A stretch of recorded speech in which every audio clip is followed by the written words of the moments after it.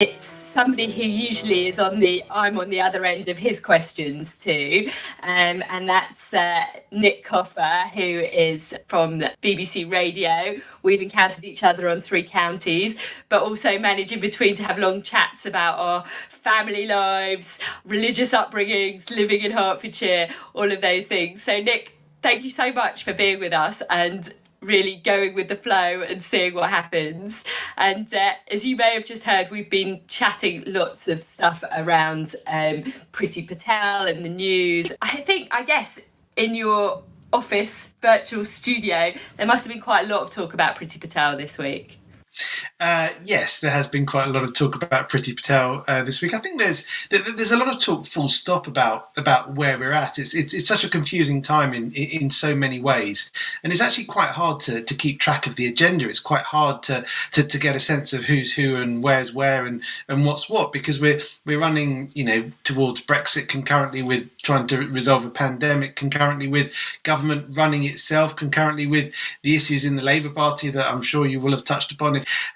It's quite a tricky time to keep up with politics. We were saying that it's quite a tricky time to keep up with life and where the cycles are at, and generally, not just politically, but what's politically correct, what's not, how things are changing, how identities are changing. You see, I've got this slightly naive view that this whole year would have been a chance just to reset everything and head towards some kind of sort of hippie political agenda.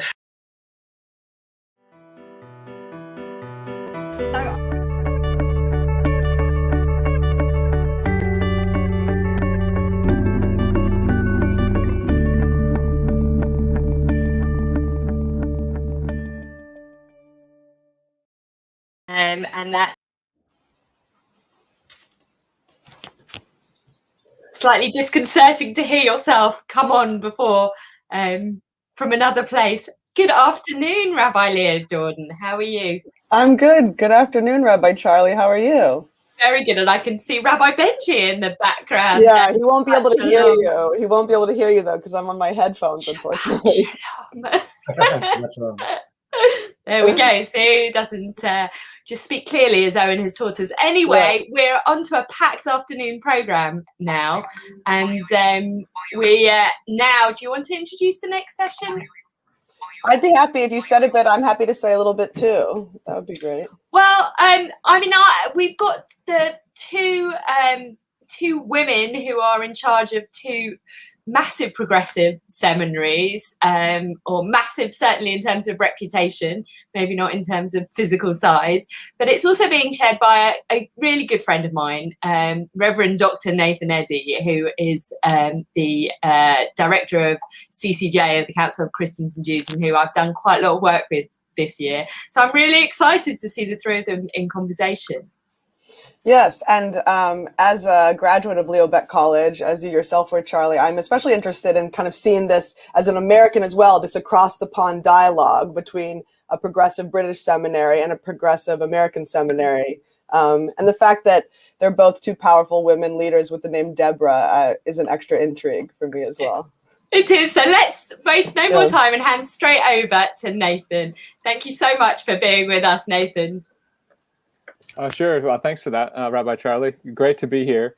And really looking forward to this conversation. And welcome to everyone listening. So pleased to be a part of the Biennial again this year, an event I really, really enjoy. My name's Nathan Eddy, and I'm the Interim Director of the Council of Christians and Jews. And it's my privilege to host a conversation between 2 leaders, as Charlie said, in progressive Jewish theological education, but also theological education full stop, truly. Rabbi Dr. Deborah Waxman, who is the president of Reconstructing Judaism since 2014. Welcome, Deborah. And professor at the Reconstructionist Rabbinical College in Pennsylvania. And Rabbi Dr. Deborah Kahn-Harris, who's the principal of Leo Baeck College in London since 2011. So warm welcome to the Biennial to you both. And both our panelists are among the first women to lead a Jewish congregational union and or a seminary. And so this is a conversation that's important not just for progressive Judaism, but for all of us Christians and others who care about theological education and the future of our respective communities. If you want to put a question into Facebook, YouTube, Twitter, let me rephrase that. Please put questions into your chat fields and we'll see them here. And I know there's a Zoom watch party running, so please keep the questions coming and we'll try to engage with you as best we can. So let me start out just to start us off. We're working across London and Pennsylvania here. So I'd like to hear from each of you just how your communities have been coping with the pandemic in these extraordinary times, really.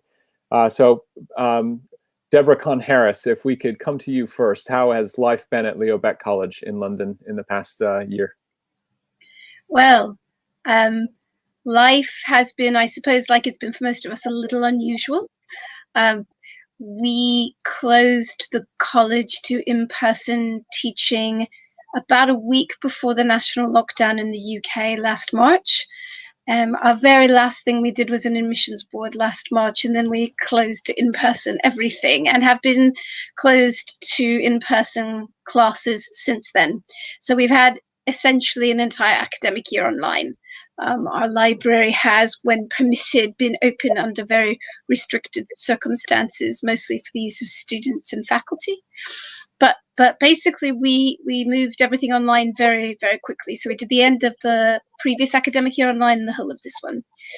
We were fortunate that because our Lair House program, our adult continuing education program, which I hope many of you know about, great program that anybody across any of our communities can join into, had run a number of online programs over a number of years.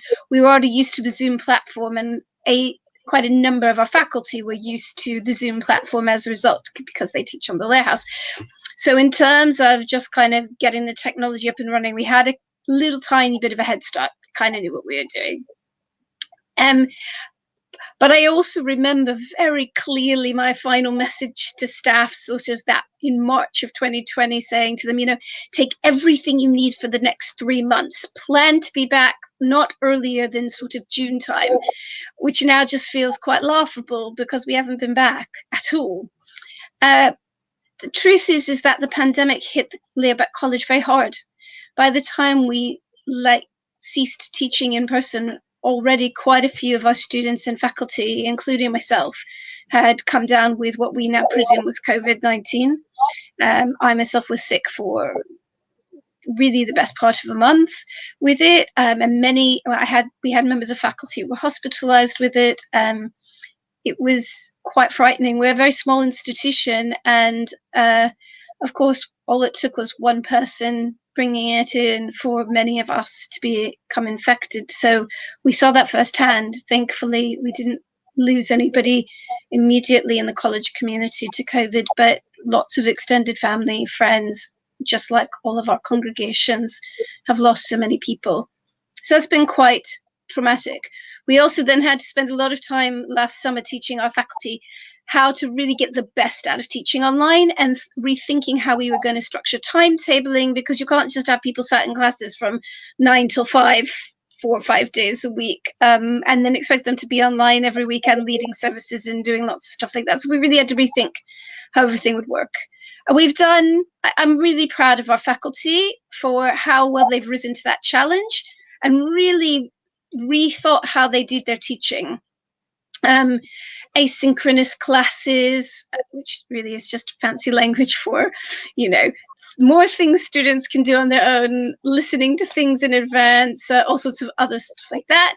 But also how well our students have risen to the challenge as well. Many of them have children that they look after, or other elderly family they look after. And of course, for them, it's meant, especially when their kids weren't at school, we've had lots of classes where we've just been really, really happy to have young people joining in the background, let's say, people with babies strapped to them in class, which we would like in person anyway, but all that kind of good stuff. So the other thing I'm extraordinarily proud of the institution for, and many members of liberal Judaism will know this and hopefully have come along, is that since that first lockdown, Leo Baeck College has, in partnership with liberal Judaism and Reform Judaism, been running morning shacharit services Monday to Thursday every day, mostly run by our amazingly committed and wonderful students. And we've had a regular cohort of people from other communities who've joined us, and people coming in to say Kaddish, having lost loved ones. So to be that holder of the main progressive Shacharit service, daily Shacharit service for our communities has been a great honor, and something that we are sort of continuing until Shavuot this year. But it's been a really steep learning curve for us. And I think we've risen to that challenge, but it's also been difficult. We're doing transformative education, and missing that interpersonal connections, especially with our new students who only started the program this year, has been a loss. We are extremely hopeful that we'll be able to go back in person in September. I have to say that if anybody wants to have a conversation with me about why we don't run long distance training programs, I now have all of the answers to that. I'd love to hear what Deborah Waxman has to say on this subject. I'm sure it's not so different. I mean, there are so many reasons why I feel that we are aligned, and why it's always thrilling to be with members of the liberal Jewish community, because I don't have that much to add. The differences are interesting, and some of them get into some of the substance about that we'll talk about. One is that we were at the epicenter of the outbreak here in the States, and so we shut down. We were shut down in mid-March, right after Purim last year, and they said 2 weeks. So that was, that felt really. The trajectory was really different here, and even as we were at the epicenter, it was on the other side of the Schuylkill River. It felt somewhat foreign, and I did really wonder, would we be back in 2 weeks or a month? We didn't have that same kind of foresight, and we were not affected within the community in the first wave, at least, so directly. All of our folks were safe. But so much of everything else that you talked about, Deborah, it was very similar. We went online, both across the institution. We'd been using Zoom for a while. We are looking ahead in our new curriculum to the last years of our program, having students be immersed in field internships and completing their training through a combination of returning for retreats and distance learning. So we had already been training the faculty on distance learning, and that really served us well. But the same kind of adaptive learning that you spoke about, our faculty, it's not the same. You don't just do what you were doing in the classroom online. And immediately our faculty started to pivot, started to make changes in conversation and collaboration with the students themselves. And they've been heroic, because everything that we aim for transformative. It's very, very interpersonal, and everything that would happen in multiple places, in the classroom, in the hallways, in co-curricular programs, now have to happen through this kind of screen. And that the faculty really bore the brunt of that, and have done a magnificent job, and they're exhausted. I think we're less directly affected by the illness, though. I got COVID in the second wave in November, even though I had been very careful, and it's not clear exactly how I picked it up. And I had a pretty bad time with the post-viral part of it, and so it took several months before I felt fully restored. And we did lose a board member, so very near and dear, in addition to, being part of a network of rabbinical students who are serving in pulpits, and rabbis who have, so it's quite exponential. And the loss, our graduation is a couple weeks away, and the seniors, their entire senior year was online. It's not at all what they imagined. We will do an in-person graduation, masked and careful and all. But what thrilled me, though, is one of the hardest decisions I made last year was whether to authorize the admissions season last spring as we were interviewing. And we just did not know. By that point, it was already clear that this was much bigger than the 2-week closure notice would be. And we just didn't know, would current students return? Would new students come? And we had full retention. We had a very robust class starting in the fall, and they had a good year. It was not the year they imagined, but they had a good year. We were able to accomplish so much of what we intend to, even though the modality and the community was so very different. Yeah, I mean, I relate to so much of that. And you were just talking about ordination. And of course, we have a particular problem here. Not all of our students are UK residents. So as it happens, we have a year group in our final year this year, most of whom, and we often have had, particularly in the final year of the program, people who reside elsewhere than London and come back for the program or have remotely linked into parts of the program. But this year is particularly acute. So of the 4 people being ordained this year, one of them lives in Cambridge, which isn't even London. One of them is currently outside of Amsterdam, and 2 of them are in or near Paris. And we had to really think about whether we could hold an in-person ordination in London, because even if, as the current roadmap seems to suggest, things will be opened up by the 4th of July, which is when ordination is scheduled for, what wasn't clear to us in our preparations is whether or not our students residing abroad would be able to get back, and if so, under what conditions. And not just them, but their families, their loved ones, their friends, the rabbis they want to ordain them, a whole mess of things that we've had to be planning for months, that we couldn't wait for either May the 17th or June the 21st to try and figure out. So we've taken a kind of unusual decision, which is still very much in the works, but I'm delighted to let everybody in liberal Judaism know that we're planning a multi-centered in-person ordination, which I hope, still a hope, but I'm hopeful that we'll be able to live stream it. So there'll be ordination in Amsterdam, in Paris, and in Bet Shalom, the Reform Synagogue in Cambridge this year. And we'll kind of bring it all together through these wonderful technological miracles that we've got. But it's going to be not like anything we've had to do before.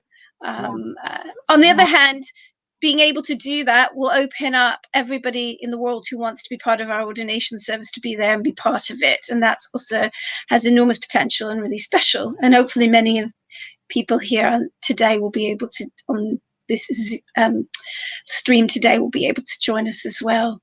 Yeah.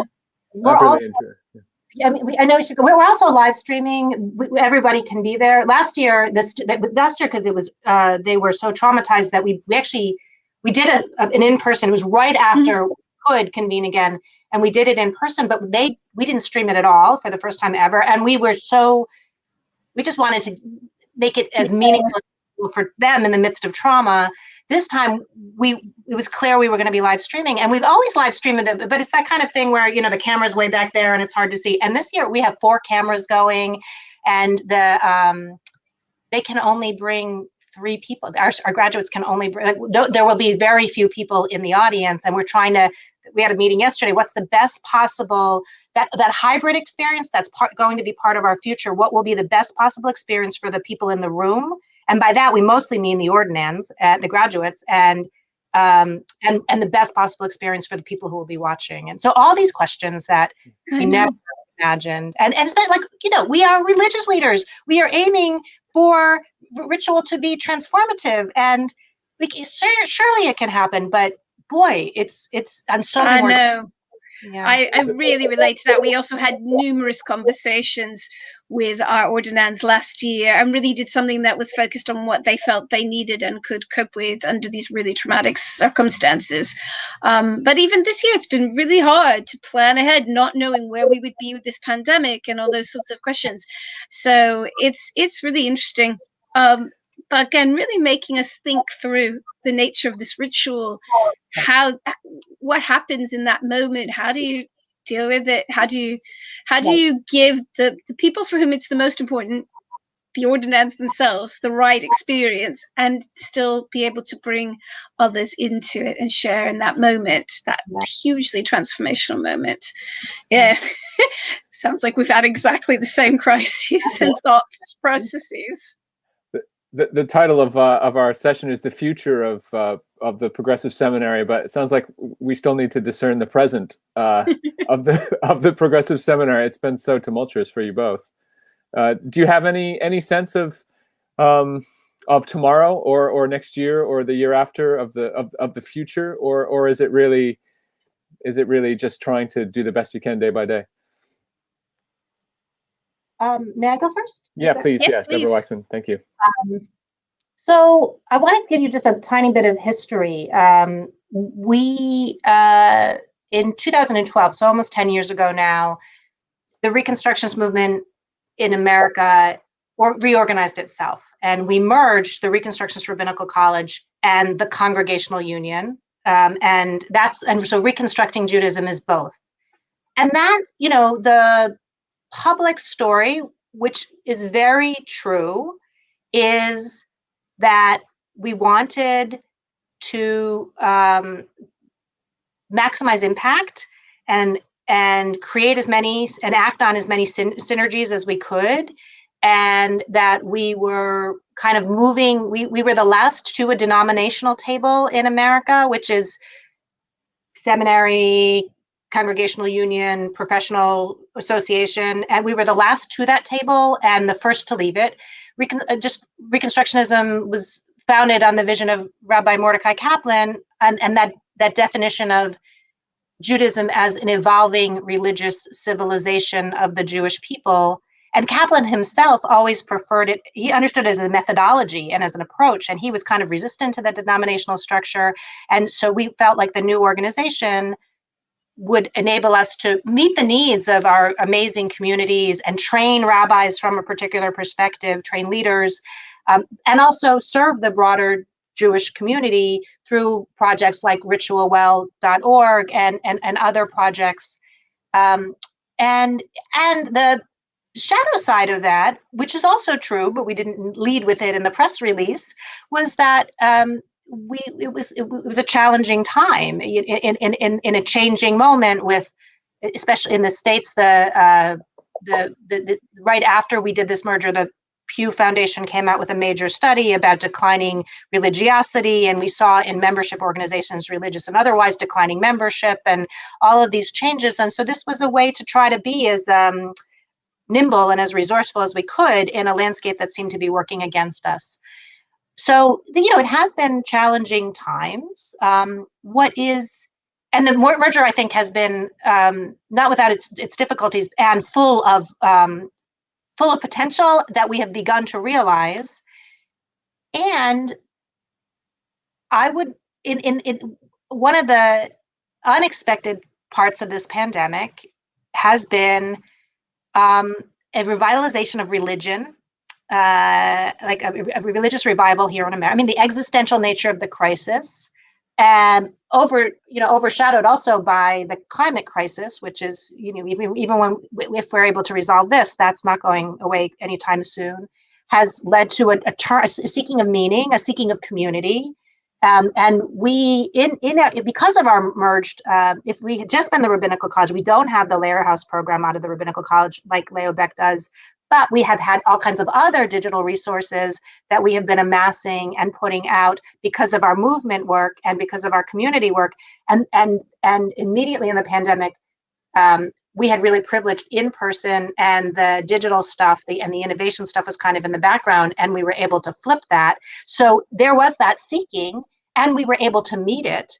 And I would say a rehabilitation of the rabbinate, people really understanding that rabbis play a critical role and turning to their rabbis, which we've seen also as an uptick in interest in our rabbinical training program, even as the funding model in America is completely up in the air with all the other demographic and sociological changes. The interest and the desire among younger people to serve, and I think the desire across the board for what really, we were just talking about what really matters in ritual, and what really matters in life as well. So we're seeing an uptick of interest there. And then I would also say this uptick in networks and in federations that where there had been a disinterest in that, whatever happens next, we're not going to do this on our, whatever we figure out at RRC, of course you're thinking about the same things. And of course we should be sharing solutions. And so the more we have relationships and structures that support those relationships really help. So, and people I think are recognizing that, and hopefully they will offer up the support for it in their volunteer work and in their dollars or in their currency. So I think I am intensely curious, and I am I won't say optimistic, but I am less anxious and seeing many opportunities, and knowing that we are feeling good that we are equipped to pursue those opportunities or to meet those opportunities. We went through a strategic planning process this past year that we were not planning on doing, because last April it was just so clear that everything that we had thought previously was maybe up in the air. And so we have we have a pathway that imagines what the next 5 years is like, and that is part of that imagining is tons and tons of adaptation at all times, and tons of strategic pivoting whenever it's necessary. So it's a values-driven, overarching strategy with many different ways to fulfill it, and in an atmosphere that I think A, needs us, and B, is more receptive than it was previously. It's a mix of people needing you, I think, as well as you adapting and innovating. That sounds quite exciting, actually. How about in your case, Deborah Kahn-Harris at Leo Baeck, the only fully accredited Jewish seminary in the UK? What's the future? Paint it for us. So it's interesting. There are similarities. There are also some big differences. It's excuse me 1 second. The progressive Jewish world in the UK is a slightly different picture than it is in the United States, and we have not one but two progressive movements here. Both fall under the umbrella of the World Union for Progressive Judaism, of which liberal Judaism is one of them, one of the key ones. And Leo Baeck College services the needs of both those communities, as well as from time to time, we have students from the Masorti movement in this country, and we also have students from continental Europe, as was witnessed by my conversation about ordination this year. Leo Baeck College is going to be celebrating its 65th anniversary in the next academic year. It's always been an institution with an enormous amount of heart, the Lamed Vet of our name, Leo Baeck, an enormous amount of potential, an enormous amount of vision, but trying to do it on a shoestring, really. And certainly in the early years of the institution, I think it's really a modern miracle that the college survived those early years and is still here, because it is difficult. Anglo Jewry has just about nearly most of the time enough progressive Jews to support having an institution like Leo Baeck at its heart, but it's often very borderline. And the truth is, though, that it's very much a symbiotic relationship. The college exists really to support the needs of liberal Judaism and Reform Judaism in their communities. And I don't believe in the health and well-being of any of our three of our main institutions without each other. In that sense, we are that kind of, al shlosha devarim, on three things does the world stand. Well, maybe not the world, but progressive Judaism in this country certainly stands on those three pillars of Leo Baeck College: liberal Judaism and Reform Judaism. And we do need each other, and we have to find ways to work with each other. And there has been a real concerted effort more behind the scenes over the past year to figure out better ways of working together and supporting each other. And I can't say how thrilled I am that Rabbi Charlie Baginski has been appointed chief executive during the past year, and just have loved working with her and with liberal Judaism with her at its helm. So I think that's tremendous and bodes well for our relationship moving forwards. But I think there's a massive need for progressive seminaries, and particularly the kinds of seminaries that Deborah and I have the privilege to helm. You only need to look at the world, whether it's the pandemic, the environmental crisis, Black Lives Matter, which I know we'll talk about some of those issues later, the pioneering work that all of our institutions have done over the past generation or even two. When I was training for the rabbinate 25, I'm going to be 25 years in the rabbinate this summer, which seems extraordinary to me. But when I was training 25, 30 years ago, there were a handful of women in the rabbinate in this country. I could name all of them on my fingers and toes, probably less than that. And we all knew each other, and we all knew all the limitations of where we could go and what we could do and we could. And now it's just not even there, right? And our seminaries were the places that transformed gender and sexuality and all those sorts of issues in our communities by producing leaders who were able to embody that transformation. And I think that's really still where we need to go. Looking forward, what are the issues for the next generation? Some of them are really clear, those issues we've just named, and other sort of, fight for transgender rights and things of that nature, we know. But looking 20 years ahead, what are going to be the issues then? Some of that I can't tell you, because I'm not really good with my crystal ball. But what I can say is that seminaries are not just the place where we train our rabbis. They're also the place where we think deeply about Judaism, right? I adore my congregational colleagues, but I know I was a congregational rabbi for a number of years. It's hard. It's really hard to do the job day in and day out, support people, especially over the past year, doing virtual funerals on Zoom and trying to curate services and think creatively about how to run cheders and religion schools and adult education and how are you going to do conversions and all that kind of stuff. It's hard work. And just thinking about your next sermon. But where do we think deeply about what the theology of our movements are? Where do we have the space, the headspace to run conferences and provide that new input? Last week, we started a series of seminars for our students and faculty in rabbinic literature and our alumni. We had 45 people on the line listening to one of our invited speakers, huge numbers of alumni phoning in to listen, because actually this is the space where we can do that thinking. It's not just about what is it that we'd like to include in the future, it's also about how do we make it Jewishly inclusive, right? And the seminary is this space where where those values meet. And one of our speakers this past week, he said in his session this beautiful thing. He said, make my world, he wants to make his world relevant to the Talmud rather than making the Talmud relevant to his world. And I think that's not just the Talmud, but our entire textual tradition, ritual tradition, liturgical tradition. That's what we're trying to do, and we need seminaries to do that.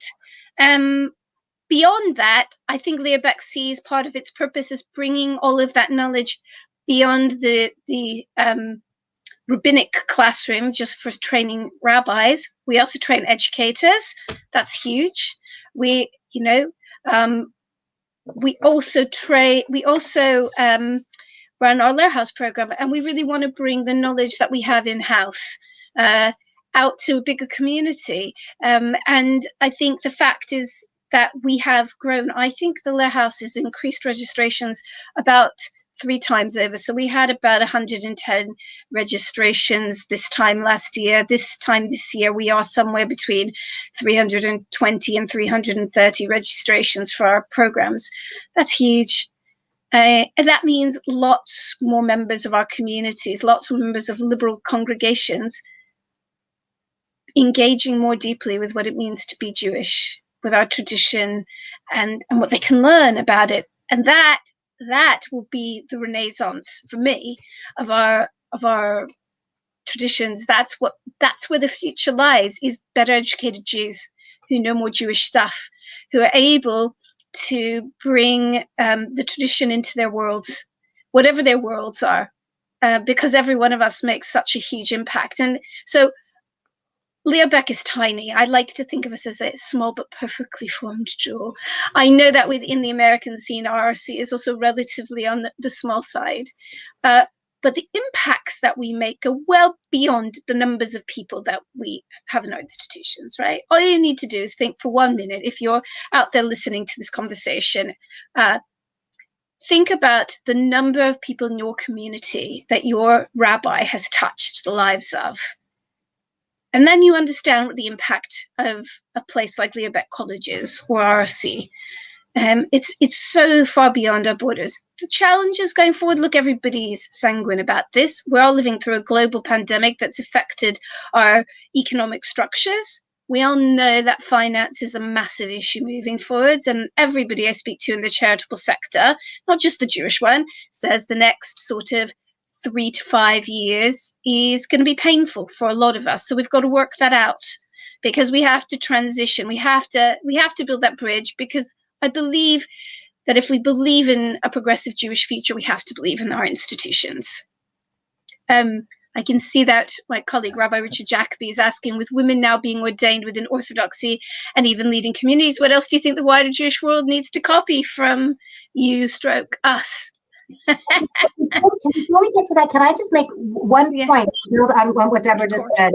I mentioned that we did a strategic planning process in this last year, and it included a research phase where we worked with this wonderful social impact firm, and they conducted surveys and we did focus groups, and they talked to people in the wider world. And, yes, for sure, I painted an optimistic picture, and it has been harrowing and frightening, and we have done some contraction, and we're hoping that we'll be able to build it up as well into the future.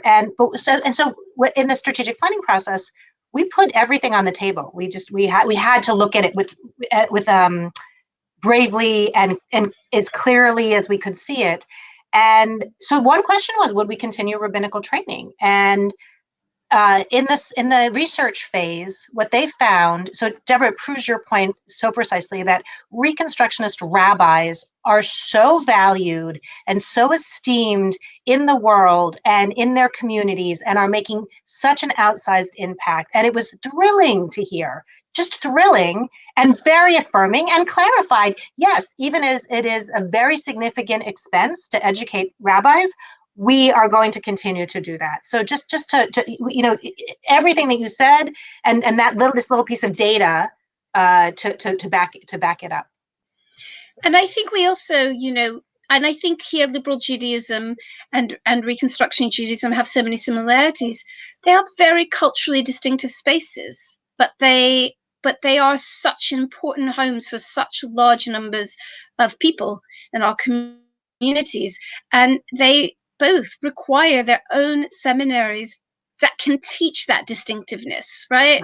We all know that there's always the argument for there'll be somewhere larger that we can just send everyone to, but we lose. It's not just about cultural distinctiveness. It's about the important things that bring people into our communities get lost. We talk about diversity, cultural diversity in terms of race, ethnicity, religion in our bigger societies, but actually Jewish diversity matters as well. And I think sometimes in the Jewish community, we forget to talk about that.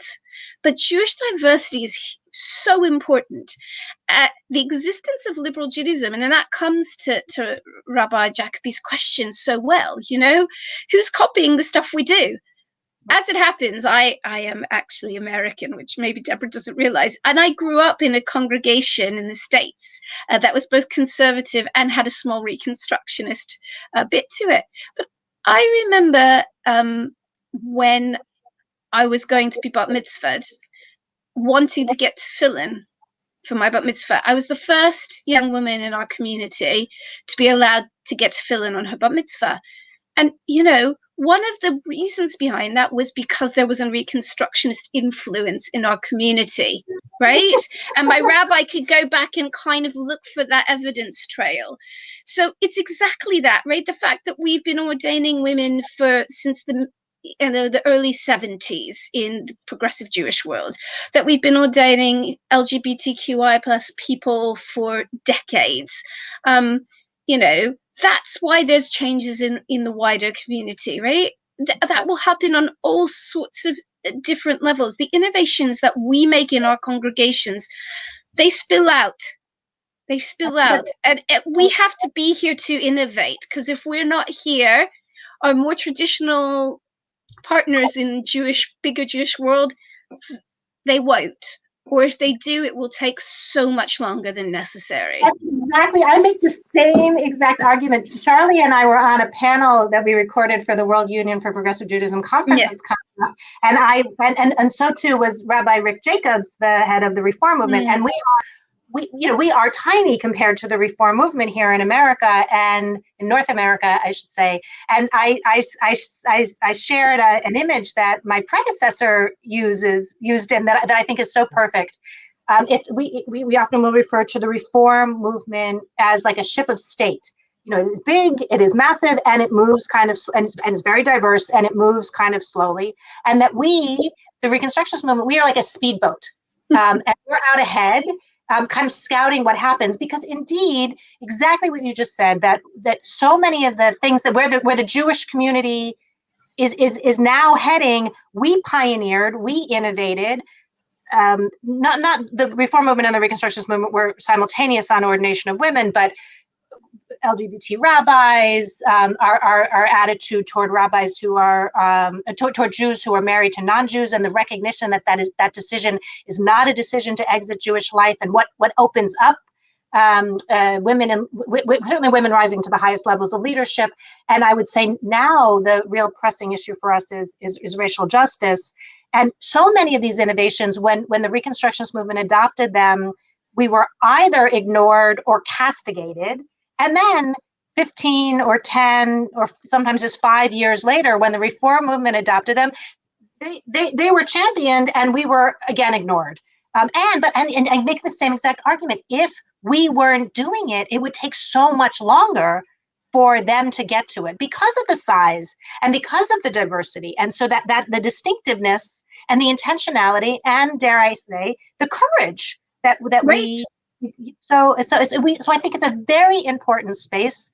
And my argument when I'm talking to, especially the Reconstructionists in America, they're up for it, whether or not they have the sufficient resources to continue to invest in us. And I'm constantly we have a lot of big foundations here in America who say, well, we don't support denominational Jewry. And yes, we like ritual well, and yes, we see that it reaches 250,000 people now, up to closer to 400,000 people a year. But there's always an argument they have, and I think that the argument you just made is the most powerful argument of all. If we disappear, that is a tremendous loss to the entire, especially liberal Jewish community. I'd like to make the point as well to you both, and to anyone listening, that there are many Christian churches that are not very much bigger than your respective communities, who I think, if they aren't already looking, they should be looking, because we have in the Christian community a huge amount to learn from progressive Judaism in terms of punching above our weight. And you're not the only ones who might feel slightly smaller than bigger peers. So I think I think as someone who's benefited from Reconstructionist Judaism and from progressive Judaism in the UK, I want you both to hear that. Let's come on to this really important question that you've both touched on already, of diversity within the Jewish community, racial justice, the conversation that's happening, spilling over into all different religious traditions now. Can you, and just to put a fine point on it, here in the UK, many listening in will know that the Board of Deputies released a 10-month long in the planning report on inclusion in the UK Jewish community. And Deborah Waxman, I've seen your blogs on racial justice recently on your seminary website as well. Can you talk a little bit about the challenges this poses to theological education for you? And specifically the term Ashkenormativity, which I know you'll both know what that means, and our listeners will too, and also attracting a diverse student intake. So can you speak to some of those challenges as they affect your teaching and your students and your communities?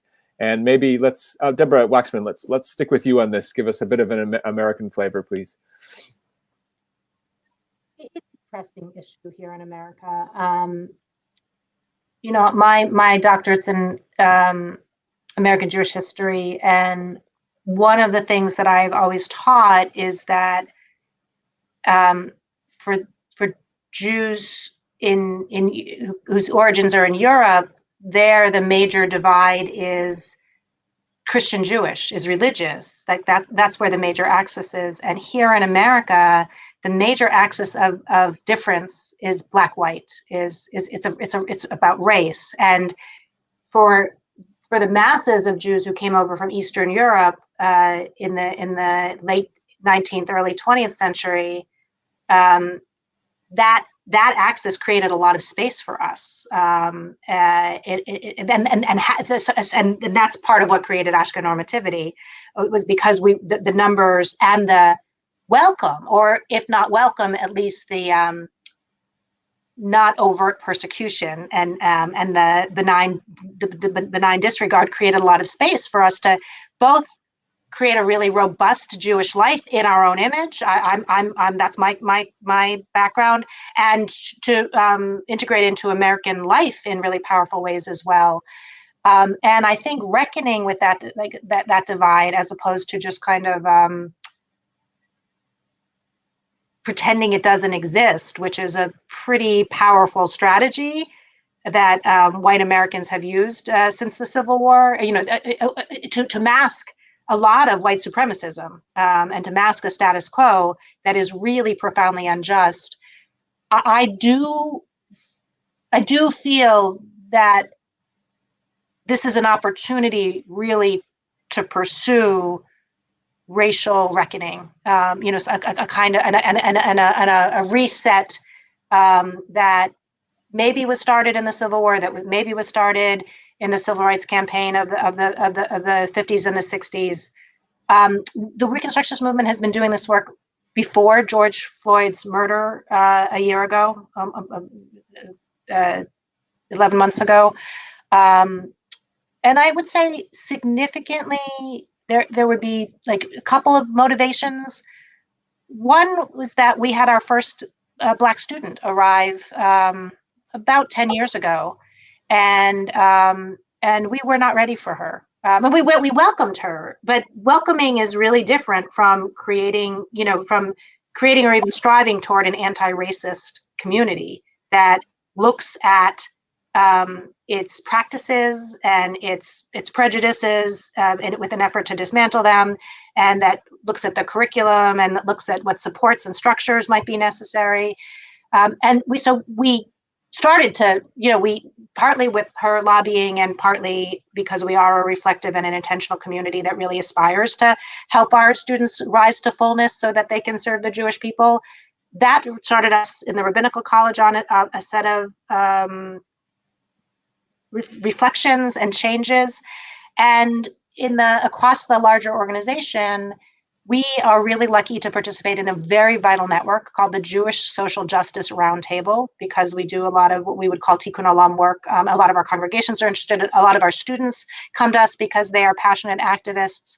And the roundtable, back in 2016, the CEOs of all the organizations that are members of that made a decision to really dedicate ourselves to working on racial justice within the Jewish community and really centering that, and asked us through various convenings and programs to make a set of commitments about what would it mean to really work hard on racial justice. And we were really able to engage our leadership in a set of commitments that would really lead to significant transformation. So it meant that at our last convention in 2018, we had a whole racial justice track. And this is a great opportunity for me to invite all of you to stream into our next convention, which will be March 23rd to 27th, 2022. And we'll make certain to let you know how to do that. Or you also can come. It's going to be a hybrid conference, so you're more than welcome to cross the pond and come and be with us. And so at that convention, though, what we found was that was right at the height of a lot of anti-immigration nativist sentiment here in America, and we also had a lot of programming on how to become like a sanctuary synagogue and immigration reform, and all those tracks were very well attended. But it was the racial justice tracks that were overwhelmingly populated. And what they told us in person and what they told us on the surveys is, we know how to do the immigration work, and we have guides for the immigration work. We know we need to do this racial justice work, and we don't know how to do it. Help us do it. Help us do it in a just way. So I'm so proud to say the strategic plan I mentioned earlier, one of the 5 goals includes committing to racial justice work. It includes committing to diversity, equity, and inclusion, and to help within the Reconstructionist movement, and to helping to participating in efforts to transform the Jewish community in North America. That student that I talked about, who helped us transform the rabbinical program, has recently returned just in March as our first ever director of racial diversity, equity, and inclusion, and she's working across the organization in the rabbinical program and across the movement, and we have all kinds of other plans and aspirations within rabbinical training. Some of it we have other students of color. They're small. We are recruiting. There are class inequities, the financial implications to being not across the board, but as a general rule, part of the impact of white supremacy is that folks have less access to higher education, they have less access to resources. So we're trying to be attentive to that. We're trying to be very attentive both to doing the work that we need to do, the entire community to be anti-racist, which means a lot of trainings, a lot of conversations, and also creating dedicated space for Jews of color, so that they both exist, and that it's not only about integration. And I think one of our students, I'll make just 2 last points. One of our students often has this very powerful language to say, like, this is not about welcome, come on in and conform to us, but this is about a willingness to be transformed in the encounter and to change how we are doing things. And the way this student says it, and they go by they pronouns, like welcome, the welcome is not conform. The welcome is, we are your aunties, we are your uncles, like, we are family. Make us feel at home, and the home has to be transformed. And I think and the last piece has to go with what are we teaching? It's how we are teaching, for sure, and what's the content of what we're teaching. Judaism it's a worldwide phenomenon. There are many resources that we can draw on, musical traditions, cultural traditions, texts, and in fact, part of the work is also registering that the Chachamim, the rabbis the sages who created the Talmud, they were not white. So some of it is bringing that analytical lens of getting out of our own moment and understanding the breadth, but also even how we approach the materials that we have been studying. Deborah Thank Kahn-Harris. you so much. I mean, please. very inspiring to hear you speak. And of course, because you're running an institution that straddles both your seminary and your sort of denominational headquarters and congregational work, whatever, some of the work you're talking about is stuff that really is best left to Charlie and liberal Judaism to talk about. And I know there's a session Biennial with Stephen Bush, who headed up that report for the Board of Deputies in this country. From a strictly kind of seminary perspective at Leo Baeck College. So it's very interesting. As someone who was raised in Texas, I hear every issue that you're talking about black and white in America and the whole transformation of Jews into white people in the American context. And Britain is it is slightly different space, which is not at all to say anything other than the fact that people of Black and Asian and other minority ethnic backgrounds in this country have a whole range of challenges that face them due to societal inequalities, structural inequalities, etc. And we obviously, our country here, as we know from our own BLM movements, particularly last summer, that have a history that's enmeshed in the slave trade. So those are things that I think at a movement level, denominational level, I know that liberal Judaism is definitely on the right side of justice and working with communities to think about those issues. In terms of Leo Baeck College, I think for us, I think a few of the things you've touched on there are really relevant. So one is, just saying we're very welcoming. Anybody who wants to come can come is not the approach. Of course, you want to be welcoming, but as you say, every student who comes transforms your institution in some way. So for us, it's about really engaging with people.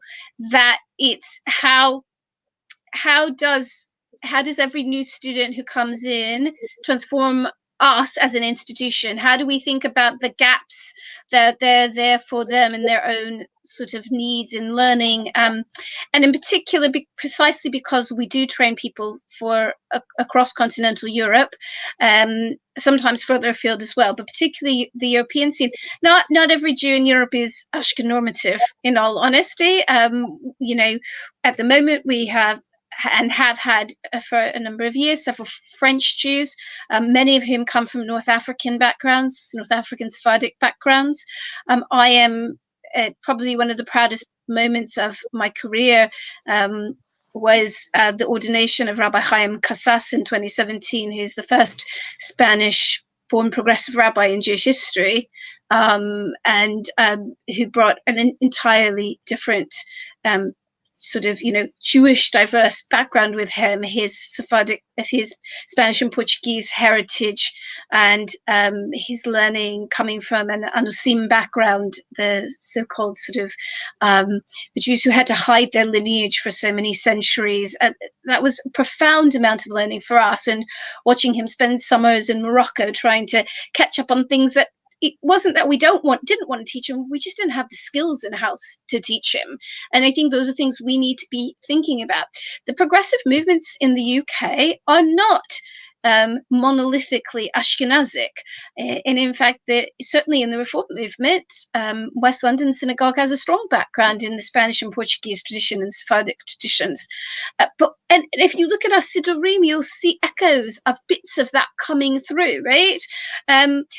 But we don't talk about it enough. I don't think we are as open to it as we should be and could be, and thinking about what it means to have people with a wealth of different kind of Jewishly diverse cultural heritages coming in and studying with us.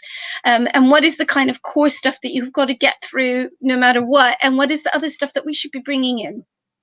And I think also it's about work with liberal Judaism, with Reform Judaism, to try and get people to come into the college, to train to be rabbis who do come from a diversity of backgrounds, whether that's the whole range. So I know, again, as a former congregational rabbi, that our communities are diverse. But if you look around the halls of Leo Baeck College at the moment, we're diverse in terms of gender, in sexuality, in terms of age. We have a huge age spread. Our youngest students are in their early 20s, and our oldest recent graduate probably won't forgive me for telling you how old they were, but let's just say early 70s.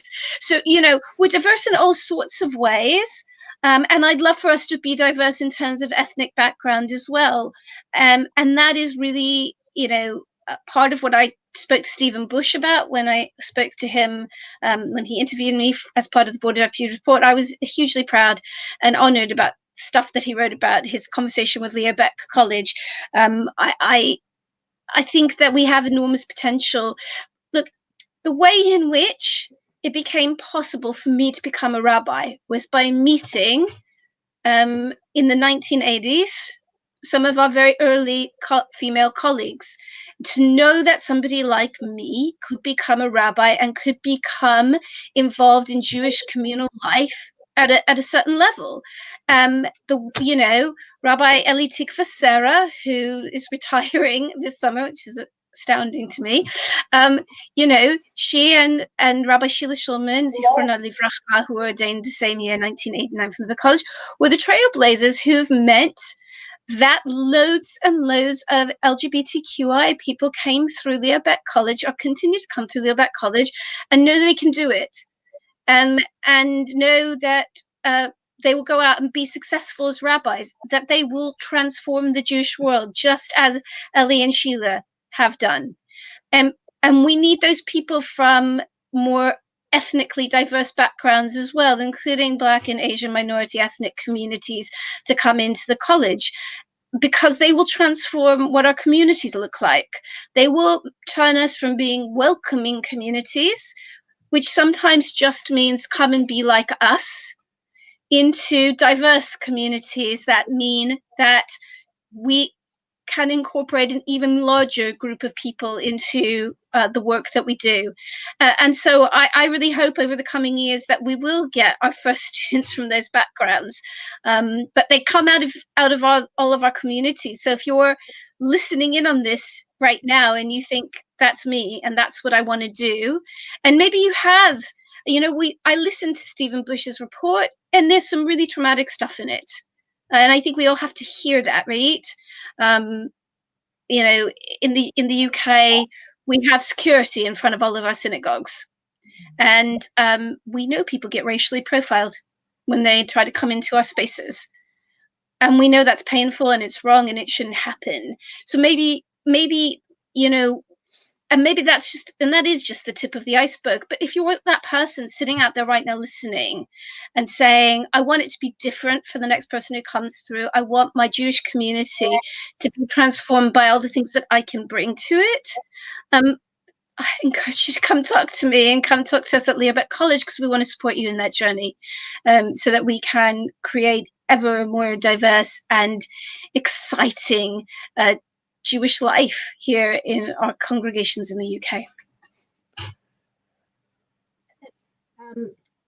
So beautiful, so powerful. After Shabbat and offline, Deborah, I will share with you a report that we commissioned 4 or 5 years ago about things that we saw as barriers for students of color, for potential rabbis who are Jews of color, barriers that they saw. And so I will share with you some of which are very specific to the United States or to North America, and some of which I'm sure will be useful to you as well. And what I want to say to everybody else also is I think that Deborah, for sure, and I hope I have made a compelling case for the importance of investing in leadership training institutions like Leo Baeck and like RRC. And I want to say that this is an opportunity and this is an obligation on all of us. And that part of the work is doing our own work. And part of the work is showing up as powerful allies. And that is one of, and Deborah, you just spoke about how your pathway is created because of the overt models, and I have the same experience. And I would say this as a lesbian as well as a woman, relatively early in women becoming rabbis. And I also say it. There are all the people who were not the overt role models, the white, straight, cisgender men who also cleared the pathway as well, and who also gave a leg up. So for those of us who are Ashkenazi, for those of us who do have white skin, like, it is on us to effect this transformation and to work toward justice this way. And I hope that didn't come across as hectoring. I hope that you see it as holy work and as it is surely hard work, but I think it is also just essential and work as well. Absolutely. And lo alecha hamlacha ligmor, but it's not incumbent upon us to complete this work, but neither are we free to desist from it. And I think that's what's really essential. We cannot just pretend it's not out there as important work that needs to be done. I can see that somebody wrote in and asked us whether people with disabilities are encouraged to train. And I want to say absolutely. And we do have any number of people with a range of mental and physical disabilities who train. Obviously, there are some things that may be limiting, but I would like to think that insofar as is possible, all those people are encouraged to train. Again, because that's what our communities are. They are made up of people with different kinds of abilities, we do our very best, and in fact there's a huge emphasis on making accommodations for different kinds of needs that people bring into the training program, and I'm sure the same is true at RRC. Yeah, absolutely. Yeah. Absolutely. And I just want to thank you also for the offer of stuff offline later on, and I look forward to continuing this conversation with you in all sorts of ways. Absolutely. And just to your last point, our Vice President for Academic Affairs, who's kind of the dean of our program, she's finishing up, Rabbi Dr. Elsie Stern, she often says, we want to train rabbis who look like the people they serve. There's an elitism in the training. It's many years. It's a lot of work. It is for us. It takes a lot of money, and we're trying to make that as even as possible. And the end result is we want there to be not difference and not on a pedestal, but rather I think I often describe myself as Eshet Kihila, like I am a woman of the community, not a leader someplace else. Yeah, Rabbi Sheila Shulman of blessed memory, she used to refer to it as egalitarian elitism. So exactly. Do with that what you will, but absolutely. And I'm not going to share what kinds of disabilities people have, because that's for them to want to put center if they want to. But we make all sorts of accommodations, and increasingly, in fact, to the extent that now also we make all of our incoming students sit some online testing to see if they actually have any kinds of educational needs. Many of them who say to me, well, I've got all these advanced degrees, how can you make me sit this? And actually part of the journey is people discovering things that they didn't always know about themselves as well. So, and that enables us to better support them through their journeys, basically. And I would like offline to have that conversation, because with pleasure. Yeah, that's great. With pleasure. I'm struck by a reference you made, Deborah Waxman, to Mordecai Kaplan, and describing his methodology earlier. And I've been thinking, as you've both been talking about, what is that unique gift of progressive Judaism, liberal Judaism, Reconstructionist Judaism.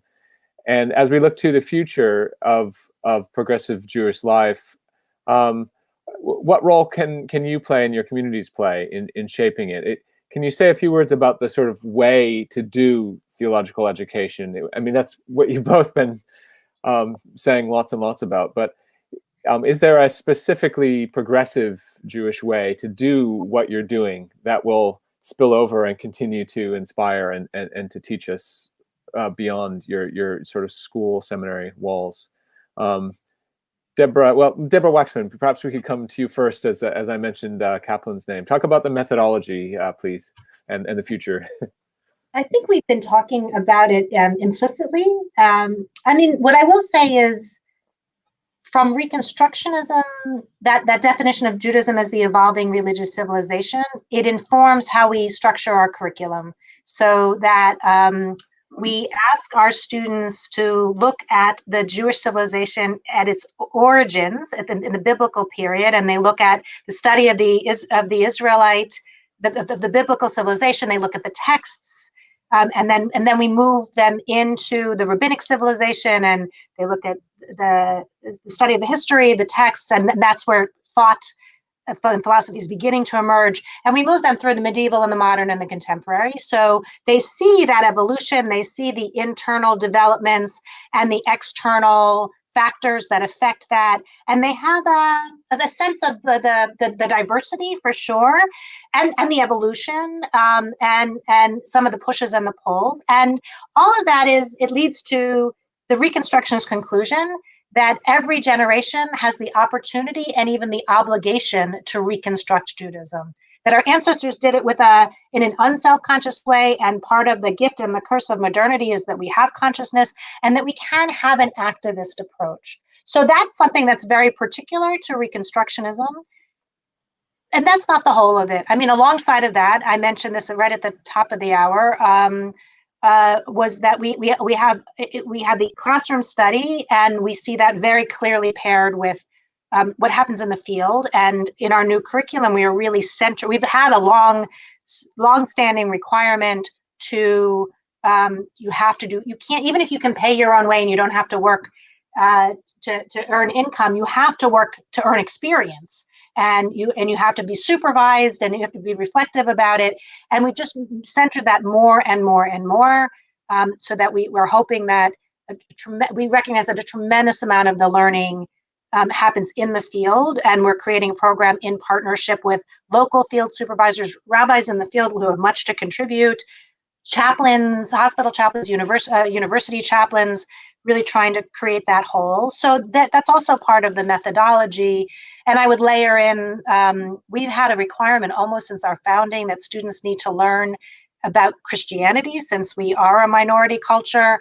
And we have, alongside of that, a very robust multi-faith program. So they also have the options of learning about Islam and Eastern religions. And so that's a part of it as well. It's a complex thing to create a multi-year curriculum. More recently, we've had a gendered analysis for a long time. I just talked about the racial justice analysis that we're bringing in. And we've also been in the last couple of years really focusing in on what it means to train a trauma-informed rabbis, the recognition that there's so much collective and historical and personal trauma, and what that looks like for us as instructors in the classroom, and what it looks for us to cultivate that sensibility among our rabbis. But what I would also say, and this is where I think I hope it's come through in our conversation, there's such richness in the intimacy and in the small. Reconstructionism, I think, is deeply about relationship and deeply about connection. So all of this happens, all of this pedagogy and this theory happens within a group of people who know each other well and who are committed to that the best possible intersection between individual wholeness and a collective vision, and that understanding that each are transformed by the other. And so we have, in addition to like all the competencies that you have to demonstrate and the requirements that you have to fulfill, we have a statement of what we think rabbinic fitness is, which is so much about the whole person and so much about character as well as about academics or anything else. And I think that is it only Reconstructionist, or is it entirely distinct? I don't know. Is it incredibly powerful? Yes, this I am certain. And what it leads to, I think, is in the biggest possible way, activating so much of the potential of individuals to step out into community and lead with a kind of courage and a kind of forthrightness that is absolutely necessary for progressive religion today, absolutely necessary to confront the challenges that we have to confront, and to offer up vital and articulate expressions of a non-fundamentalist religion that I think is utterly necessary and persuasively rather than authoritarianly compelling in this world. You're talking about shaping leaders in a very rich way. Deborah Kahn-Harris, how does that shake out at Leo Baeck College, and what role do you see Leo Baeck College helping play in the future of progressive Judaism in the UK? Well, I mean, pretty much at a fundamental level, quite clearly, I don't believe there is a future of progressive Judaism in this country without our distinctive form of training that currently sits at Leo Baeck College. I mean, I think the fact that in excess of 90% of the rabbis working in Reform and liberal communities in this country are graduates of Leo Baeck College, tells you everything you need to know about the ways in which that relationship is entirely symbiotic. And in terms of what do we do that's distinctive, that's particularly liberal, I mean, classically, rabbis were just people who were the best educated Jews in the room. They were the ones who could poskin halacha. They could give you halachic responses. They didn't have vocational training. They didn't know how to. They didn't even lead services traditionally, right? And I think that's all innovations over the past 150 years of the progressive Jewish world.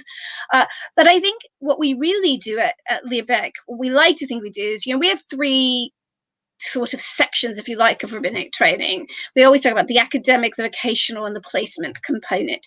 But really, in a sense, what we're doing is trying our hardest, particularly over the past 10 years, and moving forwards. We're in the middle of what's known as a revalidation cycle. And that just really means that at the moment we are reviewing our entire curriculum all over again and trying to get it, using all the feedback we can from students, from faculty, from recently ordained rabbis who've been through the program to make it the best, most fit for purpose program that we can. And one of the things we're trying to do is to make the boundaries between the academic and the vocational much fuzzier, right? That is the value of seminary education. You can send anybody you like to a university, go to Oxford, you can get your MA in Jewish studies. It's fine. You'll know how to write a really fine academic paper. But will you know how to do anything with that paper other than take it to academic conferences and talk to other academics about it? Or will you take that deep learning you've done and transmit it into communal life? How will you make that change people's lives? How will you use that? So we try very hard to always think about what are the relationships between what people are learning about the Talmud or the Mishnah or Bible or their liturgy or whatever, and what they're actually going to be doing with it, right? And when they're in those classes that sort of are teaching them how to give a sermon or whatever it might be, where's the content coming from, right? I think the most beautiful explanation of this I heard was a recent graduate of ours who, after taking high holiday services this past year, and this graduate is extremely whizzy, extremely good at technology, right? A thing we could probably learn a thing or two from. A congregant came up to this recent graduate and said, "You're amazing. You didn't even need to go to rabbinical school, did you?" And to that student's credit, they responded by saying, "How do you think I knew what to put into all of my whizzy technological presentations?" That for me is at the core of it, right? That how does the content that we give people become their rabbinate? We are trying to innovate. So we're doing things like, starting from September, we are hoping to trial our new training synagogues program, which will mean that it's a little bit for our UK listeners, like training hospitals. It will mean that from really the beginning of people's training, from the second semester of their first year, and for the first 2.5 years, basically after that, students will be embedded in a small consortium, probably 2 or 3 congregations, which we hope will span both Reform and Liberal congregations, and be learning from established rabbis how to do things, and really on the ground, hands-on experience, and that will be properly supervised and managed and fed back, and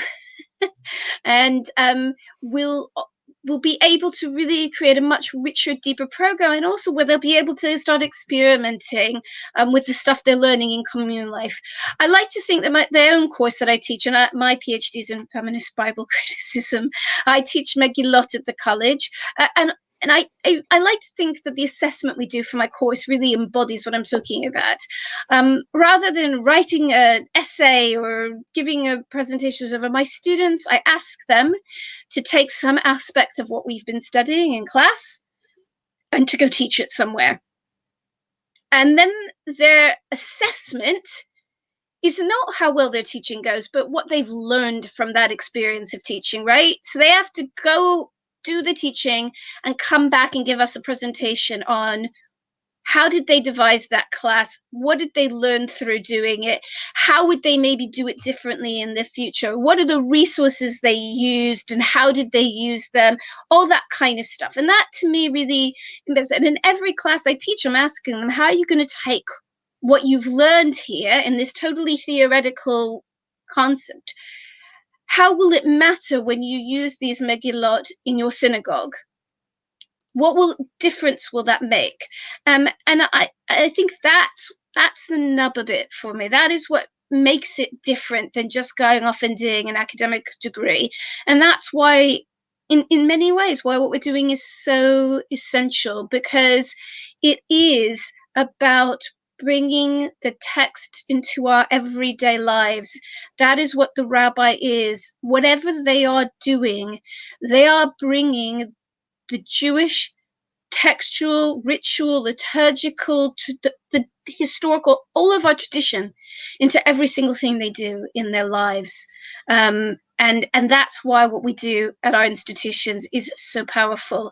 I know there were some questions up here specifically for me, and I would just ask that the organizers of the conference please put those people directly in touch with me. I'm happy to answer those questions as best as I can.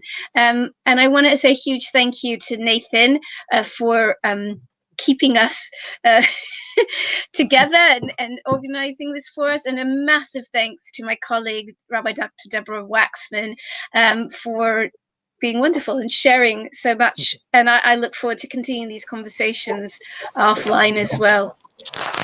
Yes, and I wanted to thank you all as an alum of the Leo Baeck College. Thank you, Rabbi Dr. Deborah.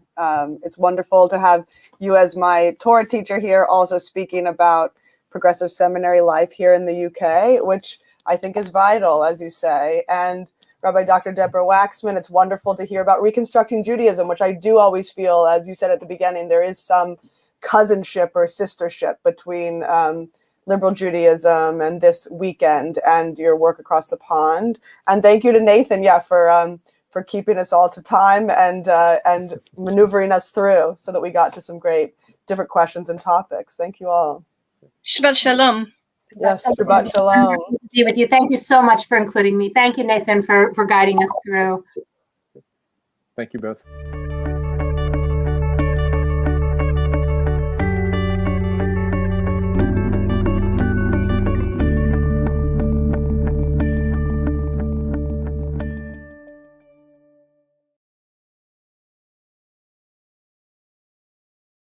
Nick Hoffer, who is from BBC Radio. We've encountered each other on 3 counties, but also manage in between to have long chats about our family lives, religious upbringings, living in Hertfordshire, all of those things. So Nick, thank you so much for being with us and really going with the flow and seeing what happens. And as you may have just heard, we've been chatting lots of stuff around Priti Patel and the news. I guess in your office virtual studio, there must have been quite a lot of talk about Priti Patel this week.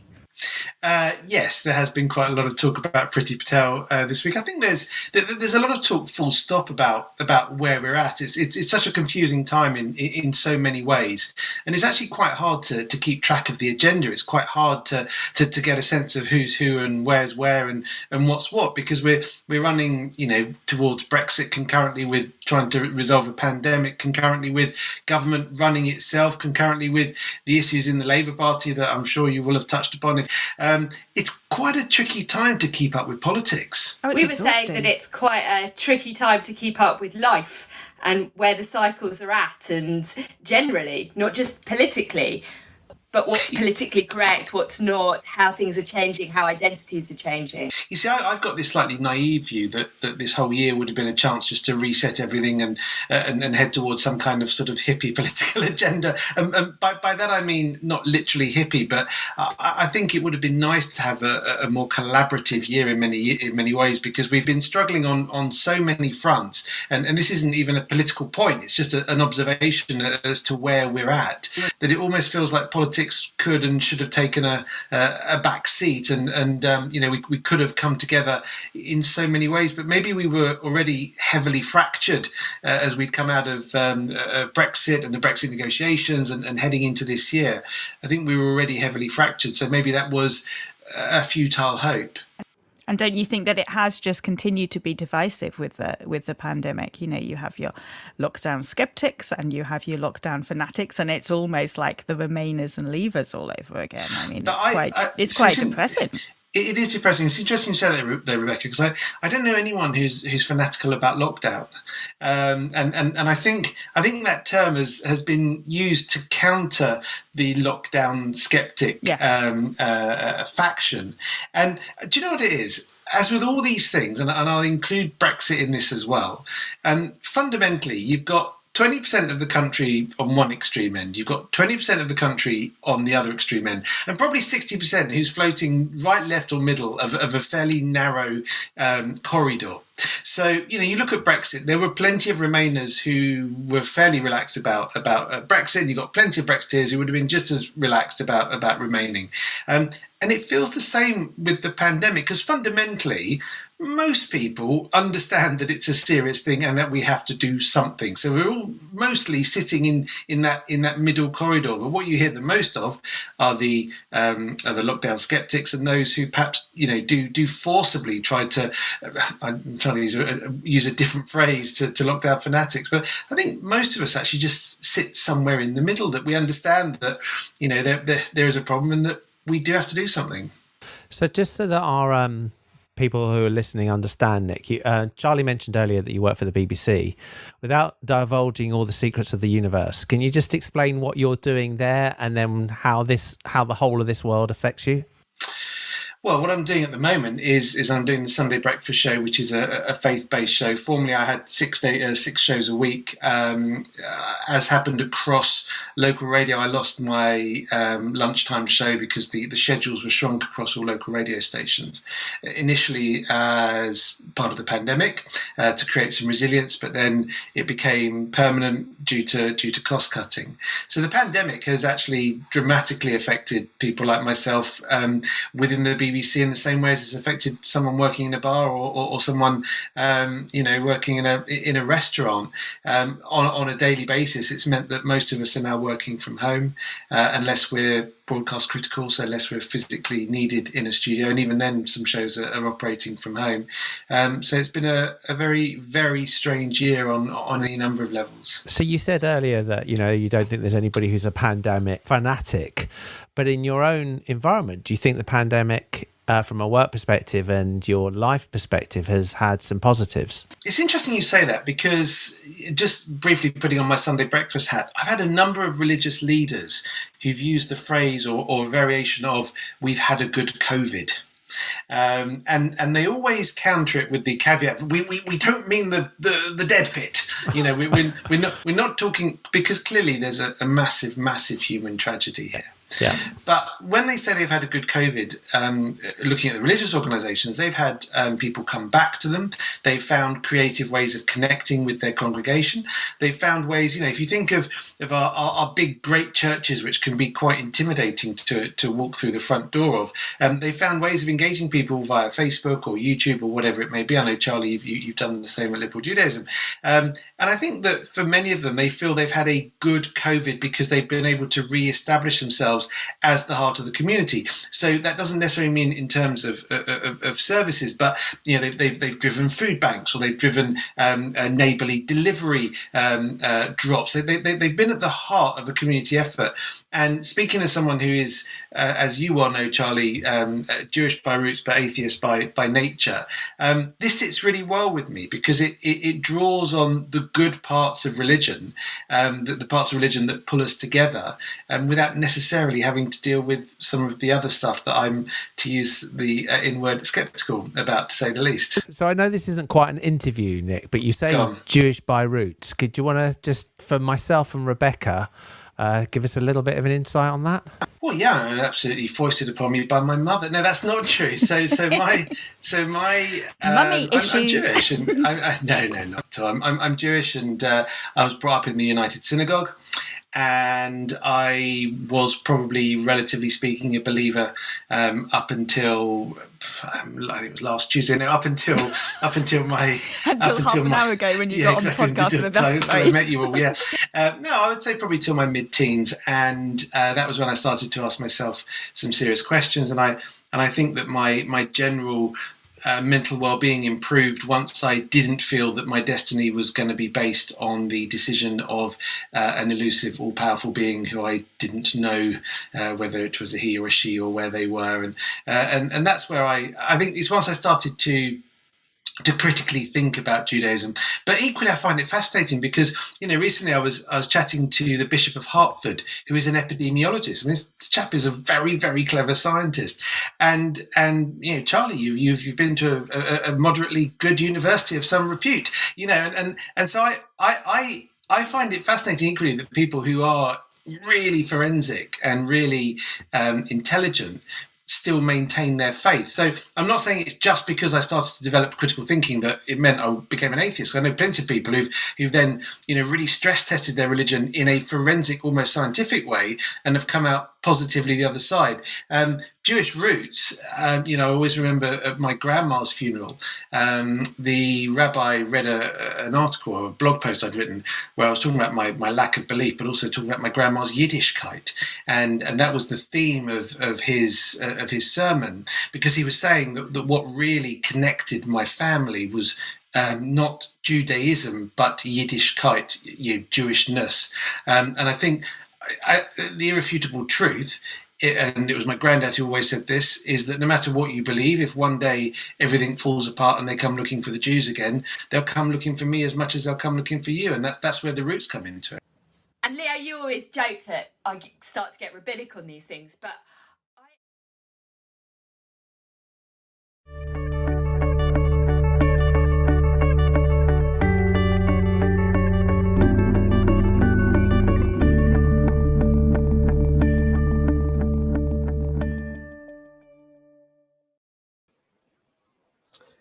Good afternoon, everyone. Shabbat Shalom. Welcome to Liberal Judaism's afternoon sessions of Biennial Weekend Breaking Down Walls. I'm Rabbi Leah Jordan. I'm the co-chair of Biennial this year, and I'm very excited. In a moment, we're going to have a session with an organization called Combatants for Peace.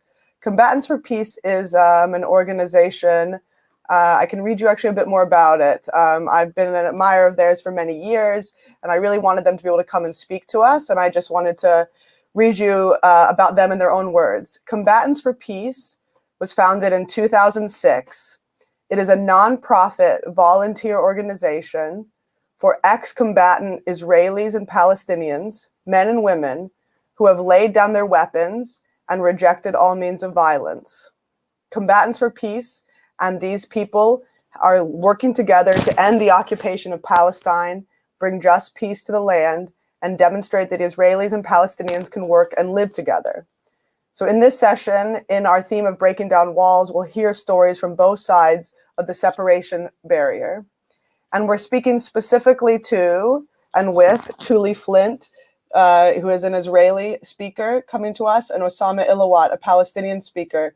I would imagine the two of them have gone around to many communities in this way as a speaking duo. This is what Combatants for Peace often does, is sends two speakers together to tell their stories. And so we're going to get to hear from both of them and about their particular journeys to Combatants for Peace and to being in this organization, and also hopefully get a chance to, to ask them some questions. So please send the questions in whatever chat filter you've got to us, and we will try to resonate with them, put some of them on the screen, and get some response from them too. I think they should be on in a moment here. We're here. Hi. Osama was here for a minute and he'll come back in a minute, I think. Great. Well, it's lovely to have you, Tuli. Thank you. Where are you streaming in from? I'm streaming in from Ramat Gan, which is like a suburb of Tel Aviv. Welcome. And Osama is streaming in from Jericho. It's Ramadan time and Corona time, and during both these events, one is a happy one and the other one is less happy one, we're not allowed, whenever we meet in Palestine, we're actually breaking the law. We're actually trespassing for each other, and but we still meet. Today we chose to broadcast from both sides. I'll just check with Osama. I'll call him. Thanks so much. This is a good example of how international this weekend is, that we're getting people in from Israel, Palestine, like Tuli and Osama, from two different places, as he's describing, Ramat Gan and Jericho. Osama is coming over. I think that what I'll do, I'll send him the stream link. Copy. Send the link.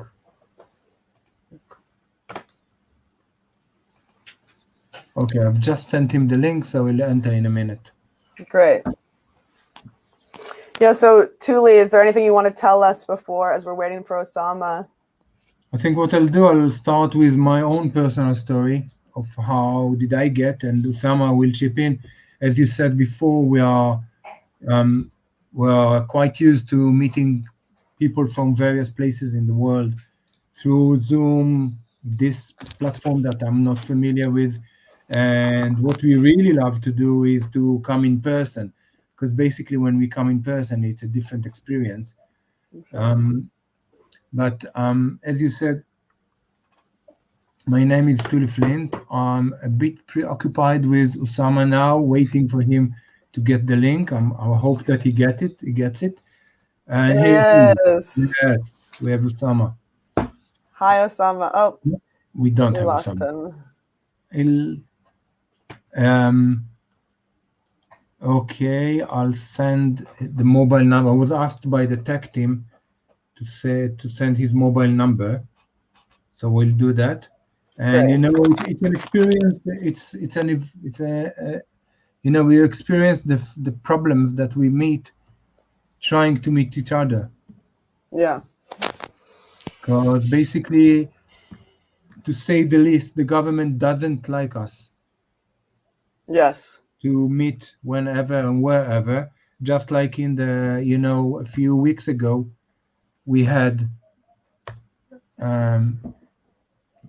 the joint memorial service, and the government has tried to stop it. Yeah, do you want to say a little bit about that as Osama comes on, the Yom HaZikaron, the Israeli Day of Remembrance? People might not know this here. I'm sure they. I'm not sure how. Yeah, I can't hear anything. Hi, Osama. We hear you. Yeah. Can you hear us? Okay. Anyway, Yom HaZikaron, the Memorial Day for Israelis, is like a major event in Israel.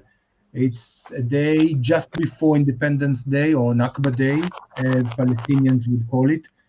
And what we do is, for the last 17 years, the movement has established a unique event, which is called the Joint Memorial Day, where we come together, both Palestinians and Israelis, to commemorate both lives and both sufferings.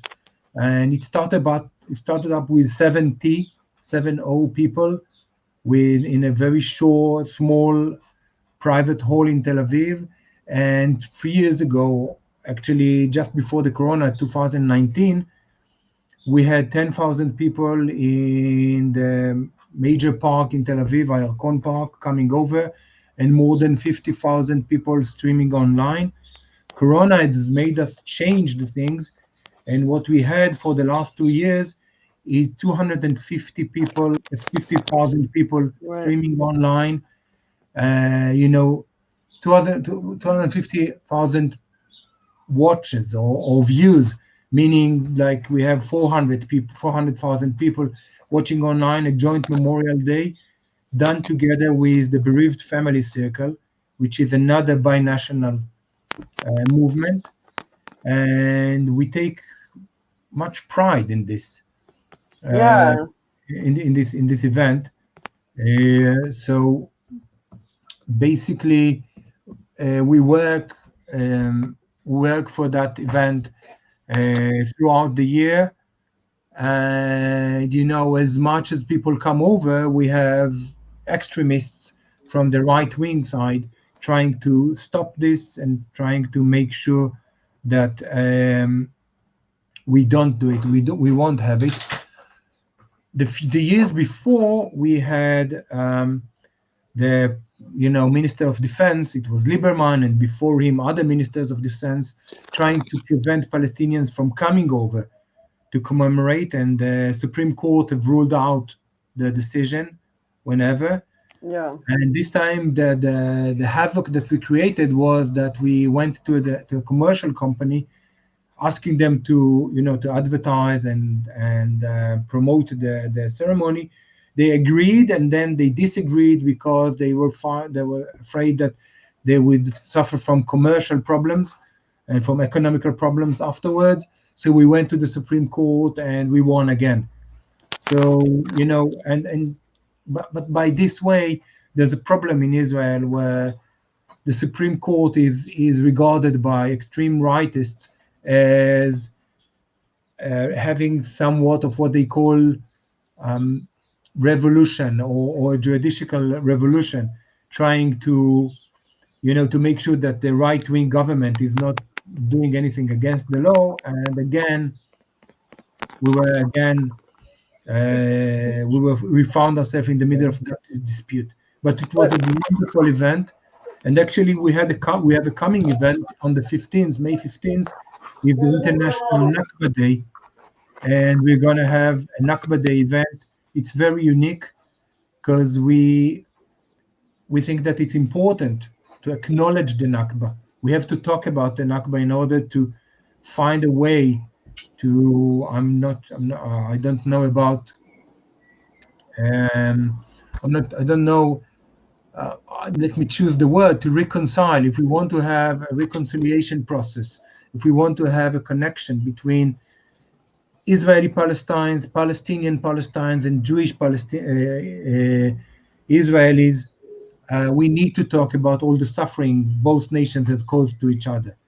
And actually, this is the main core of our movement. We work together throughout the year, and we work together towards equality, human rights, and to try. Usama, we hear you. And when we lost him, I think that's the internet in the problem in Jericho. Yeah, maybe I hope we'll be able to show something. But anyway, this is what we do throughout the year. Throughout the year, we escort shepherds in order to prevent settlers from hurting them. They are very violent in the northern parts of the Jordan Valley. We re-establish schools that were demolished by the military regime. We make connections, and what we try to make sure is that the movement is not. I mean, I have nothing against dialogue movements, but we do more than dialogue. We work together.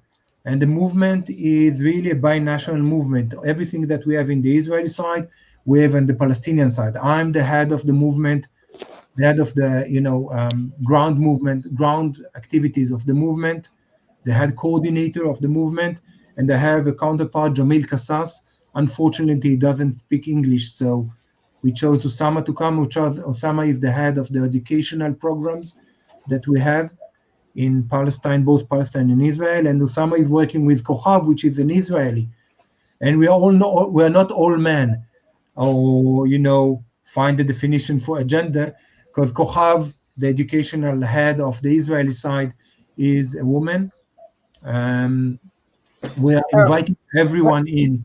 We're inviting everyone in. We have LGBTQ members, and everyone is invited because, when we support human rights, equality, and self-determination, you invite everyone. Yeah. But the movement was established by combatants from both sides, by people who have taken active part in the violent struggle. Yes. Thank you so much, truly. I there's so much that I want to actually ask about what you just said about Yom HaZikaron and Nakba Day and the 15th May, this event that's coming up, and a bit more about the logistics of Combatants for Peace. I think our tech team is saying it might be possible to get Osama in here if you put him on a speakerphone near your mic. I don't know if that is possible. I'll do that, of course. I'll call him. I'll just call him. Thank you very much. Osama speaks perfect Hebrew and perfect English. I speak English and Hebrew, Spanish, and lousy Arabic. Osama, quite a lot of... בוא נשים אותך על ספיקר. תקשיב, בוא נשים אותך על ספיקר.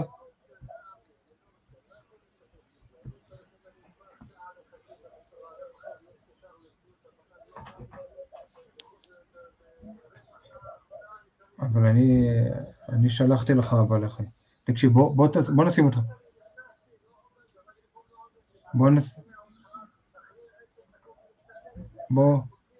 אז בוא נשים אותך על ספיקר ואתה תוכל לדבר כאן דרך המיקרופון שלי. בוא ננסה. סיפור אישי רגיל. בוא ננסה לשים אותך על מיקרופון כי חבל. הם מנסים, כן. בוא נשים את זה רגע. בסדר, אפשר? Yeah, Julie, can you put that phone on speaker and he can speak to us that way? Osama, אתה יכול לדבר רגע? כן, אני מדבר, אתם שומעים? Hi Osama, we can hear you. I was speaking before, now I can't speak. I don't know what's wrong. It's here, it's there. I used to hear you and then suddenly everything stopped and I couldn't hear you anymore. Yeah, no worries. I mean, thank you for trying through these problems. This program is not supported in West Bank. This is part of the democracy here that West Bank has special internet with a lot of filters. Yes, I've experienced that myself. Yeah. So Osama, what I suggest is that you start, because I explained a bit about the movement and a bit about the Memorial Day. And if you can tell your personal story, and as long as we have connection, we'll be able to get like questions and answers and to hear your side, because it's more important. I don't want to be the Israeli who talks about the Palestinians. It's the most imperialistic thing that I can. I understand you, brother, but I don't know if people can really hear me. Can you hear Osama? Here, let's see if Andy or John in the tech team could tell us if Tuli puts his speaker more up against your mic. I don't know where your mic is. Maybe that would help. Try again, Osama. I will try again. I can't hear anyone. Yeah. So yes, Osama. Try again. שומעים אותך מעולה, אוסאמה. Yeah. Okay. So that the stage is yours. Okay, thank you so much, Tuli. Thank you, everybody. Sorry for the technical problems. I don't know what's wrong here. I think, as I said before, there is some websites and some internet stuff are forbidden in West Bank, because you are not allowed to follow the technology like the rest of the world, and this is part of the democracy of the state around us. So my name is Osama Liwat. I live in Jericho now. I'm originally from Jerusalem. I was born there. At the age of 10, I moved out. So my family were moved out from Jerusalem because of many laws that if any Palestinian left Jerusalem borders and lived outside Jerusalem borders, the municipality, Israel could cancel his residency, which is not citizenship. And this is for the Arabs only. So my father was moved to work outside Jerusalem for a long time, and then he rented a house in Jericho, and that's how he lost his right to live in Jerusalem, even though his family are living there. I moved to Jericho with no knowledge about the conflict more than my grandmother's stories about the Zionists and when they kicked her out of her village with her family and the fight was there and stuff like this. and that's all. At the age of 14, when I was in Jericho, I used to see soldiers everywhere during the first Intifada, soldiers everywhere coming to our school, entering to our school, attacking our teachers, shooting tear gas at our school sometimes if anyone resists from the students. And, I used to run back away home with a lot of fears from these people, which I call them, according to my culture, the Jews. Not the Israeli army, and not the IDF, and not the IOF, but the Jews. Unfortunately, that's the word I used to use, and most of my people use it, and I refuse to use it anymore because I don't think the Israeli army is representing Judaism, but it needs a lot of knowledge to know this. And I did this myself, and I'm trying to educate people about it. So when I was 14, the army entered to my house, and they beated my father in front of my eyes because they wanted him to go and clean and sweep the streets after the demonstrations at 3 a.m. And they took him out, and when my father came back, I find out that he was beaten by the soldiers, and I decided to take a step to make revenge. And I think my first step was non-violence, without knowing anything about non-violence. So I started to write graffiti on the walls, like I used to see against Israel. And then I started to hang the Palestinian flags around during the night against my parents' orders, because if my father or my mother knew that I'm doing these things, they will not be happy with me. So I used to sneak out after midnight and do these things and come back home until I was arrested one time, and I stayed in jail for 9 months as administrative prisoner. Administrative prisoner means that Israel, this is a British law, actually. Thanks for the British people. In many ways, that's a British law. The British people used to use against Jews and Arabs when they were here, that they can't keep anyone in jail without going to court or without going to trial for up to 3 years. And Israel is using this. They don't find anything really, any guilt to put you in jail. They keep you as administrative prisoner, and there are something like 300 administrative prisoners right now in the Israeli jail. One of them is a member of the Palestinian parliament. One is a woman member of Palestinian parliament. She just re-entered jail. There is a lot. There is Hussam Khadr, is a member of the Palestinian parliament. There is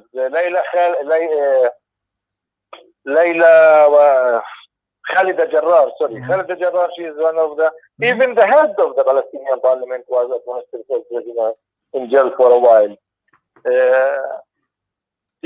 So that's it. And I spent there 9 years where I learned, to be honest, in jail, supposed to be a place where you learn something better, or you change your mind, or they try to change your mind. But I learned everything bad about Jews by the acts of the soldiers and by the education I get in jail by the prisoners who are there. I went out with more anger, and I wanted to take revenge, and I started to think about violence resistance, throwing stones at the army and stuff like this. And I was arrested again in 1994, where 1994, where we, sorry, I have people, and so that's all stuff. So 1994, where I joined the Palestinian, I was released by Oslo Agreement, and I joined the Palestinian police, and I was a Palestinian until 1997, where one of my friends gets killed by the Israeli army, according to them by mistake, and I was really mad. He was one of my best friends. And I get mad at the PA and the Israelis, and I wanted to resist again. 2002 Intifada started.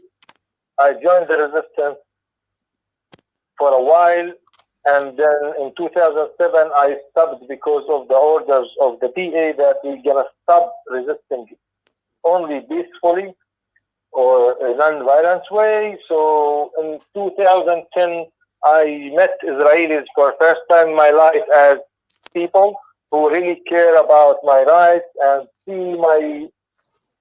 they see me as a human being, exist in this life, and I have rights, and I want to survive, to be honest. How come Jewish people think that I'm a human being and I have rights? They are the only chosen, they are the only owners, they are the only power, they are the only victim, they are. But I find out that also I'm playing the same game too. I am the only chosen, I am the only owner of the land, I don't have power, but I am patient, and I will resist until I get my land back. So I said, why we are fighting this way? Why we both think that we are better than each other? How come if we start thinking that we are good when we are together, we can be much better when we are together? And at the same time, we need to resist this system, because this system is not right for Israeli and Palestinian, and even it's not right for Judaism.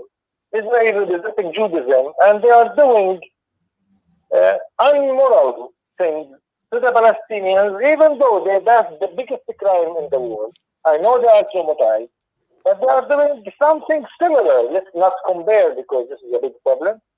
So let's not compare, but they are doing, and from there I started to open a little bit, step by step, my mind, and accept the Israeli narrative, and accept their story, and resist with them against the occupation. I started to know them, I started to learn their language, and I started to understand things more. I zoomed out of the normal, typical, real conflict, and I started to see people as friends.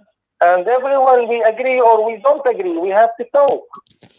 From there, I started my process in discovering the other people's fears and life. I went to Auschwitz for first flight in my life. I never flew anywhere because, I'm living without country, without rights until now, I think.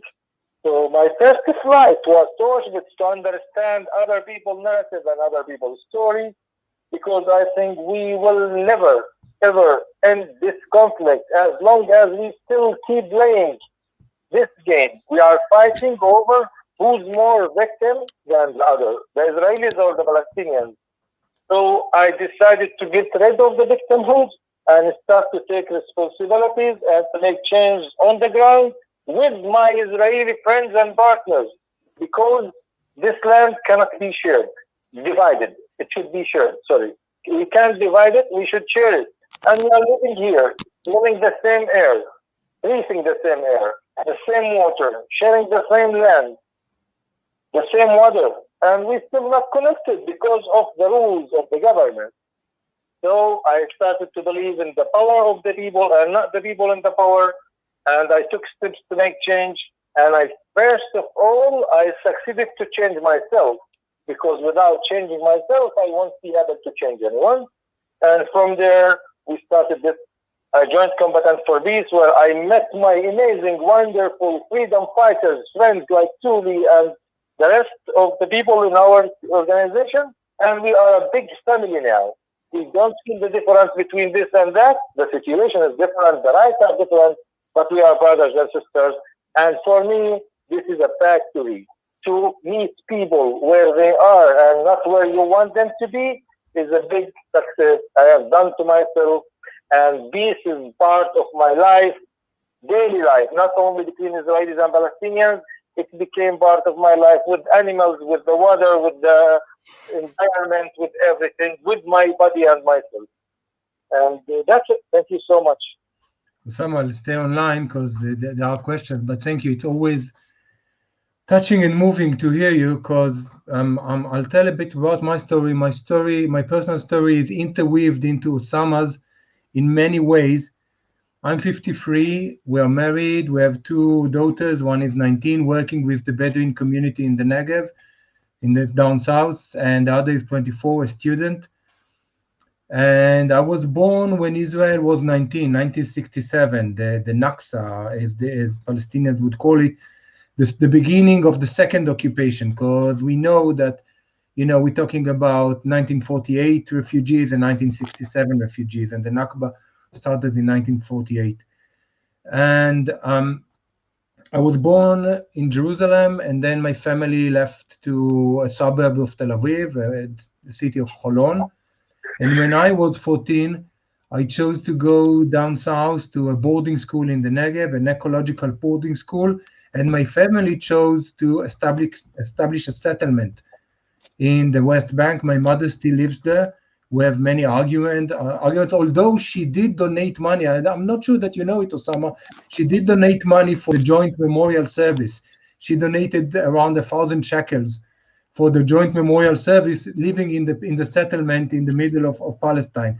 So, the situation is more complicated than and she met Osama when we screened the film Disturbing the Peace, and Osama and myself were the speakers, and she met Osama there. Anyway, my family established a settlement, and I was in the boarding school, and then there was the first Lebanon War, and as a young Israeli, I was waiting to go to the army. I was really anxious, and waiting anxiously to go there. I went to a field school in the gap year. I've worked in the field school in Palestine, not calling it Palestine at the time, but Judea and Samaria, or the occupied territories, or seeing it as my land. And it got me to know people from all over. And then I joined the Israeli army. I went to an infantry brigade, the Golani Brigade, where I was a medic up in Lebanon. Served as a medic, and then went to officers' school, got my platoon, and then as a group commander, 117 people, soldiers, and I left the army in 1992. When Osama was talking about the time when he was a child and soldiers entered his home, taking his father to clean the walls, I remind you of the time that the word Palestine was banned in Israel. The Palestinian flag was banned in Israel. 1987, the first Intifada, December 1987, broke when I was a platoon commander. And I have to say that from a personal point of view, we were insulted that the Palestinians are uprising, because we were sure that we are running an enlightened occupation. How come they are not thankful for us? Because we're bringing walls and water systems and roads and things. I was very blind to the suffering of Palestinians, although I was in connection with Palestinians before that. And during the first Intifada, I was in the Gaza Strip and then in Palestine. And it was a time where we had no non-lethal weapons, so we were very violent. This was the time that Prime Minister Rabin has ordered people to break legs and arms of people who throw stones, and there were people that did it. I'm happy to say I didn't. And the Intifada and the uprising was part of the reason that I left the army in 1992. And then as an Israeli officer, army officer, there comes like a parallel route of life, where on the one hand you have a civilian life.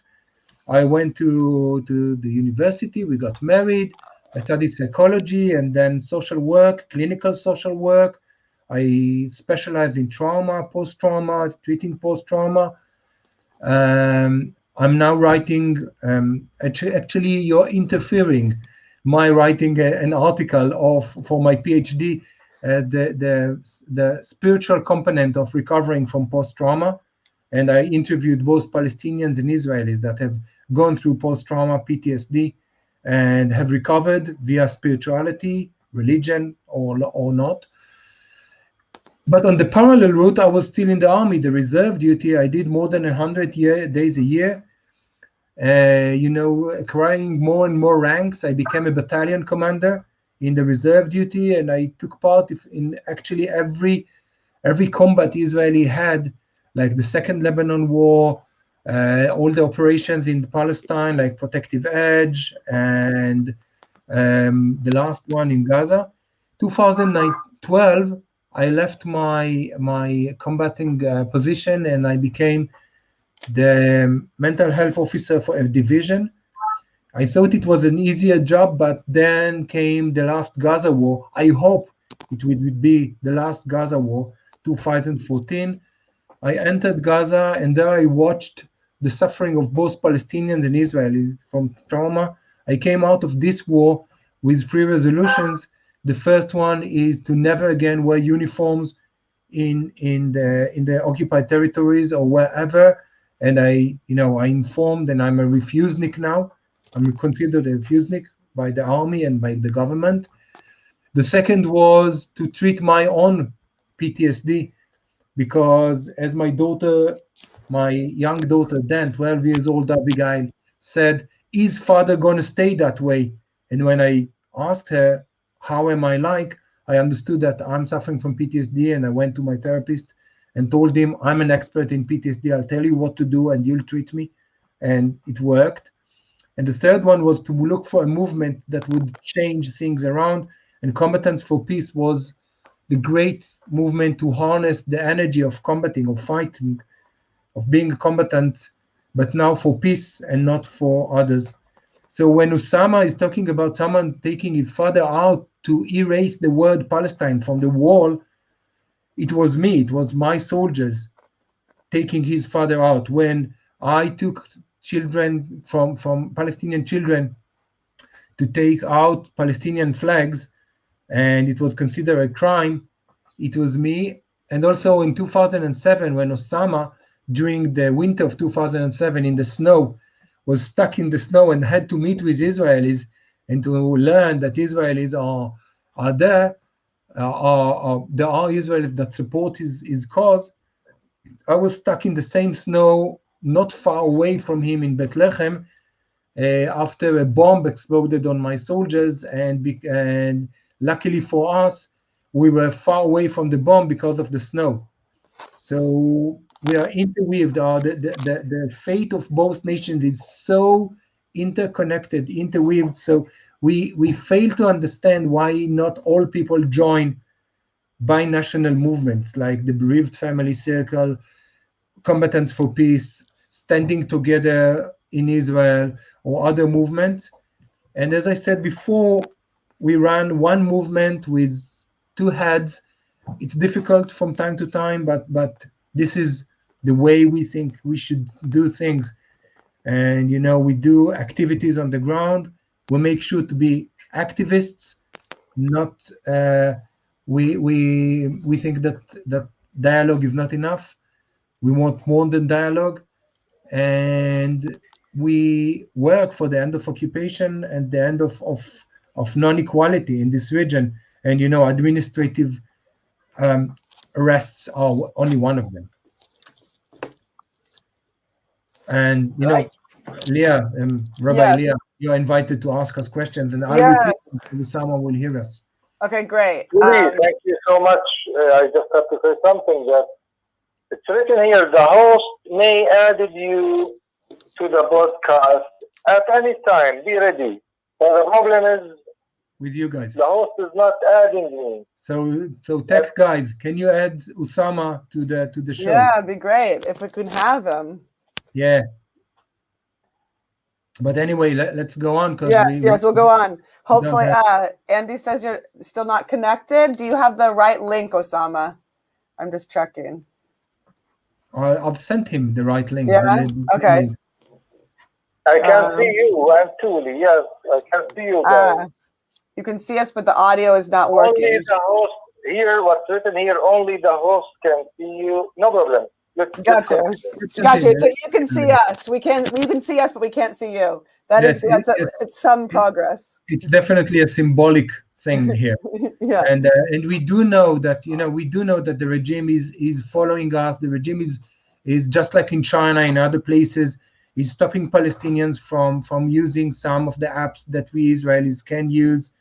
We do know that, because whenever we have an activity, and we were asked what are the activities, so we escort shepherds, we rebuild houses that were demolished, we meet and we replant olive trees that were uprooted by settlers, we go to the court in order to stop, like for example, there's this crime of having a university in Ariel that is not accepting the Palestinians from outside the fence, and that university wanted to have volunteers to give credits for students in illegal settlements around the Palestine, and we stopped by going.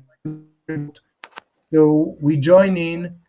We have communities that already know us, and we work together, and we make it a point to work together according to to international law and to Palestinians' law, and we follow all the steps. Whatever I would do in Israel would be in coordination with Jamil Kassas in Dahesh, in order to not do anything that is against Palestinians' interests. And whatever he will do, he'll ask again he'll ask me, and I'll ask the movement. We run a very liberal, without hierarchy organization, which is an organization with a movement, or a movement that has an organization. Thank you. There's a ton of questions coming in, and I've written some of them down, and you've spoken to some of them, both of you. One was about, what are the nature of your direct actions, and how do you, what are your aims, and how do you achieve them? And maybe you could speak a bit more to that, both of you. That's one question. And the other is, you mentioned that the Israeli government obstructs your work, and you mentioned about the apps and particular things. Is there other things? Yeah, if you want to say this to, I don't know, I think you can hear me, Osama, both these questions. Yeah. Osama, I spoke a lot. Can you speak about, the question is, how do we do things, and how are we regarded on the Palestinian side? Osama, my friend? Osama? Oh, we lost Osama. Osama? We lost Osama, and maybe he'll come. Hello? Yeah. Oh, okay. No, you don't close to me. I'm trying to connect to the normal thing. No problem. Anyway. So okay. Do you want to? The question was, how are we regarded on the Palestinian side, and what do we do as activities on the ground to achieve our goals? Yeah, actually, our main goal in all our activities, we have two main goals in my mind. The first goal, which is the most important thing, is to bring people. Uh-oh, I think we've lost full tech connection with Thule as well. Am I right? I hope we'll get them back. And I have been fascinated by what both Osama and Thule have been saying, and I know that you have been too, so I do think we'll get them back. How much I'm here. Judaism is something, what? I'm here. Can you repeat the questions? Yes. Can you repeat, Osama? Just repeat the last 3 sentences. Osama was saying that I think that there was a problem in my internet. Osama was saying that we bring people together in order to change their minds, to see that there is a partner in the other sides, both sides. And Osama, go on. I said exactly. The first thing we are doing is to bring people to get to know each other, because as long as we are separated, two people living in two different areas, two different narratives, two different tribes, we will never reach this peace that we are looking for. So first thing is to bring people together, because Israel, as I said, Israel succeeded, and the army, they are doing their best to show Palestinians how much strong they are, how much powerful they are, how much racist they are, but they never tried to show us how much there is a humanity and mercy in this religion. And there's people on the other side who are not really interested in this thing, and they don't agree with the government act. So that's what we are doing, and to show Israelis at the same time that we are not all carrying knives and wanted to kill Israelis around. We are normal human beings. We want to live a normal life, and as long as it's possible, we're going to live it. If it's not possible, we don't mind to resist against the Prophet of Islam if he have done this to us. The second thing is to try to change the situation on the ground. Israel is not following any international law, any international rules. They destroy houses every day in Jordan Valley, South Hebron Hills, East Jerusalem, everywhere, not because the owners are terrorists, because it's area under Israeli control, and Israel are doing their best to keep as much land with less Palestinians. So they destroy their homes, their tents, they don't give them water, they don't give electricity. None of the Bedouin communities are have access to anything. You know, even schools, their kids, they are living in 50 degrees and they are, you know, always destroying for them. Many people will say also they destroy for the Israelis, and that's not right. In Jordan Valley, which is third of West Bank, we have here more than 70 outposts. But when I'm talking about outposts, I'm talking about illegal settlement according to the Israeli law, not to the international law, only like all the settlements. It's illegal according to the Israeli law, and they have water, and they have electricity, and the army is guarding them, and the government are supporting them, and the Zionists all around the world are sending them money, while we don't have money to do a service, a memorial service, and people attack us.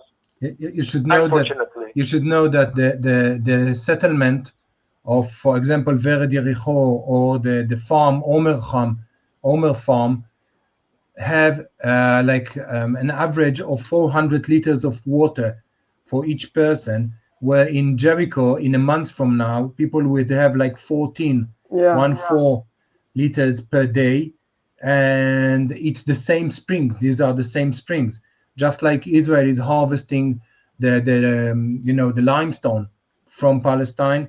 Israel is actually not following any international law about occupied territories. So that's one thing.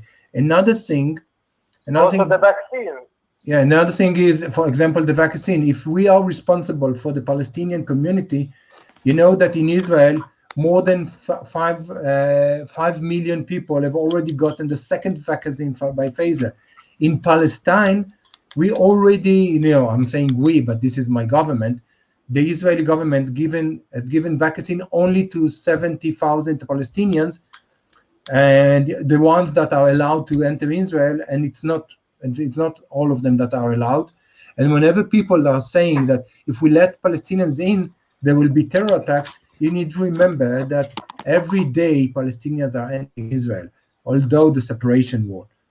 So I'm sorry, this is not my big problem. Yeah. First, yes, you're right. We are under their control. Now Israel is deciding not to do the Palestinian election. Yeah. And they are creating the Palestinian Authority. If you have done election, we will stop the money. Yeah. So Israel is controlling also the Palestinian Authority and our elections. This is not the big thing. Yeah. The big thing is Israel start to export this medicine to the whole world, to South America and to Indonesia and to some places.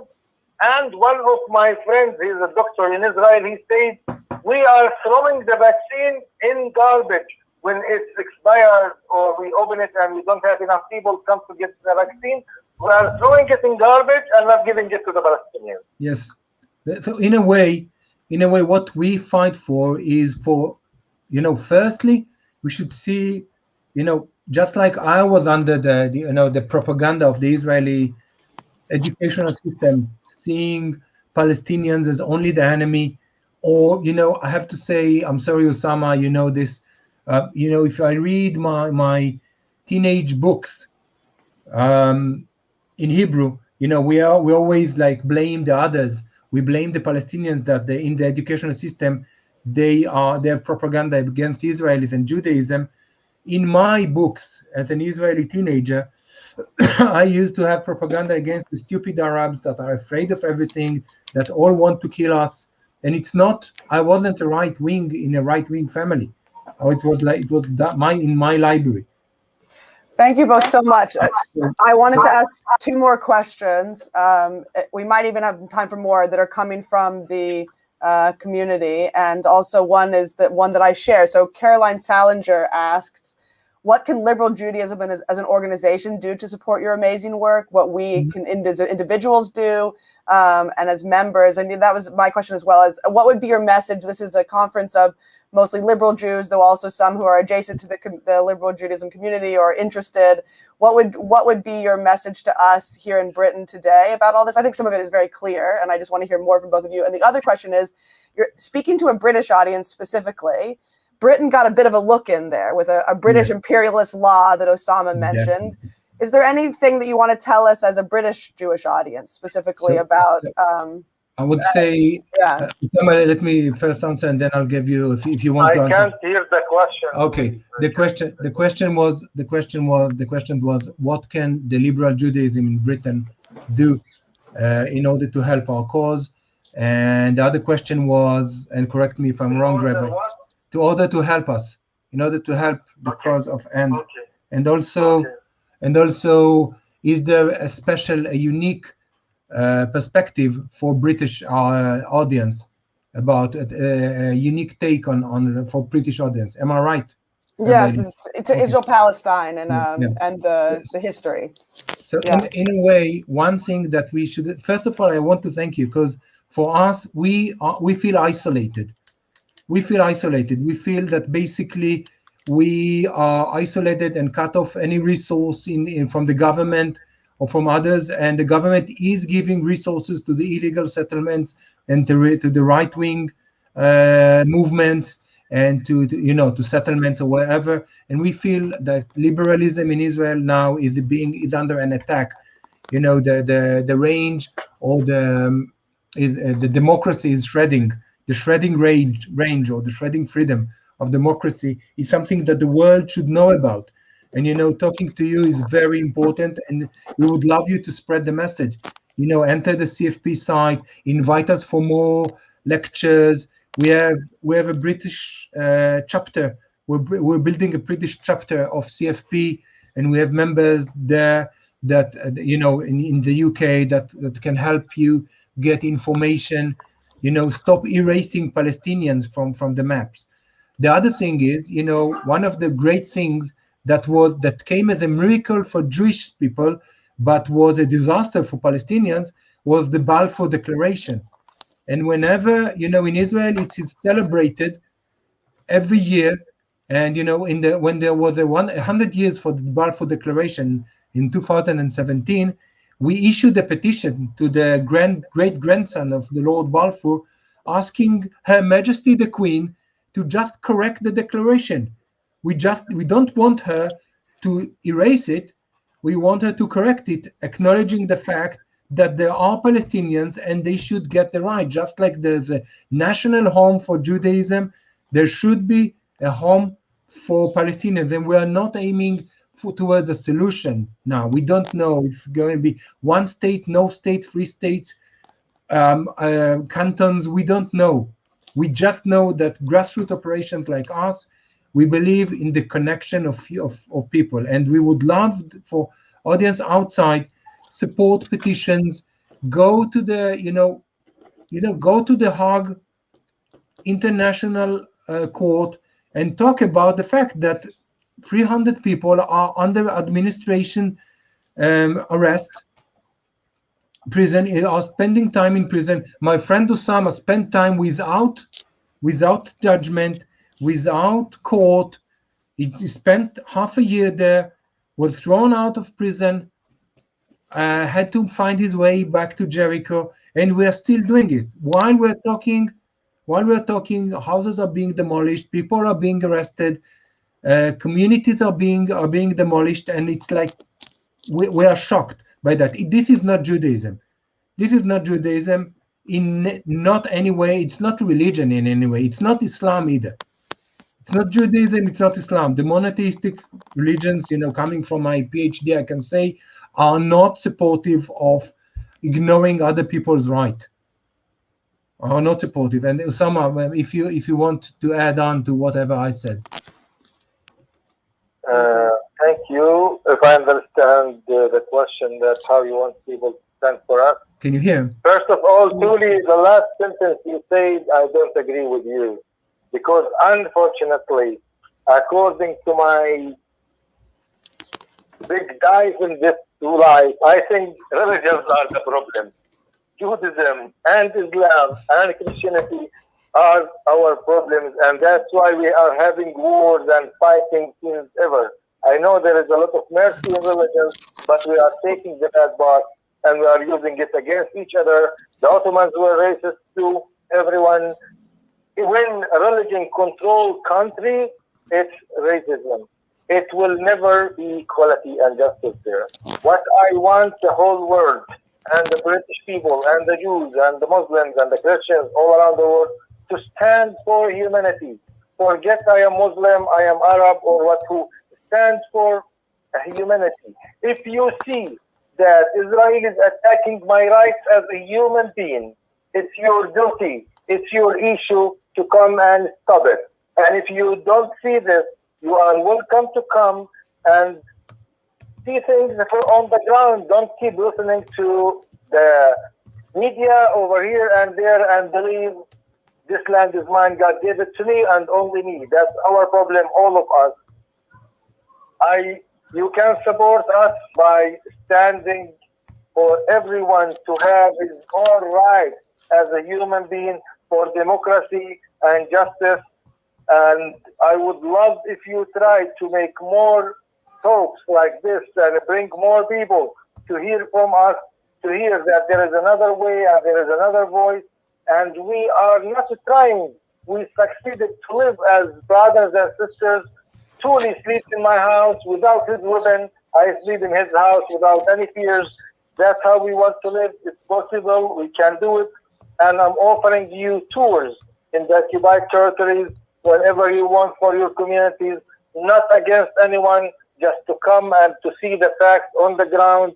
And please, you can also join us in our activities, picking olives, building tents, opening a street, demonstrating against this or that, against the injustice in this area. And you can also open your checks and write a check for us and support us, because we also need money to move and to bring people and to rebuild. It doesn't come from the rain, it comes from donors and people. So the way you can support us, please do your best. We need you. We can't make change alone. You are our partners. If you agree or not, you are responsible. If you agree or not, be with us. We are inviting you. Our hands and our hearts are open for you. Thank you. I would like to say that the religions are a problem now, and they should be a solution. We are leading, with our Rabbis for Human Rights, and we were leading shared prayers to protest against the investigation of a spring outside a Palestinian village. When we should regard religions as a solution and not as a problem. We should find a way to see that, and extremists from both religions should be banned. I support what Susama is saying. Giving money is one thing, but also changing hearts and saying to all your British friends, Jews, non-Jews, observant or not observant, from all religions and denominations, just know that there are partners from both sides in Palestinians, and you should know that the Israeli government is lying to you guys. Bibi Netanyahu and others are saying we are not building in the settlements. We can send you the pictures of new buildings that are being built right now on confiscated Palestinian land all over the place, trying to make sure that Palestinians, all Palestinians, the government, the Kohelet Forum from the rabbis, from the settlements, are out front saying that they are trying to put all Palestinians in Area A, which is only 20% of the Palestinian land. They're trying to uproot Palestinians from Area C, which is 60% of the Palestinian land, and they're trying to create another jail. We already have the largest jail in the world in the Gaza Strip, and we'll have to free them also. We talk about Palestine, but in the Gaza Strip, the things are horrible all the time, and Corona is running over, and people cannot go from Gaza, and we are involved in the Gaza Strip also. as much as we can. And Israel is trying to create another jail in Palestine. Remember, half the country voted for left wing. So basically, there is partner in the Israeli side. There is a partner in the Palestinian side. We should all know that. And, whatever we can do in order to change the minds of governments and others. And I think that, your government, the British government, and the American government, the Italian government, the European governments are playing a major role here. Because, for example, when they tried to demolish the Khan el-Ahmar school for Bedouins community, they would have gone along with that, although we were there in front of the bulldozers. If you go to our site, you'll see that. But we could not stop them until Angela Merkel and the Italian said, this is a crime of war. And you're committing a crime of war. And Israel, my country, is committing war crimes on a daily basis. So I understand that we have to wrap up, but we love to have the if you can distribute this recording all over. I'll send you the links for the British chapter, and make sure, or you can join the American friends or the European friends or the German friends until we have the British friends for Combatants for Peace. And contact Lord Balfour and ask him to change the declaration. That would be something interesting to do. Tuli and Osama, I wish Osama could hear me, so I guess you'll have to tell this to Osama after Tuli. But I just wanted to thank you both so much. As I said, I'm a real admire and inspired by Combatants for Peace, and I really do think you are doing holy work. And whether it's holy work that comes from a place of religious tradition, or if it's something that is saying the parts of religious tradition are being misused, I feel both of that. As a rabbi, I do feel that there is a misuse of Torah and of Judaism in Israel-Palestine around exactly in the way that you two described. And I wanted to wish you a lot of strength, and that there are people with you and behind you in this, and that it is holy work. And thank you for coming and being vulnerable. And Ramadan Kareem. Yes, and that's what I was going to say at the end, exactly. And I was going to say Shabbat Shalom and Ramadan Kareem, Osama. Thank you, darling. Thank you so much for coming. Last sentence. Last sentence. I don't want people to think that we are against Israel or against Judaism. I don't want to live in a place where Jews are not my neighbors. I want to live in a place where Jews have a homeland and they are saved from anything in the future. But at the same time, I want to live same and equal like them. So don't misunderstand our message. Thank you so much. Thank you. As always. Bye, guys. Thank you, Tuli. Thank you, Osama. Yes, thank you for both coming. Thank you both so much. And good luck with everything. Shabbat Shalom, Ramadan Kareem. Bye, both.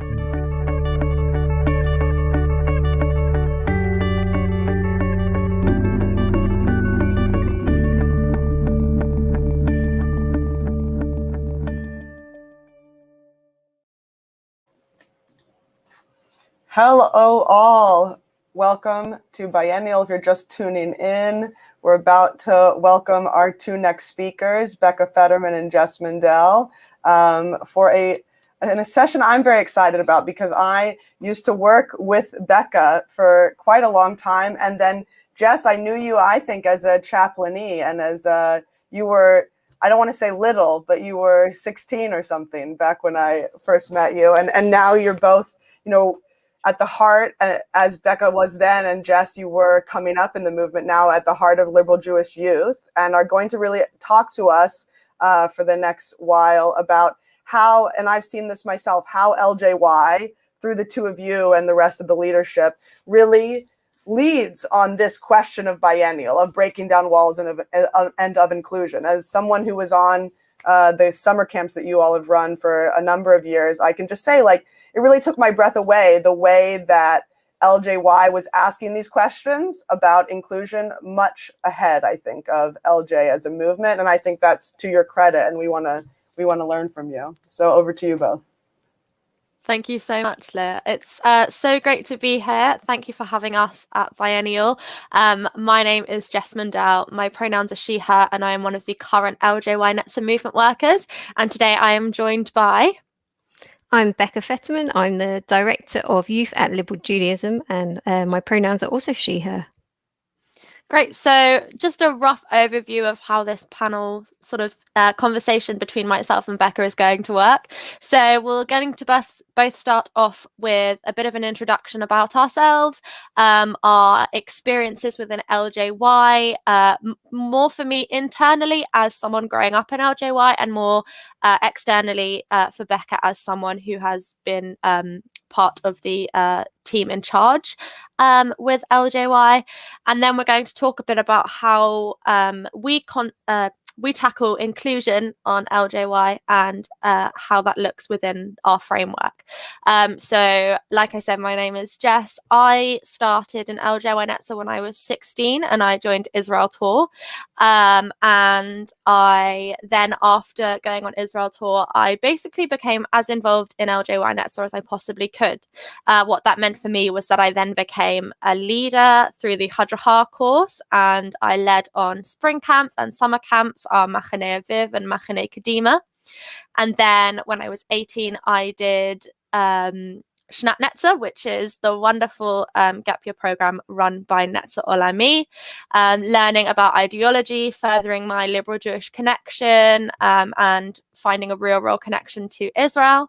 And then coming back from there, I then led Israel Tour 2 summers ago. So unfortunately, the last Israel Tour that LJY led because of the pandemic. And then last summer, I became a movement worker.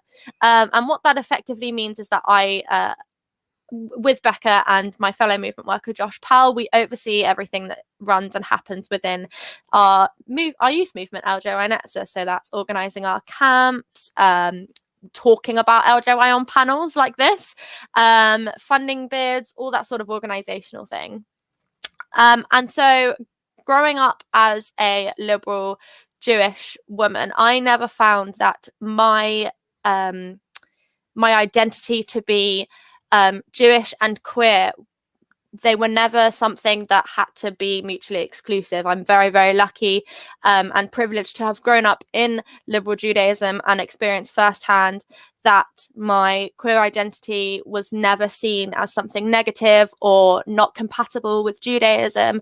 And that was only ever furthered by LJY. I was always so taken aback when I was 16 and I first joined. I was sort of not quite there yet with my queer identity, and being in a space that so welcomed people's like people displaying their identities and being proud of their identities really helped me to find my true self.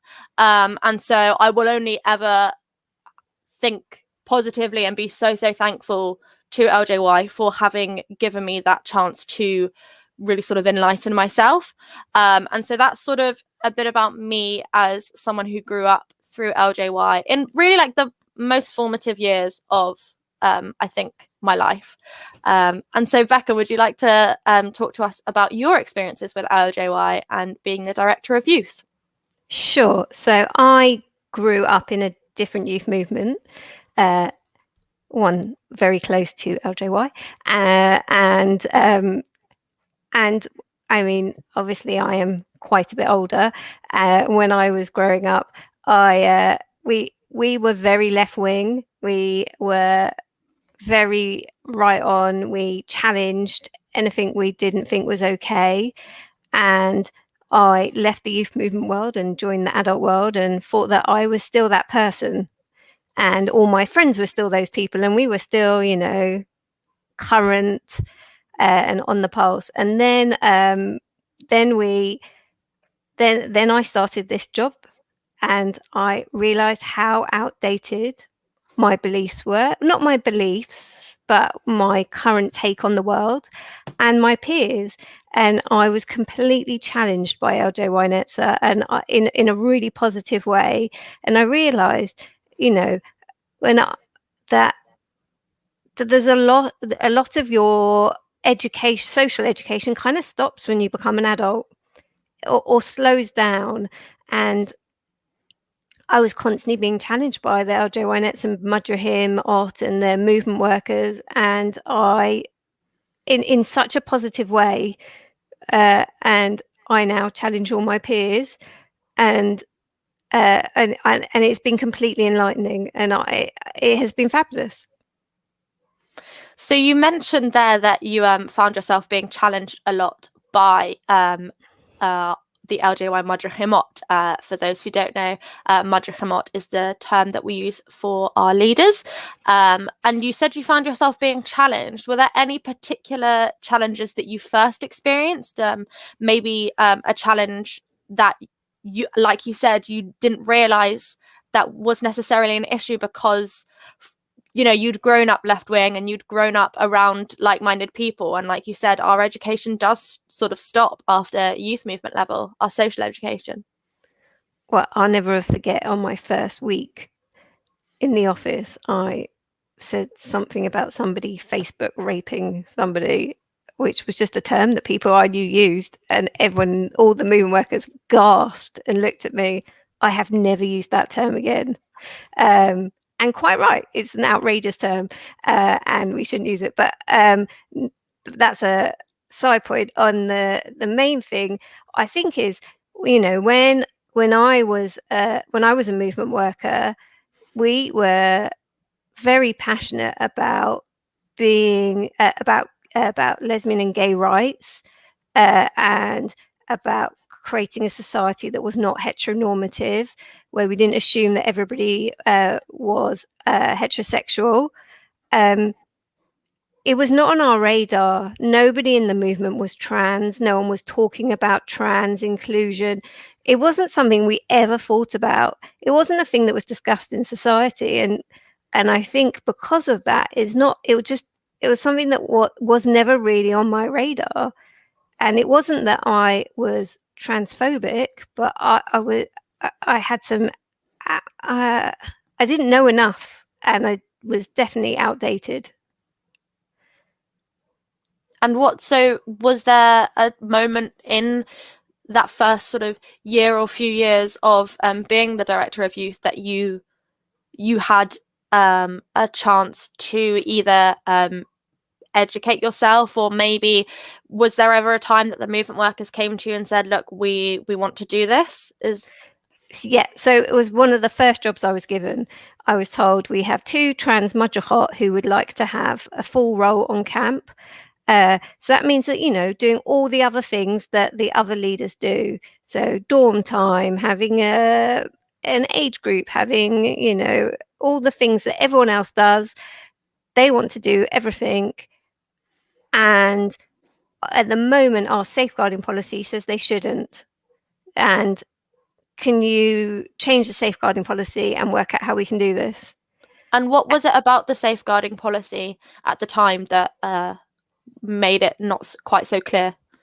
So everything in the safeguarding policy was based on sex. So women could not go into I remember my first event was a Viv. I have a really bad back, and I asked one of the male movement workers if they could take my bag up to my bedroom for me, and they said no, they're not allowed up there. This was before the kids arrived, and I was like, what? You can't take my bag to my bedroom. Are you mad? And they were like, no, it's against our safeguarding policy, and it's your job to enforce the safeguarding policy, so you must know. I was like, okay, all right. But there was a complete rule that men were not allowed in the women's corridors, and the women were not allowed in the men's corridors, and never the two shall meet. And it was completely segregated on people's gender, but probably sex being more accurate than gender. Yeah, and I was told to make it trans inclusive, and I went to all the places that you would go, and none of them were trans inclusive. The NSPCC were not. I was told by the NSPCC sports division, who run camps, that it was impossible and that we shouldn't do it. I went to the UJA and they said, no one's doing that, and you can't do it. It's not legal. And everywhere I went told me it wasn't legal.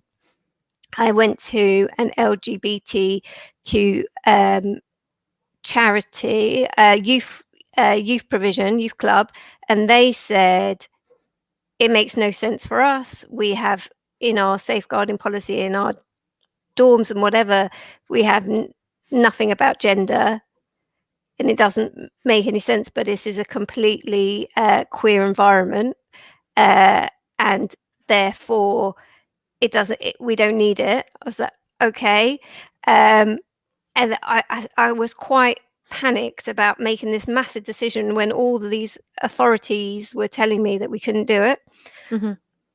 Sean, who works for LJ, put me in contact with a charity that offers legal advice to trans people, and I phoned them up and they researched it and they came back and said there is no law, there is no law, there is no rule. You just have a responsibility to safeguard, and there is no evidence that anyone who is trans is any greater risk. And we don't say you're if you're gay, you can't put honey himot to bed. There's nothing about sexuality. Why would being trans make you higher risk? And in fact, all the evidence shows that being trans makes you at a higher risk, not higher risk to others. So we went for it and we changed the policy, and we had these 2 Madrachot come on camp and have a dorm each, and not one of the participants even said a single thing, not one comment. No one questioned it. They just were completely accepted by the young people. And we were really worried about backlash from the parents, and there was no backlash because none of the kids had a problem. They didn't even notice it enough to tell their parents. And then about 2 years afterwards, not all, but most of the Jewish youth movements caught up, as did the NSPCC, as did the UJA, and they were all being more trans inclusive. I mean, it's really amazing. We were almost like the front runners for such an important change, and I think something that's really important to specify is so what did our you might be wondering, like, what does our safeguarding policy look like now? So it's not about gender, and so what the safeguarding policy used to say, like Becca said, was that a male madracha cannot go into the female section of the dormitories, and a female madracha cannot go into the male side of the dormitories. Now the safeguarding policy says something along the lines of you personally as a dorm leader can only go into the dorm that you are allocated. So nobody can go into any other dorms.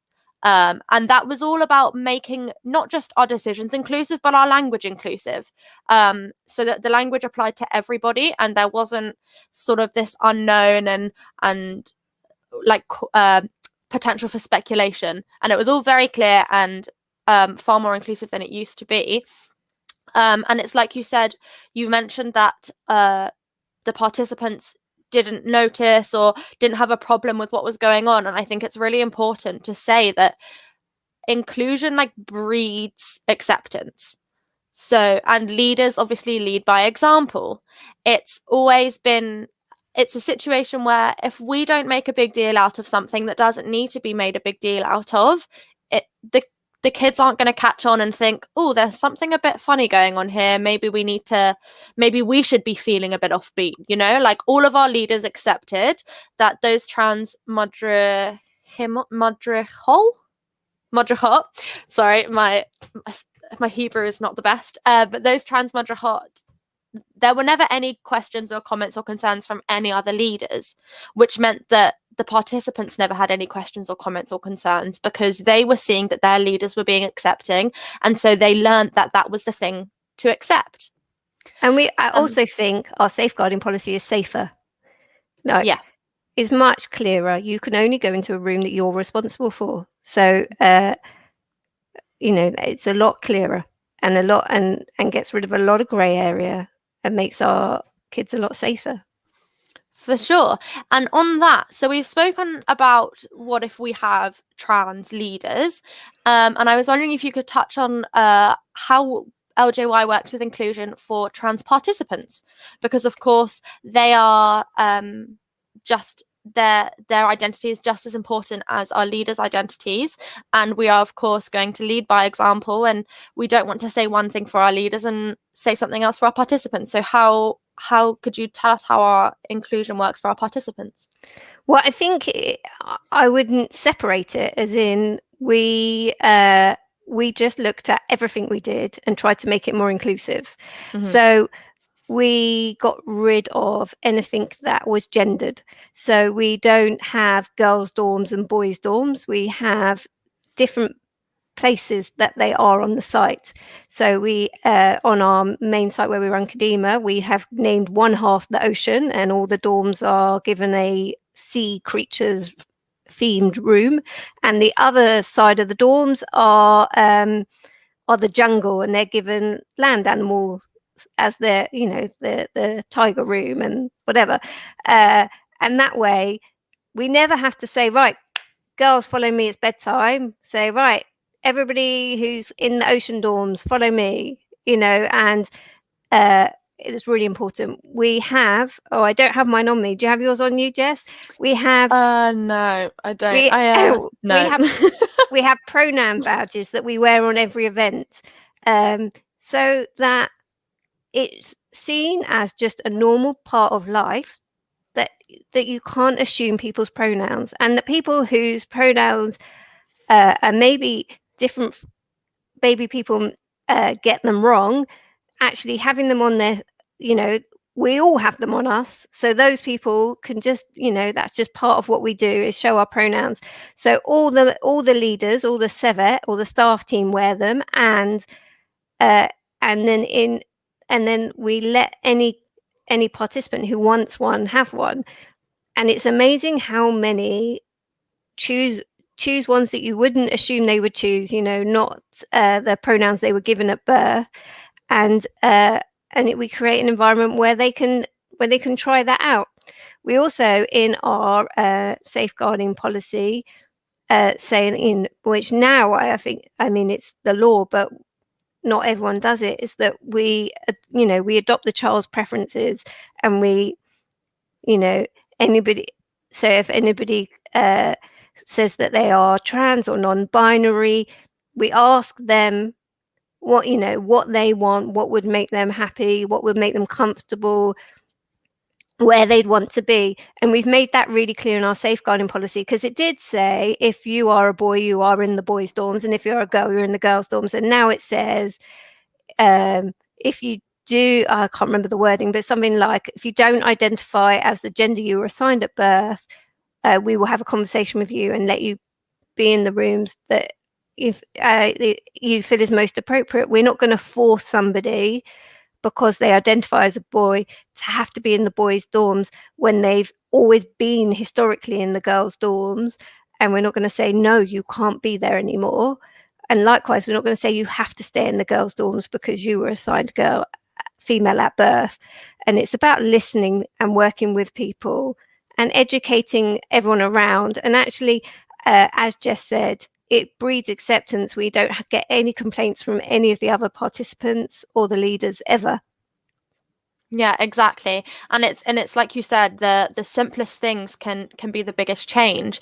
We have our gender pronoun badges, and all of our leaders wear them. And I had a conversation with a friend from another youth movement about them, and she said, "Oh, but what do you do if a leader doesn't feel comfortable expressing their pronouns, or like how do you deal with any like transphobia or people being not accepting of maybe a leader having pronouns one year and then the next year having different pronouns?" And we said, to be honest, we just don't have those situations. We've never had anybody on our camp say anything about a leader having different pronouns on their badge one year. We've never had anyone say that they feel uncomfortable displaying their pronouns, because we breed an environment where your identity is proudly accepted. And so, like we said, like Becca said, we have so many participants coming up to us and wanting to wear pronoun badges. And it's not just people who are trans or non-binary. We also have cisgendered participants who, cisgendered means you associate with the gender you were assigned at birth. So myself, I am a cisgendered woman. We have cisgendered participants wanting to display pronouns on their pronoun badges too, because they want to show that they are standing in solidarity with their trans and non-binary participants. And that's exactly the same as you see today. I am a cisgendered woman and I am displaying, you can't see right now because there's a comment come up, but when you see my name, you see that I'm displaying my pronouns in my name, and that's so that people know that I am an ally and that I am a safe person to talk to, and I will always respect their pronouns because I am displaying mine as a cisgendered woman in solidarity. So that's kind of a bit about our trans inclusion. We also briefly spoke about the language that we use, and I think it's really important to talk about the Hebrew language that we use. And Becca, I was wondering if you could talk to us about the language that we use and the Hebrew words that we use. Oh, I see. I'm the worst because I find it so difficult having to try and get used to it, because I obviously grew up in the youth movement at a different time. But the Hebrew language is completely gendered. When you say a sentence like, would he like an ice cream? The he has to be male, and the like is male, and it's all male. It's all gendered, and all the plurals are male as well. And every time you use Hebrew, you gender somebody. And obviously, we have several non-binary people and several trans people, and we try not to ever assume people's gender, and we try even harder not to misgender people that we know have come out, and so it's really, really difficult. So we have tried to ungender, I don't know if that's the right words, Hebrew. So instead of madrahim, which is plural male, and madrahot, we say madrahimot. And instead of madrich or madracha, we say madracho. It was really interesting because this week I heard on BBC Radio 4 a whole thing about how an Israeli student studying in America just wrote a PhD where they created 2 new letters in the Hebrew alphabet, one for singular and one for plural, where they just created 2 new languages to make a non-binary Hebrew. They did it as their dissertation, and it's catching on. And she said she's put it on her website. I say she, I don't know.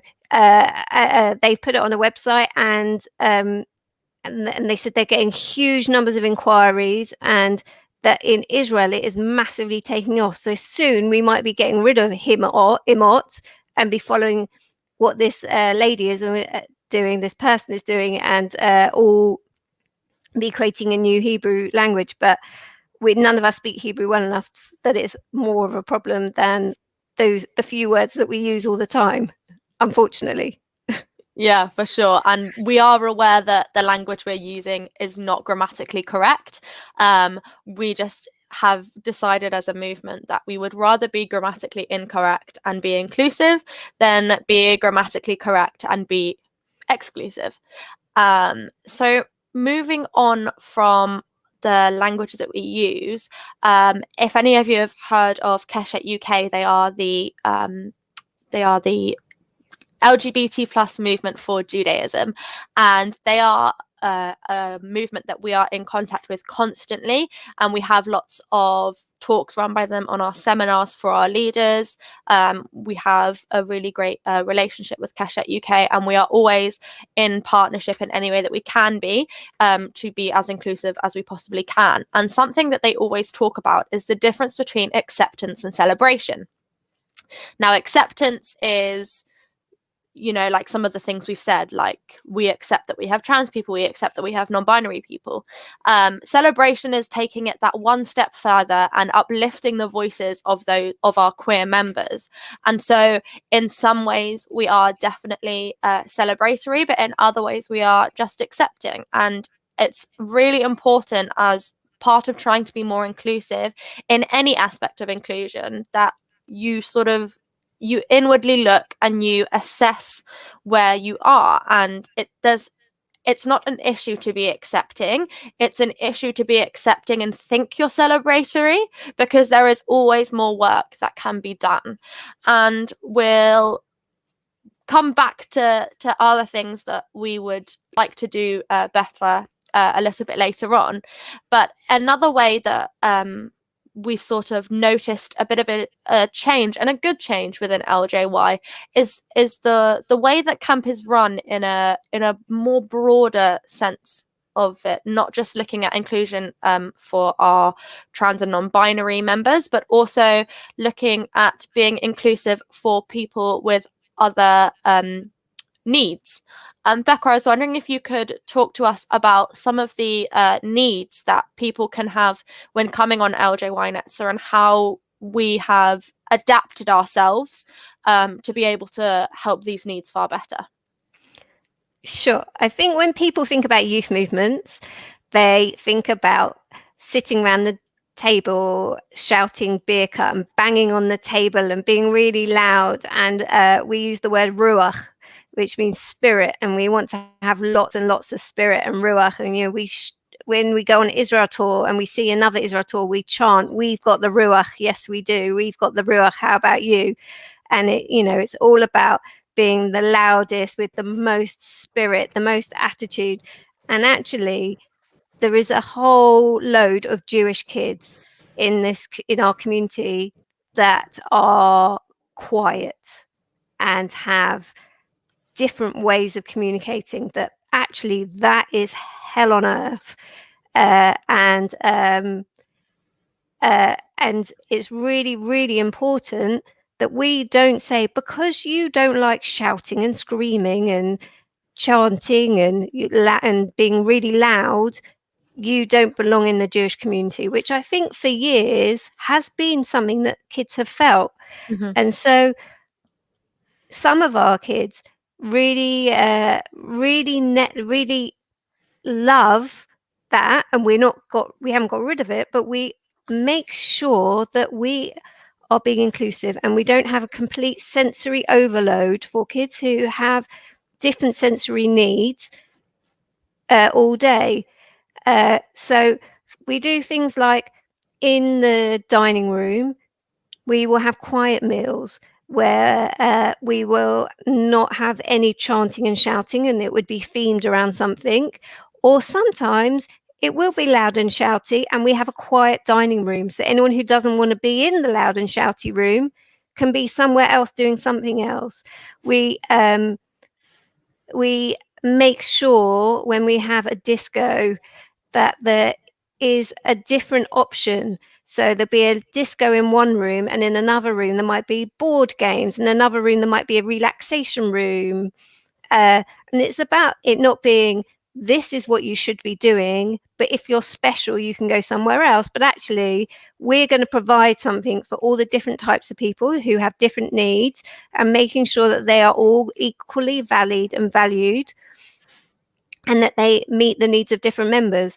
And I think the more that we do that, the more we get kids with differing needs, and the more we keep the ones who maybe have more sensory needs. And as somebody just put in the chat, the introverts as well, they have a place, and we try to make sure that they have a space, and that they feel really welcome. And there's a scale, right? So there's people who just don't really like it, and there's people that have significant additional needs. And we have got really good at the ones who have more needs, about having individual care plans and key workers and all the things that they would need to meet their needs. But some of it is just being aware that there are different types of kids, and that LJY Netzer is the youth movement for all liberal Jews, and not just the ones who like to scream and shout. For sure. And I think being someone who has been a leader for the past, I think 4 years or 5 years now, I really have seen a change in that. And I think the best way to describe it is, like you said, we used to see the loud and the loud and the excitable parts of Kadima as this is the program, and then if you didn't want to do that, you could sit on the side, or you know, it was more of like an afterthought. It was never a process of like putting and implementing these things at the start. And we now, because we are trying to be so aware and help people who are really uncomfortable in those situations, when someone is planning the last night spectacular, for example, it's not just, okay, this is the program, and then there'll be a leader in the quiet room doing something. I've seen Becca go up to our leaders when they're planning those sessions and go, no, you need to have a proper scheduled plan set out for this. Like you would have a session plan for the excitable part and the disco, you need to have a session plan for this, for the additional rooms. And it then moves the conversation away from it being main and other, and people feeling like they're the other and not necessarily considered from the get-go. And it moves to everybody being on a level playing field and everybody having their wants and their needs assessed equally. Or maybe not even equally, actually, because maybe we and rightly so put more attention into what we can do for the people with additional needs, sort of like the equality versus equity debate. And because of that, we've seen a massive change. So people who are uncomfortable in the disco, they no longer just sit on the side and don't say anything about it. They will happily go up to a leader and say, where is this room that I can go to? Because they feel heard, they feel like people have listened to them, and they feel comfortable enough to be able to come up to us in those situations. And so that's great. There was a question about the thesis. Becca, do you know the name of the thesis just before we move on? I can't remember, but I know that when Jess and I were talking about it, I just quickly Googled non-binary Hebrew and it comes straight up. Great. So yeah, that if you're looking for that, definitely Google. And while I'm on the topic of comments and questions, please keep messaging in your, like, typing on whatever you're streaming on, and send us any questions that you would like us to ask, you'd like us to answer, or if you have a question that you want Becca to ask me or you want myself to ask Becca, please keep sending them in, and we will we're going to leave some time at the end to answer questions, so please keep bringing them in and we will answer as many as we can at the end. So we talked about this, the change in dynamic. We no longer are looking at our loud and excitable participants as the main priority. We're putting stuff in place for people with additional needs and for people who are introverted, like we said. And I was wondering if there was a change in our behavioral policy, because you mentioned individual care plans and key workers, and I think it's oftentimes maybe not as common now, but I especially remember when I was at school, I would be in situations where there was a really, really disruptive child in class, and the immediate thing was that they were going to get in trouble. And there was no sort of conversation about, okay, like, what's going on there.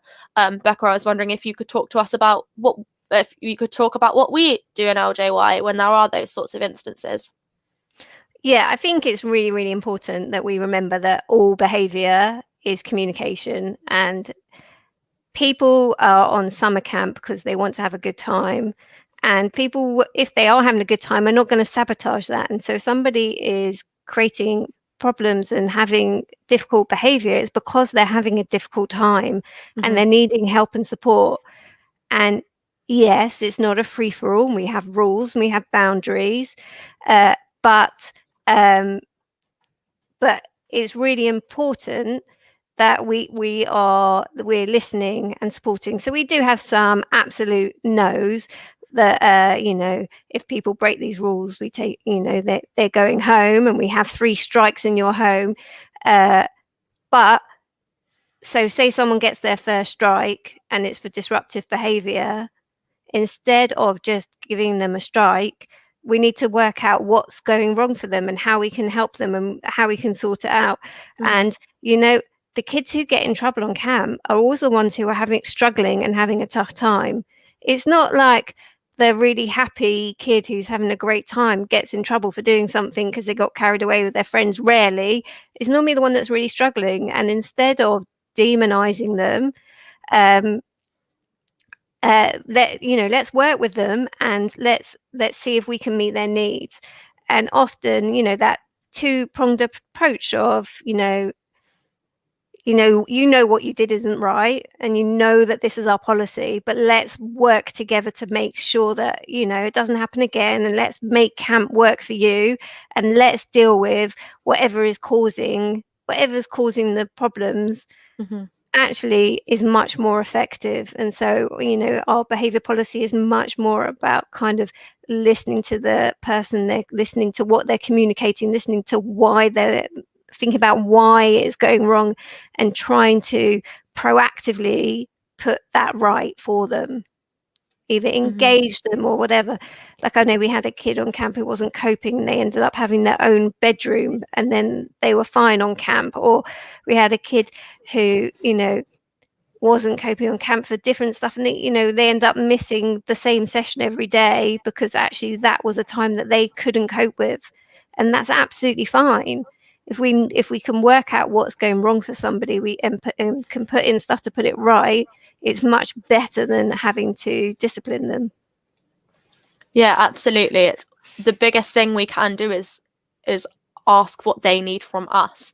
We're there to provide them with the best experience on camp, and if that best experience means that from 2 to 3 every day they go and have a lie down in bed, or they go and have a run around outside by themselves, then that's what they'll do. We are facilitators of a great experience, and so that's always going to be the most important thing to us. I think it's also really important to talk about, while we're talking about inclusion and our behavior policy, is that we do have and to me it seems obvious, but I think it might not be obvious, but that's just because I've grown up in LJY. But to me it's obvious that in LJY, in our behavior policy, we have a zero tolerance policy for homophobia and transphobia and racism and sexism. And that's also really important to mention, because we talk about inclusion, but unless we're doing something about when people are being exclusive, it's sort of falling on deaf ears. And so just thought that was really a keen point to mention.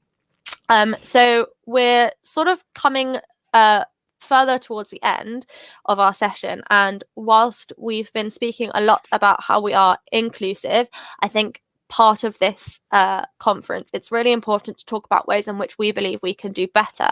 And it wouldn't be constructive to be constantly, tooting our own horns and not, like I said, look at ourselves and be like, okay, so we've done quite well in this respect. Where can we do better? So Becca, I was wondering if you have anything off the top of your head, or if you have a social issue that you think that we as LJY can do better, maybe you could talk about that for a bit. I think all of these things go in cycles. Like I think LJY gets really good at something, and then they feel confident about it, and we stop educating, and we have such a turnover of leaders that things creep back occasionally. So I know for ages we've been really good at like getting rid of all the heteronormativity in camp, and what is heteronormativity, and how does it display itself on camp? So when people assume that people are heterosexual, so things like when I first started in LJY, there was lots of conversations about who the Hanhimot were taking to the disco on the last night, and who they fancied, and whatever, that their dorm leaders were happy to join in on and encourage those conversations, because the leaders wanted to know the gossip, because it was fun being on the other side. And we basically challenged all of that and got rid of all those conversations, because the disco is not about a girl taking and a boy going together, and it's not about anybody being in a romantic thing. It's about everybody going and having a good time together. Some people are not interested in having any kind of relationship yet. Some of our kids are nowhere near hitting puberty yet. And some of those conversations are completely inappropriate, but some of them are just make a hell of a lot of assumptions, or make people who do not fit that the prevalent assumptions, make them have to lie or come out, and we don't want to be putting people in those situations. And I think we're really good with the hanhimot. Like, no one would ask any of our kids if they were taking someone to the disco. But occasionally there's jokes between leaders that, if we have a male and a female Rosh, heads of camp, that they become the mummy and the daddy of the group, or that that they must be dating, and that the kids start it but the leaders join in, and it breeds that heteronormative culture. And so we make sure that those kind of conversations, that they don't happen anymore. And I think that it did creep back for a while. I think one of the real problems that we have on LJY is a real tension between for our male leaders, that we are a feminist youth movement, and we need our leaders to be strong and confident, and to be, exciting and dynamic. And I think there's a real tension for the male leaders about being strong enough and confident and leading, and not having and fighting toxic masculinity, and making sure that the women have a chance to be strong leaders. And I see that as like I see the leaders that really get it, the male leaders that really get it and really care, really struggle about finding their place, and really struggle to find the to find where they should be, how much should they be loud and taking control, and how much they should be supporting their female colleagues. And I think that is a struggle that we have. I think it's something that we've done lots of education with our Sevet about, and I think it's getting better and we're finding a place. But I do think that it is a challenge. Yeah, for sure. I think heteronormativity, like you said, it comes and goes in cycles. We slack on it, and then it comes back, and then we pick it up again, and it gets a lot better. I think we also, from my perspective, I think we also have a bit of an issue with ashkenormativity, in that we perceive, or British Jewry perceives the majority of Jews to be of ashkenormative heritage, and I think within LJY we've struggled over the past few years. Every year on camp we have a theme of the year, or not just on camp, every year at Vedal, which is our decision making event, we vote on a theme of the year, and it'll be an educational theme of the year, and someone from our youth movement will bring the topic, and then we'll all vote on it, and the one that has the most votes in a democratic process will be voted in as the theme of the year. And I think it was either 2 or 3 years ago that our theme of the year was Jews of colour. And that meant that we tried to have a lot of education around Jews from different backgrounds that aren't Ashkenazi, because as a British Jewish youth movement, there is a tendency to assume that everybody is Ashkenazi, and that's really, really detrimental to Jewish history, to our participants who aren't Ashkenazi, and it's also a real issue and a detriment to our Jews of colour, because we're not showing the inclusion that they deserve. And so I think that's definitely something that I would say that whilst we are trying to tackle, it's definitely something that we can work harder on.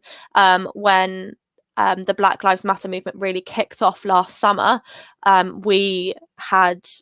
we made a huge resource bank of information and education about Jews of colour, about Black Jews. We found podcasts and YouTube videos and papers and stuff to read, and we tried to circulate that around our leaders. It's a lot harder to do online than it is in person, and so I wouldn't be able to say that that has transferred over to our participants, but that's definitely something that now that we're moving back to being in person is something that we're really, really keen to sort of kickstart. Alongside the inclusion, we our theme of the year this year, which was following on from last year's theme, is Rainbow Jews. So this year we have specifically uplifted and raised the voice of LGBT plus Jews. We've done lots of infographics about queer Jews, and we've tried to get speakers in.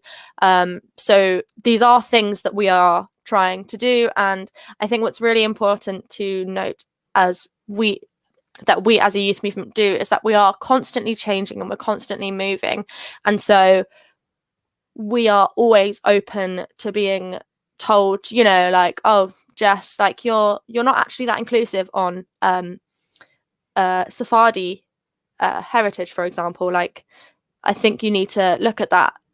Like as LJY, we welcome those conversations. We welcome finding out who we can talk to and keeping these conversations going and educating ourselves more so that we can be better leaders and we can educate our participants more. Something that in the more recent past that we have implemented, or not implemented, but have been looking at more recently is our accessibility. So Becca, I was wondering if you could just briefly touch on accessibility, and then we will move on to some questions. Yeah, so our current site is not, that we run summer and spring camps are not wheelchair accessible. And we haven't had anyone apply who needs them to be wheelchair accessible. But every time we look for new sites, we're looking at all the accessibility criteria, and it's something that, you know, we wouldn't want somebody to apply and be told, oh no, because you weren't here, we didn't make sure, but now you've applied, we'll try and find somewhere else. It just is better if it is accessible. I mean, and we have managed to take people with many different disabilities, but just physical disabilities at the moment, when it's in terms of mobility, our sites are not great. They're very big. We know we had one person who was a leader who said that they didn't think that they could carry on being a leader because the site is too big and they have mobility issues, and that's really bad. And we worked with them and we said that, you know, we would arrange things around them, but they decided not. But so we have been looking at new sites, and we're always looking at new sites, and accessibility is one really high up there on our criteria. And we have found a new site for our spring camp that is much more accessible. So hopefully that is something that we can really improve on. And it's something that we're really conscious of. You know, you have to make, you know, the tent open to people.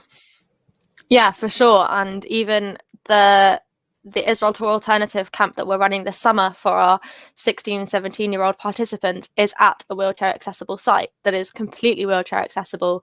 The whole site is, not just like a part of it, like the whole site is completely wheelchair friendly. And so we're really, really excited for that. And it doesn't matter, like Becca said, it doesn't matter if we don't have someone come who needs those facilities. We have to provide so that we don't ever have to turn people away. You know, like when we started working on our trans inclusion, it was because there was a need for it, and it's exciting to be able to say that we're working on this before it needs to. I mean, it always needs to be done, but you know, it would have been better. It would have been better if it had been all set up before they asked for it. Yeah, for sure. But yeah, so that's pretty much like everything that we wanted to cover in this session.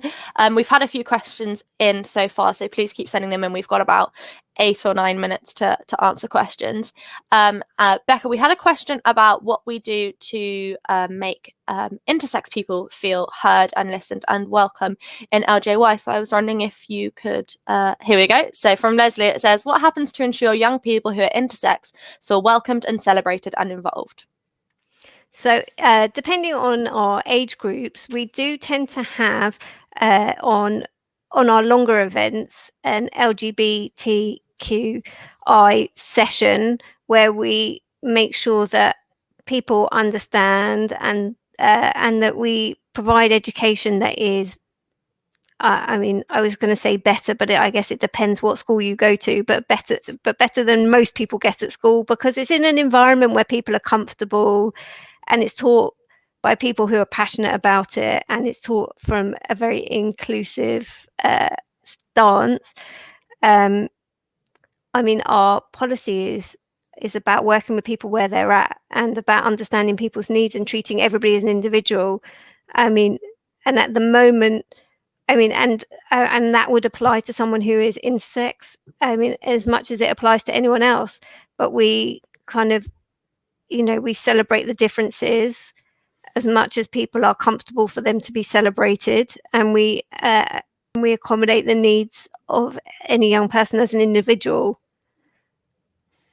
Yeah, we don't have a blanket policy because we want to, and we ask those young people what they would feel comfortable with.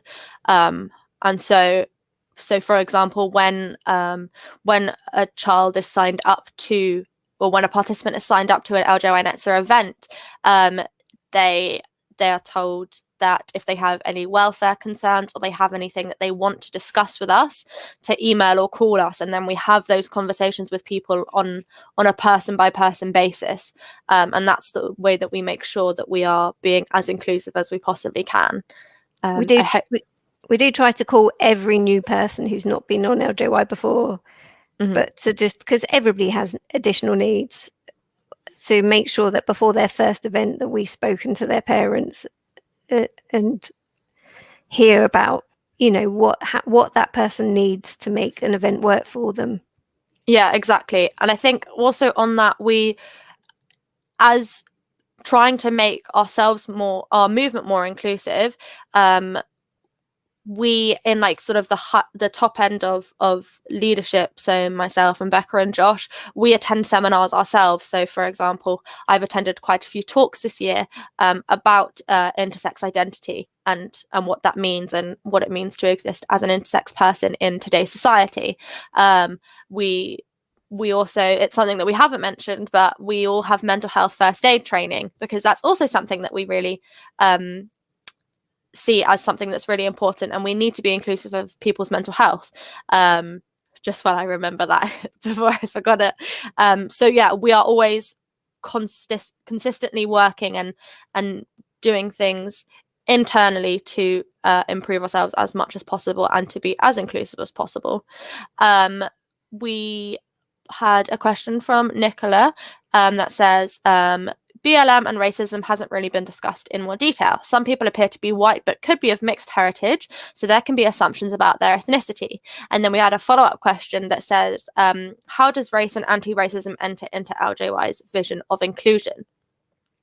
And so, yes, you're absolutely right, Nicola. There are people who could appear to be white but do have mixed heritage, and it's really important that we don't assume that just because someone looks white that they are absolutely Ashkenazi. That's sort of what we're trying to work on with our Ashkenormativity. And so for example, when we have sessions where we talk about, like Becca said, on our longer Machanot, we have sessions where we talk about different types of Jewish heritage, because we want to be celebratory and inclusive, and we want to educate our participants on that. And it also then makes people who aren't of white heritage, Ashkenazi heritage, feel much more comfortable within LJY, because they're not seen, they don't feel as like an other. And maybe Becca, although you were furloughed this time last year, so I don't know if you'll know the answer, but how does race and anti-racism enter into LJY's vision of inclusion? Well, I mean, it was the year before we did the we had that as our theme, and I have to say it was something we really struggled with. I was at Charlotte Fisher's talk this morning, and I think her training resources that she's made would have been, we would have absolutely devoured them if they'd already been created. But I think we struggled with it as a theme because we do have in most year groups in LJY somebody of a Jew of color, at least one, if not a few, and we tried to talk to them about how comfortable they would be discussing and tackling racism in the Jewish community in that sphere with them there, and basically most of them said that they weren't comfortable and they didn't want it to be overt. So we didn't want to put them in a situation where they were uncomfortable. So we tackled it as much as we could and did a lot of education about different Jews and about racism in society. But we didn't really get down to the nuts and bolts about the British Jewish community and racism within it. And I think that maybe the discussion was that is a longer project, and that's something we need to work towards. And the more we have those conversations, the easier we'll get to that bit. And I think that it basically was the start of a journey, our year of education on it, as opposed to a journey in itself. Yeah, for sure. So I think that's where we're going to finish for today. I think it's almost quite I can't think of the word, but it's quite whatever that we've finished with something that we are struggling with, like we might be doing really, really well in some places with our inclusion, and we're not afraid to admit that we are struggling with some other things. And I think the first step to being inclusive is looking at where you aren't inclusive, or where you are struggling to be inclusive. So thank you very much for having us. I think I hope that everybody has learned something new, maybe learn more about our youth movement. And of course, if there are any community leaders that have more questions for us on how they can implement more inclusion in their communities, please feel free to email myself or Becca. We are jess@liberaljudaism.com. Not .org, and Becca @liberaljudaism.org. Thank you so much for joining us, and thank you to Biennial for having us. Thank you to the tech team for being so great, and to everyone working behind the scenes. I hope you've enjoyed. Shabbat Shalom. Shabbat Shalom, everyone.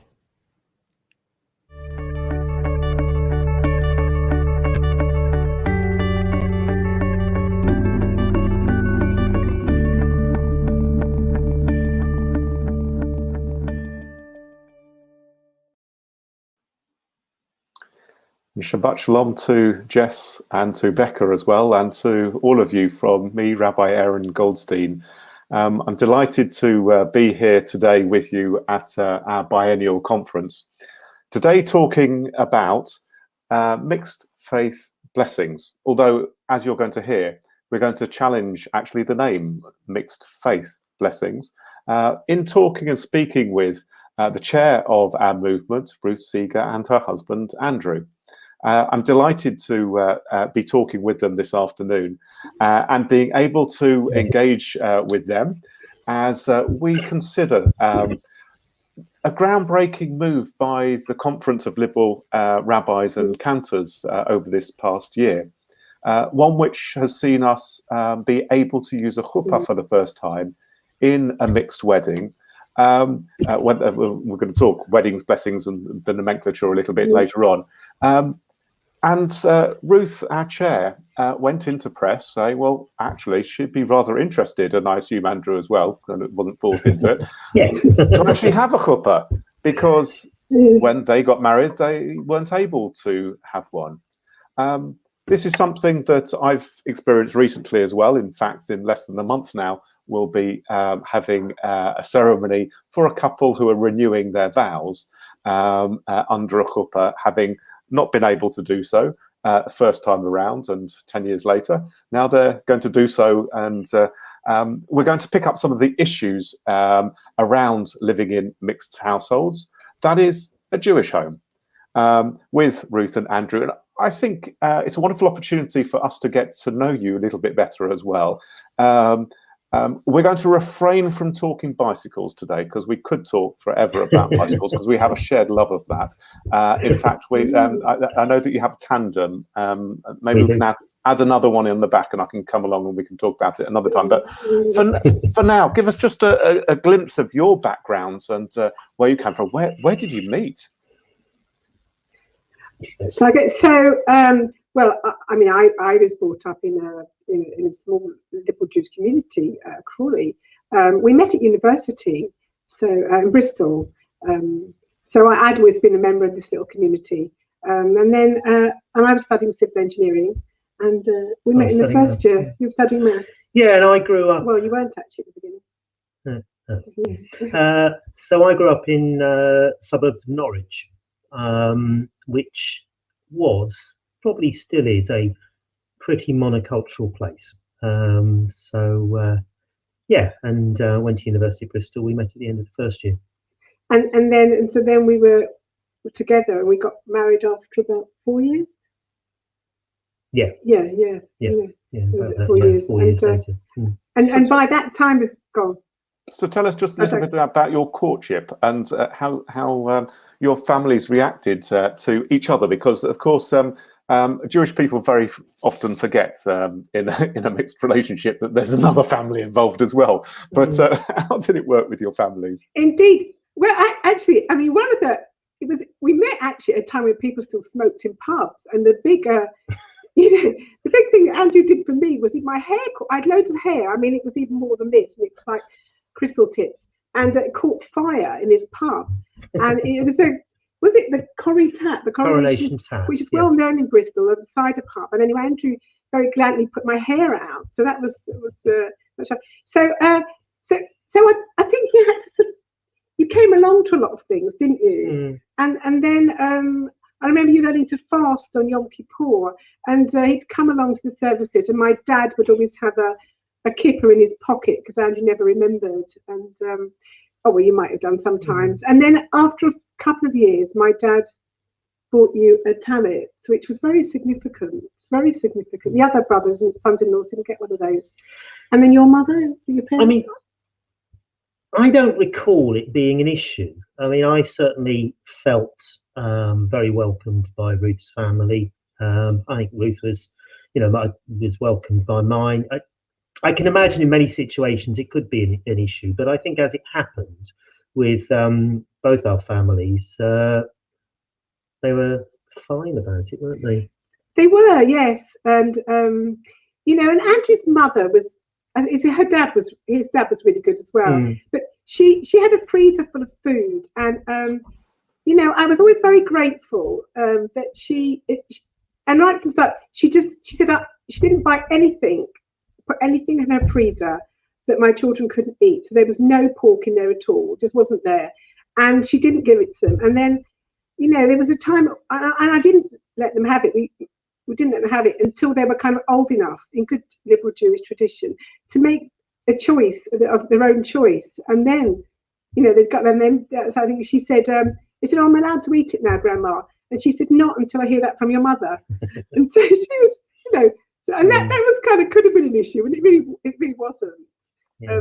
So it's not been a problem at all, has it? No. So it sounds like you had and have wonderfully supportive families, and I know that you may come up with a few little nuggets later on as well, more about your families. But what about communal life? When it came to actually not just meeting the family, but meeting the community, how did that go? Well, I mean, the Crawley Jewish community was probably about 10 people. About 10? It was 30. 30. Well, okay, but they weren't all there together. And most of them turned up on Friday. And a good chunk of that was, Ruth's family. There's 5 children. So that's true. It's the boundary between meeting her family and the community was fairly kind of blurred. But again, I think because was a very small community, it inevitably was fairly outward looking. because if it looked inwards, it was just too small.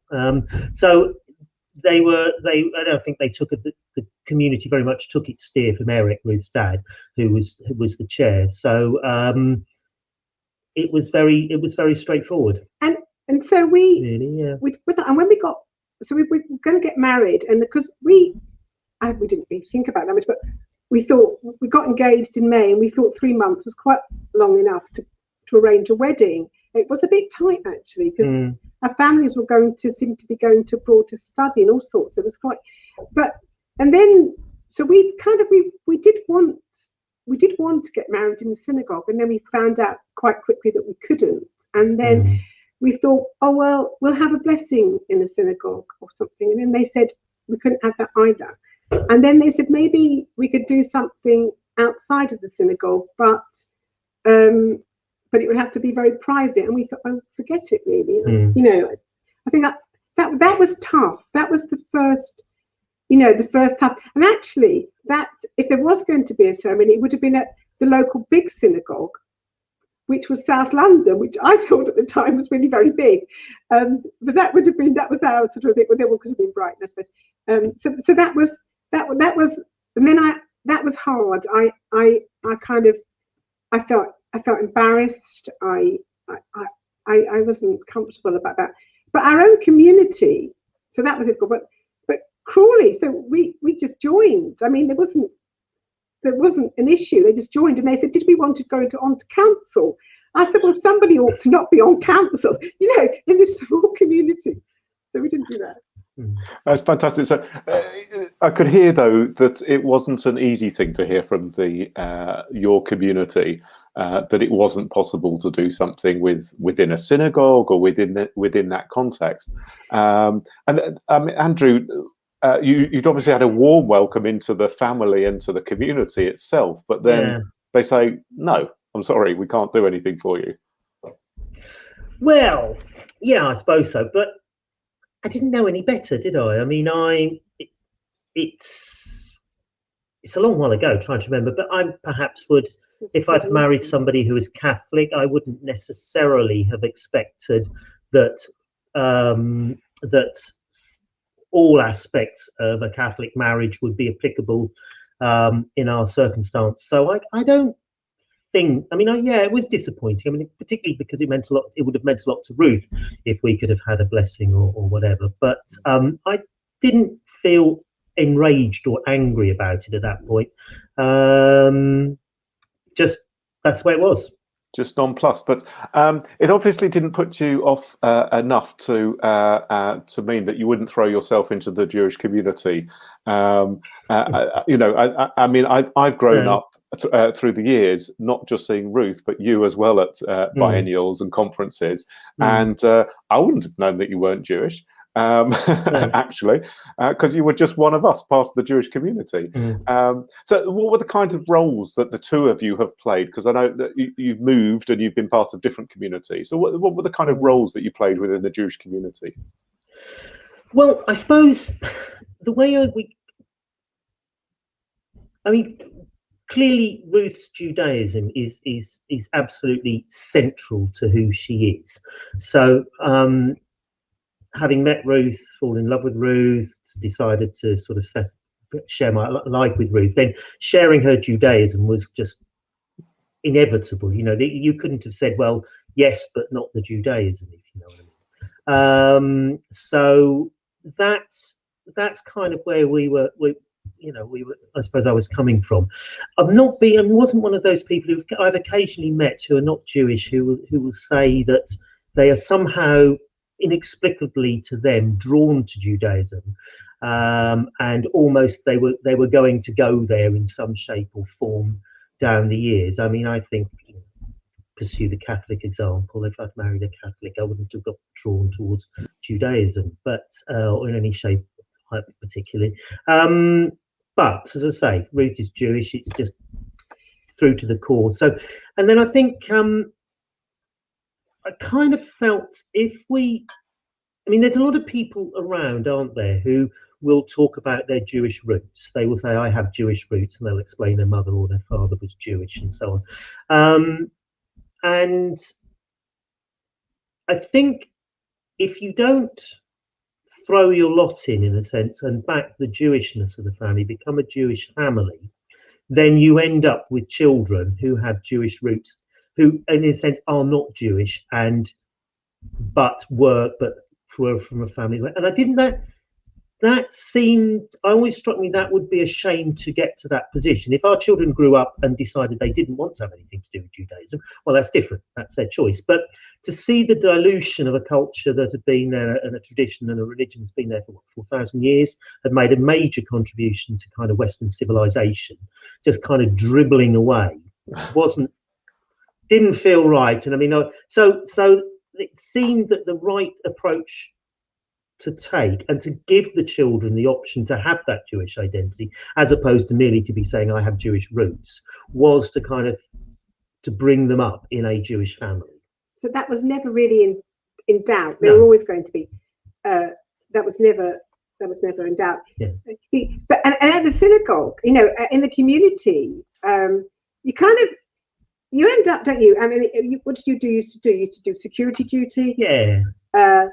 Schlepping the chairs, taking the kids to Cheder. You know, just the things that the dad in a Jewish family will do. You know, I didn't. So it was kind of as simple as that, really. That's fantastic. Yeah. Somebody's got to move the chairs. When and I know from past experience of schlepping chairs with you that you know, you do a great job. Practice.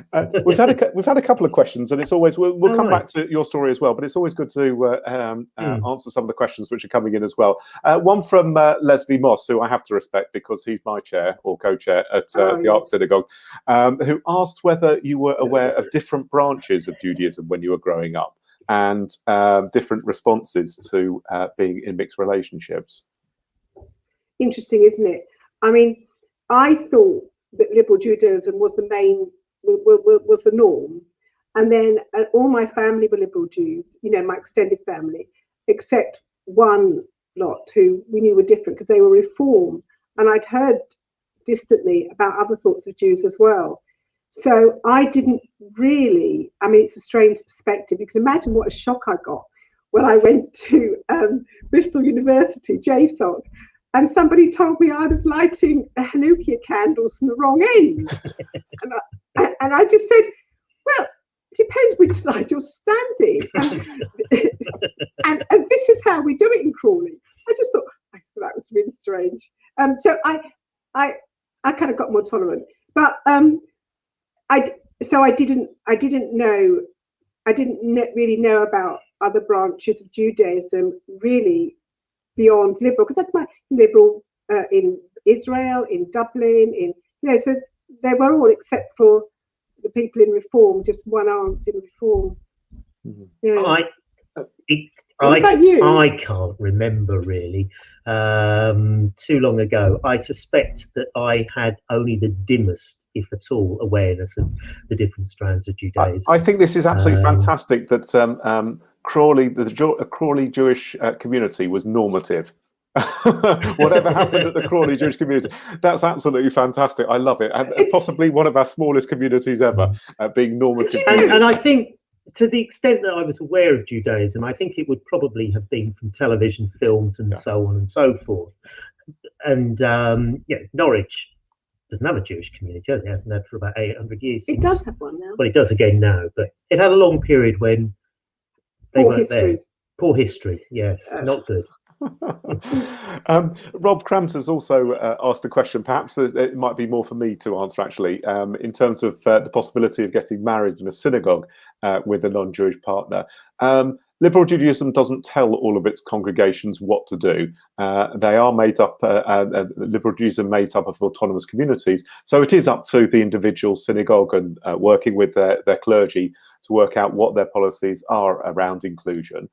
We, as a whole, liberal Judaism would encourage inclusion and therefore pushing towards that direction. So I would say probably the majority of communities would accept somebody becoming, actually having a ceremony in a synagogue. Just the nomenclature, of course, is very important. We're allowed by English law to marry two Jews. anywhere actually, it doesn't matter whether it's in the synagogue or outside, we can't marry somebody who's Jewish and not Jewish. We can do a blessing on their wedding, on their marriage, but we can't actually do the marriage bit itself. But as ever, please contact your local liberal synagogue and local clergy and have the conversation with them and see what's possible. And who knows, if you're engaged, mazel tov, do come in. Coming back to Andrew and Ruth and your story as well, I just wanted to tease out as well as an important thing. When we were talking before, Andrew challenged the words that we used to describe what we were doing for a good number of years, a couple of decades now, mixed faith blessings. Do you want to say a little bit more about that? Yeah, I think, this session was originally and is branded, I think, something mixed faith marriages. And actually, I think in our situation, it's not a mixed faith marriage because I don't have a faith.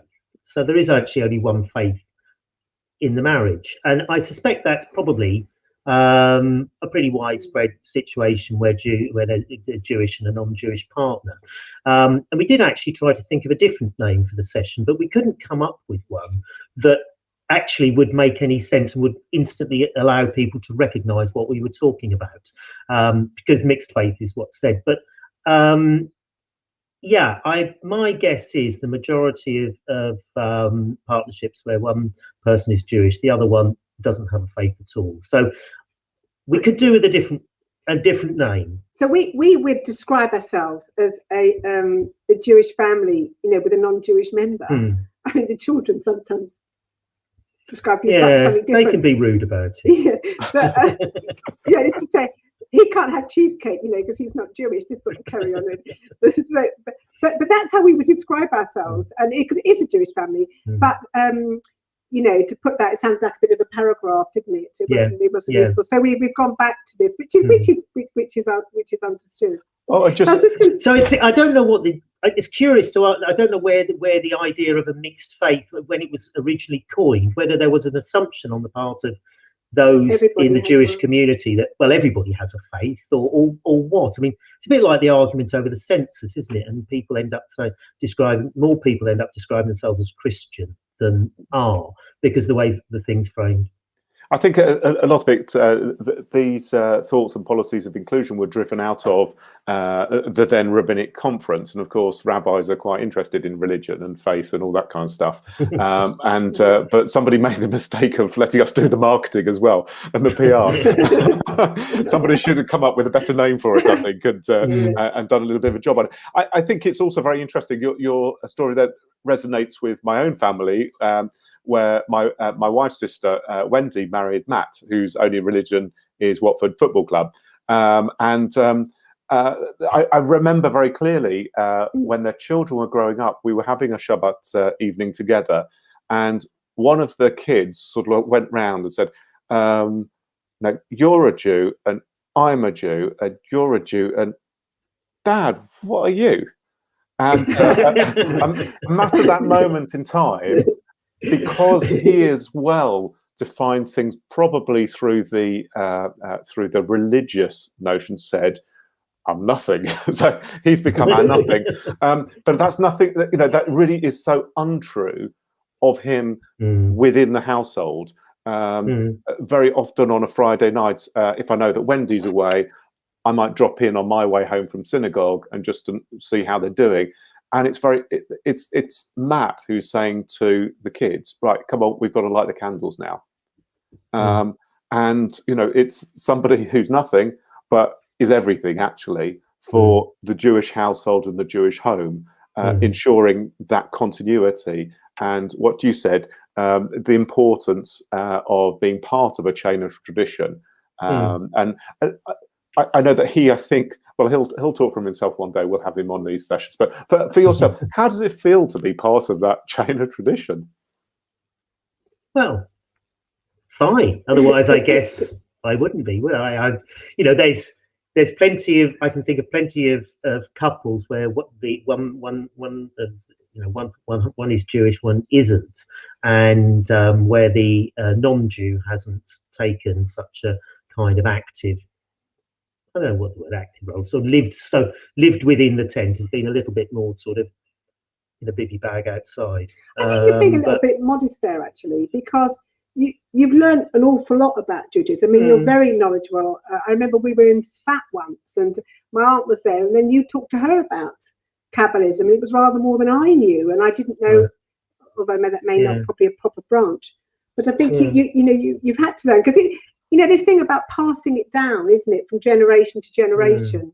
Something that we have to do, and in a household, similarly, you have to set an example, can't you? You can't have a do as I say, not as I do.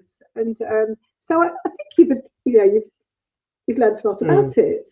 Yeah, I think I found it an easy religion, culture, practice, however you want to describe it, to fall in with. I think I would probably struggle with Orthodox Judaism, and I would definitely struggle with Christianity. But the way that, I mean, progressive Judaism, to the extent, okay, I'm a person of no faith, but if I kind of look at religions of the ones that I've come across, I think it's a fairly easy one to get on with. We're not a bad lot, is what you're saying. Not a bad lot. Not a bad lot. I also, just a reminder to everybody who's with us, whether you're on Zoom or other media as well, please do send in questions, whether it be for Andrew or Ruth or for myself, around mixed something issues. Even if you want to propose some names that we should use, instead of using mixed faith something or other, we'll vote on it later. Is that okay, producers? Well, it doesn't matter. I'm leading on this thing, so I can decide. One of the things that I've found very often has been around people coming from more traditional backgrounds. And I have to say, within our own family, the Goldstein household, when I said to my parents that I was taking a job down in South Wales, when I came out of university, Dad said, "Oh, that's fantastic. You can, you'll be in touch with Cousin X." And I said, "Never heard of Cousin X. Who's Cousin X?" And Cousin X had grown up in Birmingham, which is where they all grew up, being the most in a frum household, together with her father. But went to university, fell in love with the philosophy professor whose religion was communism, and that was it in terms of her relationship with Judaism. Her father sat shiva for her, and really those kinds of connections I find unusual today. And with all of my connections with couples, especially where somebody's coming from a more traditional background, there seems to be a much greater acceptance of mixed relationships. It may not be the ideal that the parents thought they would have for their children, or what they might have wanted. The ideal of seeing them come down the aisle into a chuppah and in an Orthodox synagogue, but there seems to be a much greater acceptance that it's possible to create a Jewish home in a mixed with a mixed partnership. And I just wondered if you want to say a little bit about that. Yeah, yes, I think so. I mean, going back to the normative, Crawley, because it was so accepted, because my family affairs was quite prominent there, that made it very easy. But I mean, it is a reality, perhaps, and as you move further away from London, that a lot of people are meeting partners that are not Jewish, and then the other families, the rest of the families, got quite a choice to make. If you reject the partner, that your child's partner, you're asking your child to make a difficult choice there, aren't you? And they're probably not going to choose you. So I think people, it might not be their first choice, and it would have been convenient if Andrew was Jewish, but he wasn't. And then I think that we welcome the other half in as somehow pragmatic as well. Because once if you then reject the partner, then what do you do when the grandchildren come? I mean, imagine that. It's unthinkable, isn't it? So and the other thing is that if a lot of people, I mean, when I went to Mandarin University and they said to me, oh, I hear you've, what's it, not marrying out, whatever it was, I was. Might have been. No, it was, I was mixing with other people, they said. What's that thing called? Oh, you know, when you leave the community and you go outside, and I said, I am not, I am converting. And whatever it was I was meant to be doing there. And I think that, you know, I mean, a lot of my siblings have non-Jewish partners, and they've all been brought into the fold, and so you end up with a lot more Jews as a result. And we're not talking about anti-Semites here. It's people who want to be part of a Jewish family and raise their children Jewish. So these are, I think, are very useful people inside our tent. People that should be accepted. But I do think that choice is what, you know, people having to make, either you know, what exactly do you do when your Jewish child has chosen a partner who isn't Jewish? And it's better for everybody, isn't it, in the short term and the long term, to welcome them. You know, because it was so easy, we kind of stepped through that. Had it been harder at the front, had we met resistance earlier on, there might have been a different outcome, I think, you know, perhaps. And now it's much easier. It's much easier. But so when we moved to London, for example, and then I was still going back to Crawley, but we realised that we needed to. Andrew said, you know, now you're pregnant, you need a synagogue in London. You can't keep moving back there. So we joined, and when I joined, but first of all, I said, well, here we are. We'd like to join the synagogue, and it was another one, and they said, well, you can, and he can't, and I was shocked. I just I couldn't understand it, but that's normal, but it wasn't normal for me, and in the end, Andrew said, you need a synagogue, you have to join. And I did. But having then Woodford, they had family membership, Woodford family membership. And that was great, because there was very different sorts, things have changed a little bit, but different sorts of family membership, because it wasn't just for us. So you could have a family membership with one Jew and one non-Jew, and actually it was a member and a friend, but it was packaged as a family. Because I said, you can't start picking and choosing between different members of a family. So that's what they did. But actually it also came up from another situation where there was a woman, she was Jewish and her husband wasn't, and they raised the children as Jewish, but he wasn't. And then she died. And so, you know, I was on council. I said, well, what do we do here? The man can't join because he's not Jewish. The children can't join because they're not 18. What do? Do we end up chucking the family out that we really, really, really don't want to? I mean, we wouldn't have done that, but we realised that our rules didn't actually represent what we meant. And that's so. You'd think, Ruth, for a relatively bright lot of people, which I think we generally are, that you'd have thought through some of the ramifications. But I agree with you 100%. Sometimes we don't. And certainly our experience in the rabbinic conference, as it was, when we started talking about burying people together, we had encouraged and supported families where there were mixed partners within the household, and then suddenly somebody died. It's just like, ooh, we haven't thought through that one. What should we do? So just to say, within the cemeteries where we have control over today, we are able to do mixed burials. There are certain principles around it, but we won't go into all the niceties. But the principle, the most important principle is there. And I think you're quite right. Sometimes we think through things, and it may be out of a principle of justice, a principle of inclusion. It might be that our notion of, in a sense, revelation of our Judaism pushes us down another route and takes us a bit further within the society that we're living today. And sometimes it just comes up and bites us, which sounds like in that case. Well, it did, yeah. And I think sometimes the barriers, I was talking yesterday about, walls or barriers that you don't always see if you're on the other side of them. So absolutely, our communities have always been very welcoming to Andrew.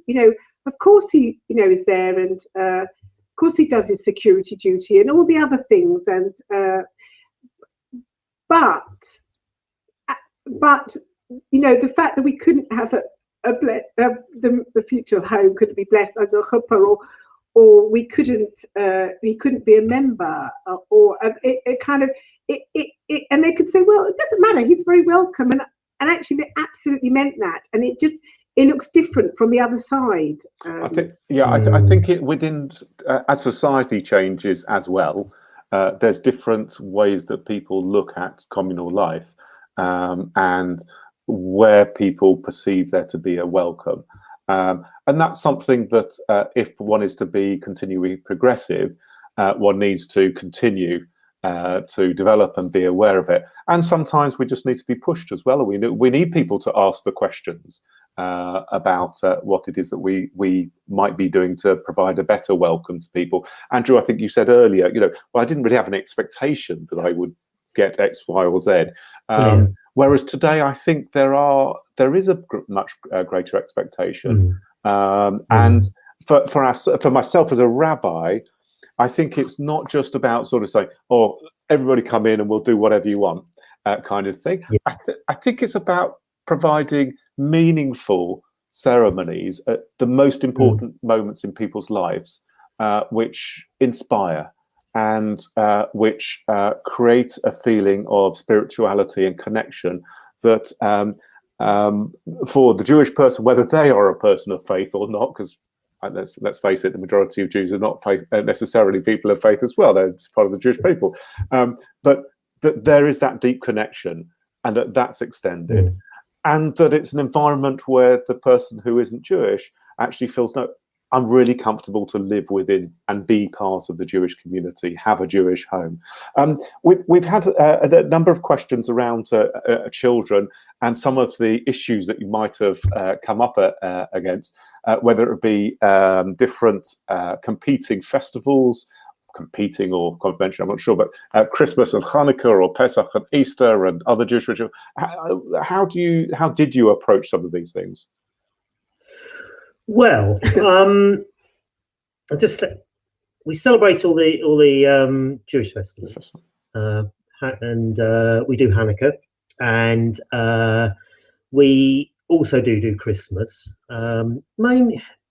Yeah, we do. And well, that was always quite Christmas. important. We do so, but we only celebrate Christmas in the sense of a festival of excess, which I think is the sort of British way of doing things.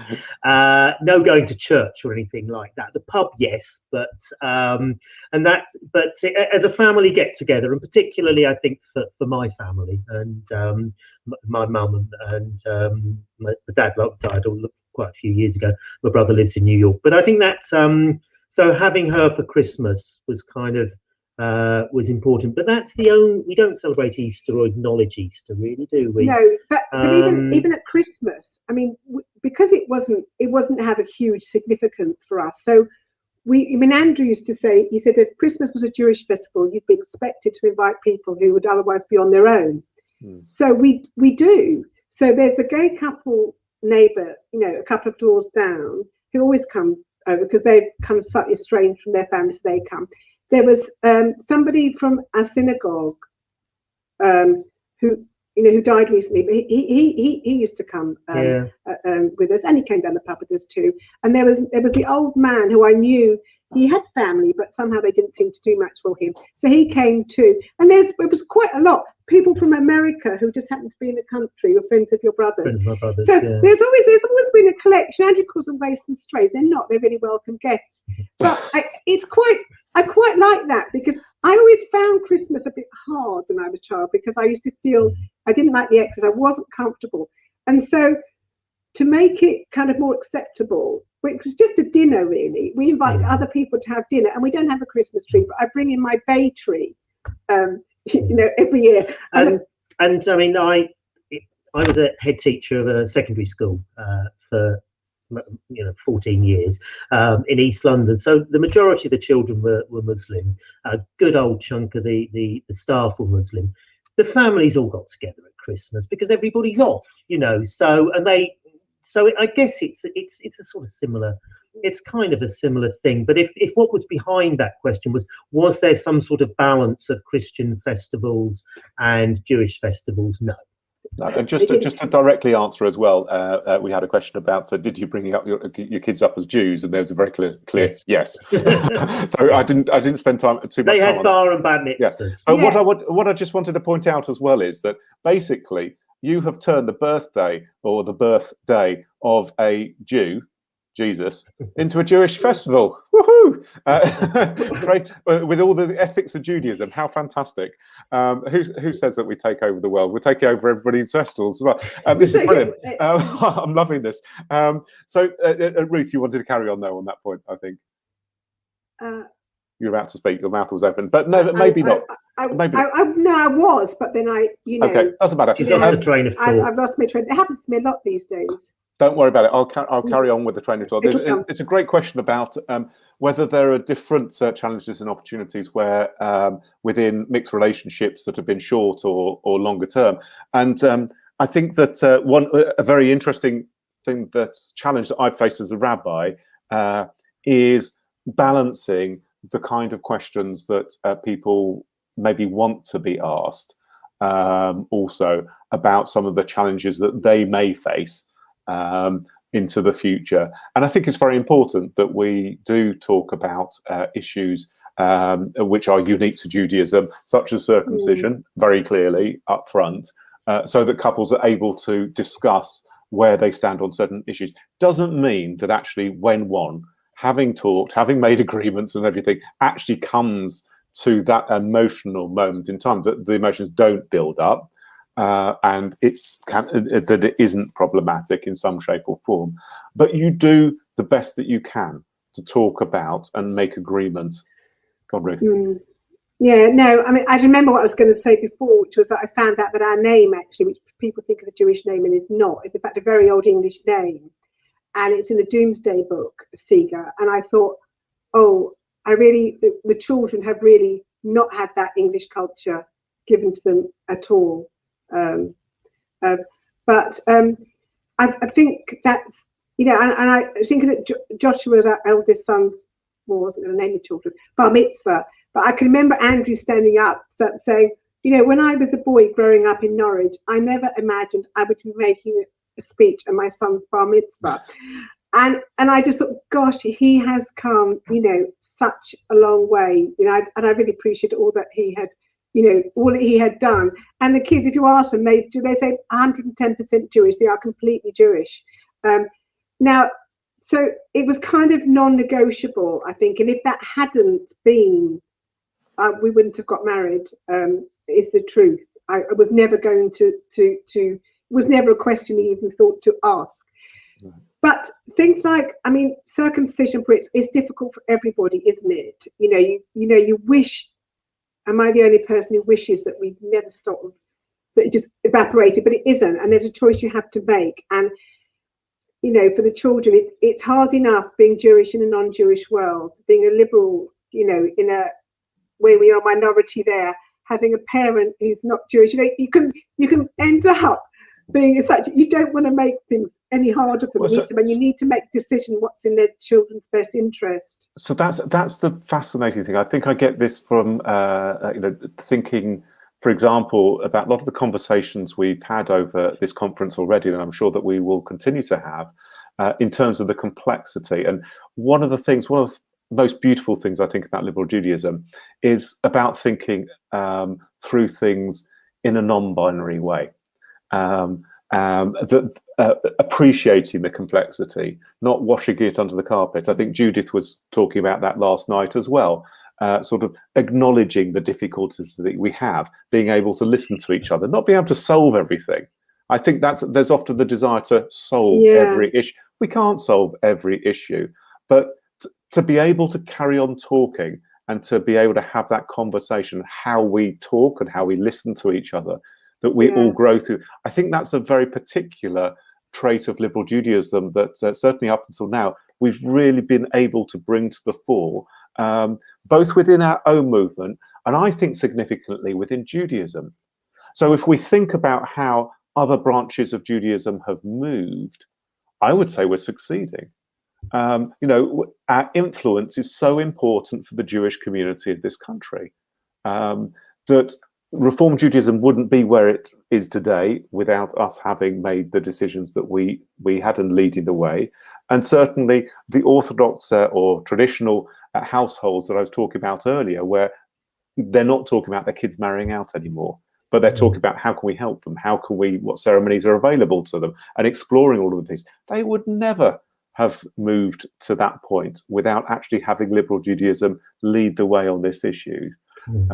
Just coming back to the question, I've just been sort of thinking about it a bit. I mean, I guess if you're at the beginning of a relationship, I'd imagine if you've met somebody who's Jewish, then and you're not Jewish yourself, then that's probably quite interesting, isn't it? There's it's part of an interesting extra facet, perhaps, of the person that you're forming the relationship with. They've got a different cultural background to you, and so on and so forth. But I suppose I was thinking the question: what if I look back, or I was about to say, if somebody said to me, "Look, I've just hitched up with somebody who's Jewish. Tell me what's in store, what surprises you," or something along those lines. I think I would, the sort of things that I wasn't expecting. I didn't expect to end up having to be a spokesperson for the state of Israel, which of course is something that every Anglo-Jew ends up being, don't they? When you get in these conversations and suddenly, about Zionism, God knows what, and so on and so forth, and you end up being asked all sorts of questions, and so I wasn't expecting that, because you don't necessarily expect you're going to have to go into your kids' school to deal with anti-Semitism that they're being subject to. So that's a kind of I think those were two sort of surprises that somebody who's embarking on the kind of relationship that we've had probably needs to be ready to deal with. And then you learn as you go along, You were subjected to some anti-Semitism yourself, quite a lot. And of course, then the answer is because people thought he was Jewish. They just thought he was Jewish. See, the school I was head teacher at, because it's fairly local to where we live, there was a friend of one of our sons, who they went to primary school together, who went to the school I became head at. So, I think a misguided attempt to increase his cachet within the school. He announced one day that he'd been to Mr. Seeger's son's bar mitzvah. So, of course, that, I suppose, instantly the assumption then becomes that Mr. Seeger must be Jewish, mustn't he? Because how on earth could he be at a bar mitzvah otherwise? And so I got anti-Semitic remarks chucked at me on social media on one occasion, I think, and in the corridor, and but you couldn't say you're not Jewish because it doesn't make it okay. That doesn't mean it doesn't count, does it? Just because you're slinging it at somebody who isn't Jewish. No. So, that kind of stuff had to be dealt with. The incredible thing is as well, though, you've got a name which, until Ruth told me wasn't a Jewish name, I'd have just taken it as a Jewish name. Your looks are quite Jewish. You count. So, and look, I think beard used to be red. So I think we're going to have to introduce. I know we've got the Chairs Awards within Liberal Judaism. I think we're going to have to have a new award for the honorary Jew. Anyway, we've got a very interesting question that's come in as well from Leslie Moss. Saying, do you think it would have been different if the relationship was the other way around, the sort of like Jew non-Jew thing, i.e. that Ruth was not Jewish, and therefore halakha comes into play at all? I'm going to let you answer that. If I'd been not Jewish and he'd been Jewish, but you think on that. You think on that one, and I'll answer in terms of for liberal Judaism, and certainly as far as the clergy are concerned, we are welcoming of people with a Jewish parent and a Jewish upbringing.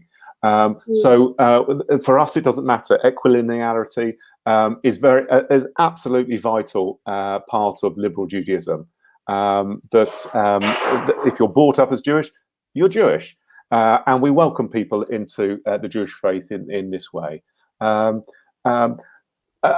within, I would hope, all liberal Jewish congregations, that would be the experience of children growing up, that it hasn't made any difference. But I don't know if you have a thought on that now, Ruth, at all? Or not, and that's fine. I don't, because it may be not relevant to us. I suppose I have a non-Jewish grandparent and the wrong one, if you like, my mother's mother. And so, so there's always been that sort of, just one more complication really, isn't it? Have you got the ketubah? No, but she was buried in a right cemetery. And so I've sort of like, I was all ingrained that the liberal Judaism, and from the past when it was even more radical than it is now in some ways. So the patrilineal thing is kind of something that I absorbed from a very long time ago. So I think in liberal Judaism it probably isn't, but I know I had a friend he was Jewish and his partner wasn't, and he was fretting with me, about whether his children wouldn't be Jewish. I said, it's all right, become liberal, then it'll be fine. I just want to go back. I just see a question that somebody was asking about the difference in short term and long term and how it changes the long term. And you were talking about the sort of interest when it's at the beginning, when it's a short term.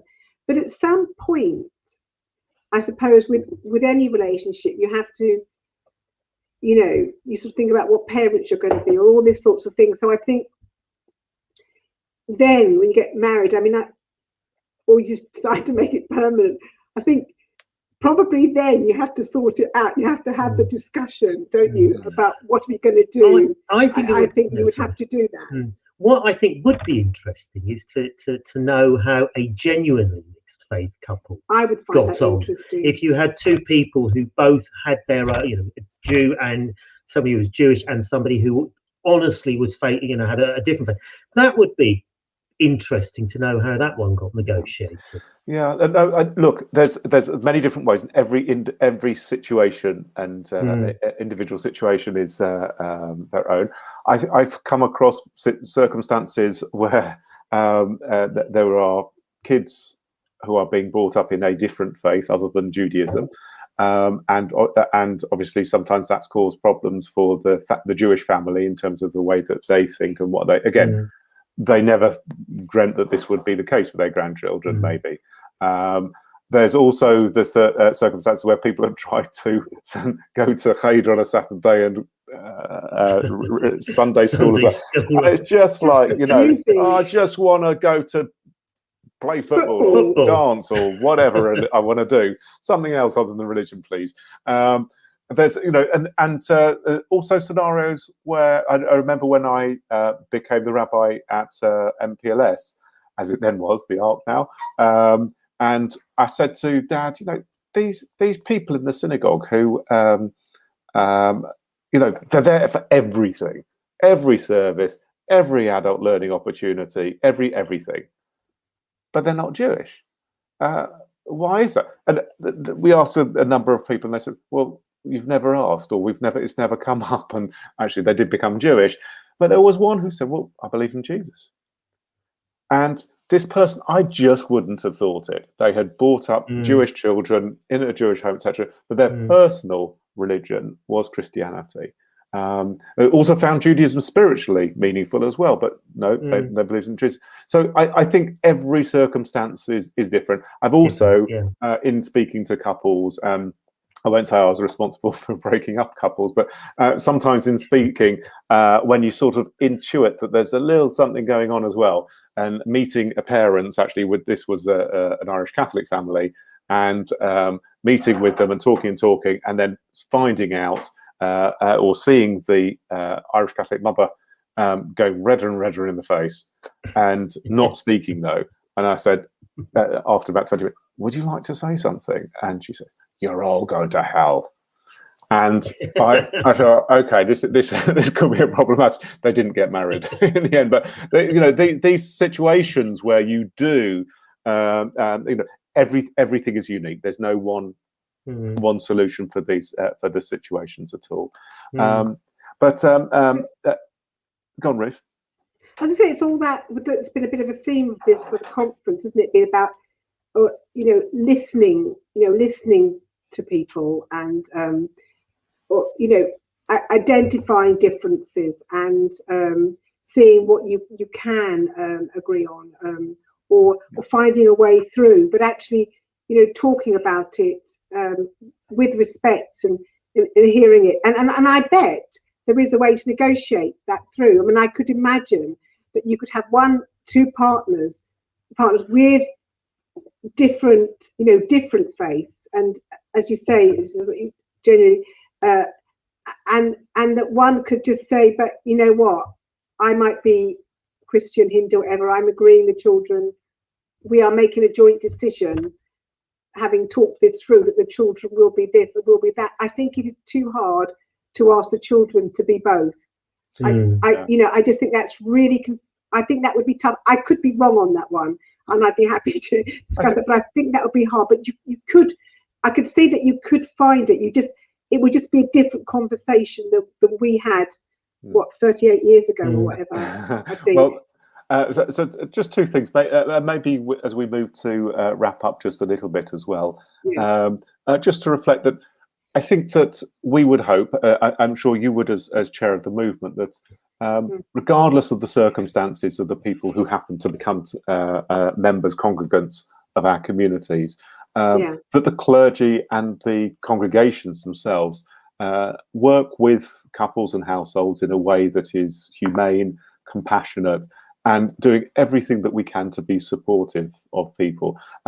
It's a religion, we're a club, and there are certain rules of the club as well. And hopefully people will not ask us questions which are unfair questions. But people do sometimes, and it's how to respond in the gentlest and the softest way possible, but to be as supportive as possible. And then to recognise that things have changed a little bit as well, and will also always do so within an organisation such as Liberal Judaism and a branch of a religion such as ours. Religions change very, very slowly. They're like oil tankers, but Liberal Judaism is a little bit more adept at being able to change and to be able to move a little bit quicker. And as I said earlier, often lead in terms of the way Judaism goes, and to be able to take us forward. So I think that this is a really important conversation that we've been having. I think it's amazing that the chair of our Liberal Jewish movement has felt so happy to speak and to share about her life, that Andrew, as I say, I look forward to the next conference when we start schlepping chairs again together, or actually, well, we're going to cycle, aren't we? We're going to cycle up to the next. That's the plan. Yeah, the next conference we have. But who knows where we're going to be going in the future. I really hope that everybody has found this a meaningful session. Thank you so much for being here with us this afternoon. And if you do have questions, if you're a member of synagogue, please do speak, obviously, to your rabbi and to your community. And at the same time, let's keep the conversation going about how we can include people, help people to have Jewish homes, raise Jewish children, be proud Jews, and enjoy ourselves and our Shabbat as well, which I've really enjoyed being in your presence and company this afternoon, Andrew and Ruth. Thank you so much, Aaron. It's been great. Exactly. Shalom to everybody, and have a good rest of the conference. Yeah.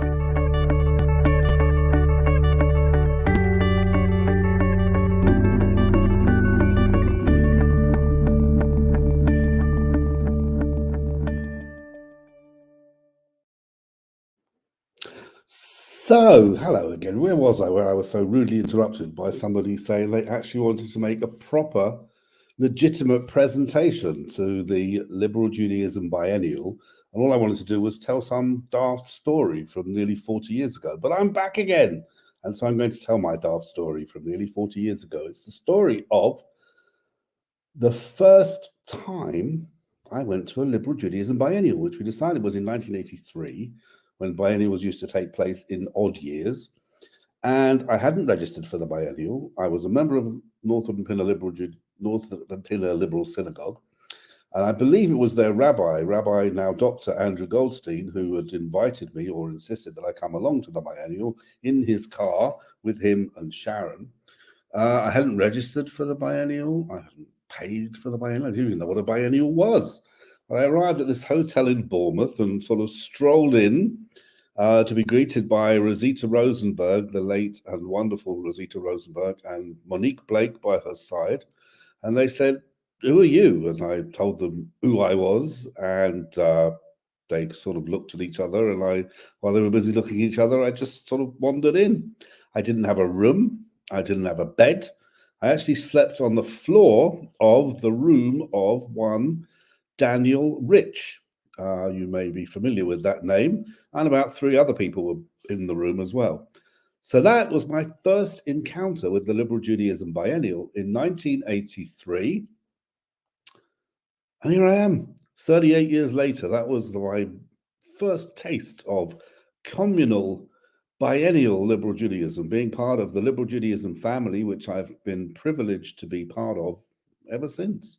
And what a great family it is. So I hope that those of you who are watching are enjoying being part of the LJ family this weekend.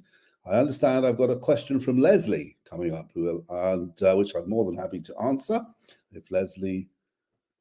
yes, can I introduce Ed?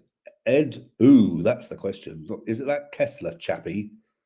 Because I'm not actually seeing a program in front of me. You know me and biennials, I turn up, I don't know what's going on, I don't know what one is.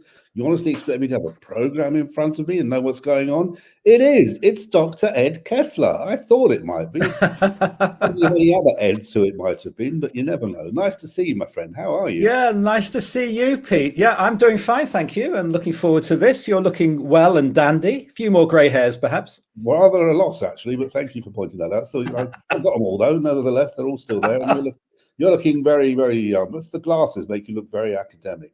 I've got various guises, but certainly academia is one of them.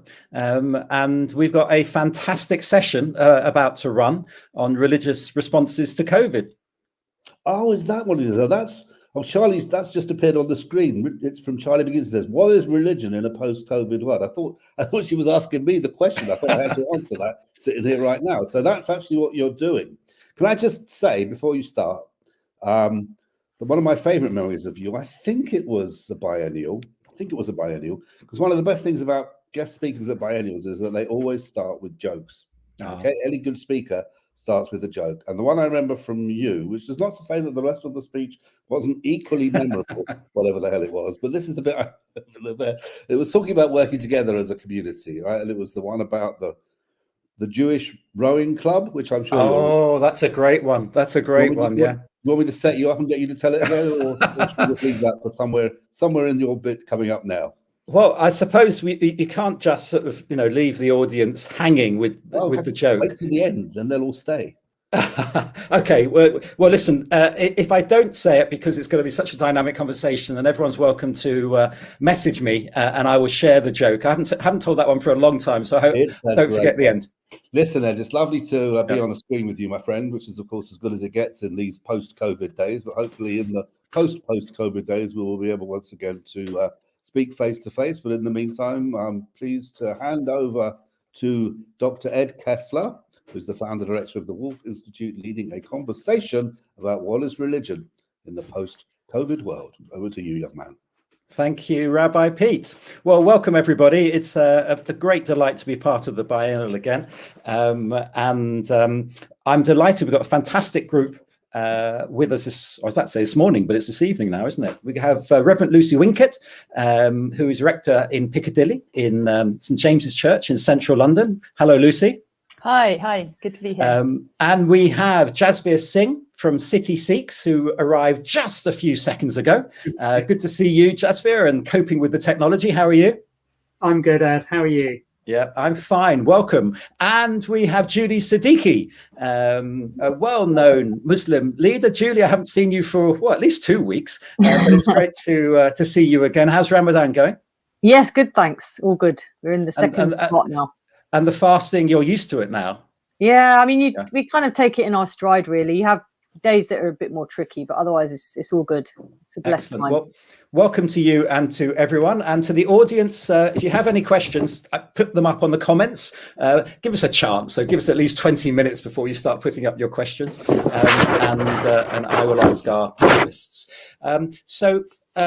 What I'd like to do for the first few minutes is share with you some of the research that's been undertaken by the Wolf Institute in Cambridge, which looks at the relationship between religion and society.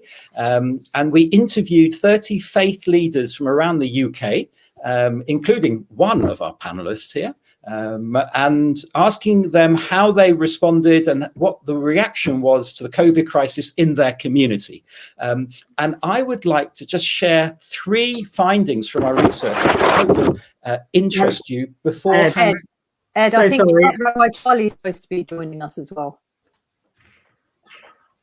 Hey! Yeah. Oh, how could I miss the most important person of the lot? Not the most important, but I was like, Ed, let me in. Rabbi Charlie, what can I say? I can only apologize. It's another sin that I'm going to put towards Yom Kippur, and to say that you are most welcome, Charlie. Thank and of course, you. CEO of Liberal Judaism. I could be thrown out. It could be a harem just by failing to introduce you. But thank you for your patience, and I will take the telling off later. Now, going back to what I was going to say, which is 3 of the findings from the research that we did, and the first one, actually, Charlie, is connected with you. Because obviously technology was a challenge for all of us, and we all had to speed up with our use of technology, both as faith leaders, but also as members of the community. But one of the things that Charlie shared with me, which I think it'd be interesting to see what the panelists have to say, which is the fact that you can attend different services. Right. And some of you doubtless have tried different services in different liberal communities, perhaps even reform communities. But what's intriguing is that adherents from different faiths were trying other communities, that they were using the technology. What goes on in a mosque? Or what goes on in a church? What goes on in a synagogue? And because you don't have to physically cross the threshold, it's not quite as, what can I say, as intimidating. You go into a place and someone welcomes you and says, oh, let me take you in, let me introduce you. Actually, half the time, you just want to experience what's going on in a different place. So what the technology has allowed people to do is to test out different communities. It's created, and I'm quoting Rabbi Charlie Baginski here, it's created a marketplace, a competition, because religious adherents are almost, what can I say, consumers, because we can move around so much. So that's the first thing I wanted to share with you, the use of technology, not just as a challenge, but as opening up the whole world to each of us. The second is that I think we seem to have come across a new understanding of what presence is. What does it mean to be present? Now, at the moment, I'm sitting somewhere in Cambridge, and my panelists are sitting, well, all over the place, mainly in London. I suspect Julie is west of London. So what does it mean to be present in a community in this COVID world? Do we have to reconfigure the notion of presence? And for Christians, of course, in particular, the presence of Christ in the Eucharist, as Lucy might touch on, is even more significant when the community can't be with her when she performs. And what about presence at a funeral? You might have attended online funerals. You might even have attended a real funeral, I mean, one of the very small number who can attend, but observing social distancing. What we found in funerals in particular is that there are new strategies. So, for example, and both the Muslim community in Bradford, I heard this, as well as in the Jewish community of Stamford Hill, that the hearse, rather than going straight from the deceased house or the hospital to the cemetery, would go through the community, and people who couldn't attend the actual burial because they weren't allowed, would come on their doorstep and, as it were, participate, as it were, be present in the funeral. So it's interesting how new little strategies have developed as a result of COVID. So that's the second one, the sense of presence. And the third one I'd like to share with you before opening it up the panel is a sense of a renewal of what you might call home theology. Now, I think the interesting thing, Lucy agrees with me. I think Christians have found that quite hard. Muslims and Jews in particular, have so much goes on in the household, you know, Seder meal, Shabbat, and so on. But in the Muslim world, I think it was Julie who shared this with me, that those Muslim men who would normally go off to the mosque, and I think also we had Jagbir from Birmingham, who you'll know, Jasvir, a Sikh scholar, talked about the community coming into the household, and there was a sort of a rebalancing of the gender. I won't say gender politics, but the gender issues. Or Julie's fallen off, so hopefully she'll be back on in a moment. But what that meant for Muslim women in particular was a kind of a possibility of reasserting their position in the household in terms of prayers. And maybe Julie will touch on that in her presentation. And then the final point, I did say we're three, I'm going to give you four because I was, you know, what can I say? The final point is theology changing? Are our religious practices changing? Now, Shaunika, who is a Hindu from Oxford, Shaunika Rishi Das, talked to me about how things are actually changing on the ground, and it's up to religious leaders to follow. I mean, so often religious leaders like to think they're in charge. Now, all the four of you know that's not true. Right? But you like to think you're in charge. Actually, what seems to be happening is there are little changes on the ground. And if we, as religious leaders, or the four panelists who are religious leaders, I'm just an observer, if you as religious leaders are cute, you won't just follow what's going on the ground. You'll pick up, you'll take it forward, and you'll take it further. So those are just some brief reflections on religious responses to COVID. And what I'd like to do now is to turn to the four of you, and I'm going to pick you in the order that I can see you. And Lucy, you're first up, is either to respond to some of the things that I've shared with you in terms of the research at the Wolf Institute, or tell us a little bit about how you've coped as a faith leader in your church, your community. And I suppose what we're really interested in also is whether that will continue. Let's start with Lucy. Thank you very much, Ed. It's absolutely fascinating, the points that you've made. And I guess I would say I recognise all of them just from our own experience. One of the things I think the technology has done, and just speaking very, very personally, I'd never live streamed anything in my life before last year. And then suddenly, on one day I started live streaming, and I never stopped. It was every day for a really long time. So that was a real shock and a kind of vertical learning curve, which I tried very hard to see as an opportunity and as a blessing. But if I'm absolutely honest, with me and a laptop, on my own, trying to press, trying to see the strength of the signal was often pretty stressful, knowing that there were a large number of people on the other side of it. So, but I think one of the things that the technology has done, and I would use the phrase, it's lowered the thresholds so that people can, they can kind of sidle in and sidle out. And I think that's a really good thing, that people can they don't need to kind of decide to come and walk through the door and, exactly as you say, pick up an order of service in a Christian church, for example, and not know the hymns and worry about when to sit and stand. They can kind of sidle in and just check it out. And maybe they might decide later on to come physically or not. So I think that's been a really amazing thing. It's been wonderful to have people who've joined us from all different places around the world. And the only other thing, I don't want to speak for too long to start with, but the only other thing I would pick up on, I think you're right to say that Christian practice has found that renewal of home theology. That's not been uncomplicated for us. And again, I think it's a really welcome thing, but I don't think we're anywhere close to understanding what that's going to mean for our religious practice, as most of our discipline, as it were, has been gathering together in a public building. Not all of it, of course. There's home groups and house groups and prayer groups, etc. But actually, the main thing that tells you that you're a Christian is when you're together with other people celebrating the Eucharist. So I think that has been a challenge, but one that I think we must embrace. Your last point about religious practice changing and leaders have to, pick it up and run with it. I think that's, for me, it's emerging that there are three different categories of ways that I now must interact with people. One is online only. So we will run things just online, groups. Zoom has been amazing for people to connect in smaller groups and have kind of courses, I suppose.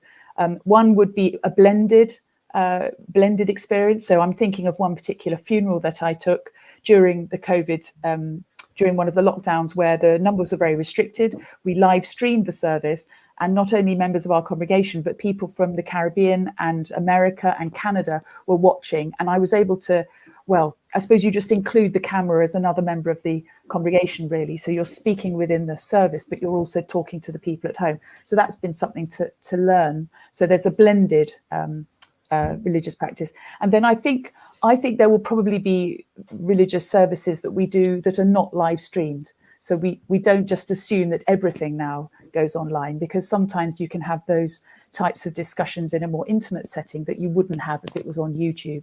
So I think I'm starting to see that there's three different categories of things, and that we must develop those practices and those teachings and those liturgies accordingly. And that's a really interesting challenge for the future. It's not going away for sure, online worship.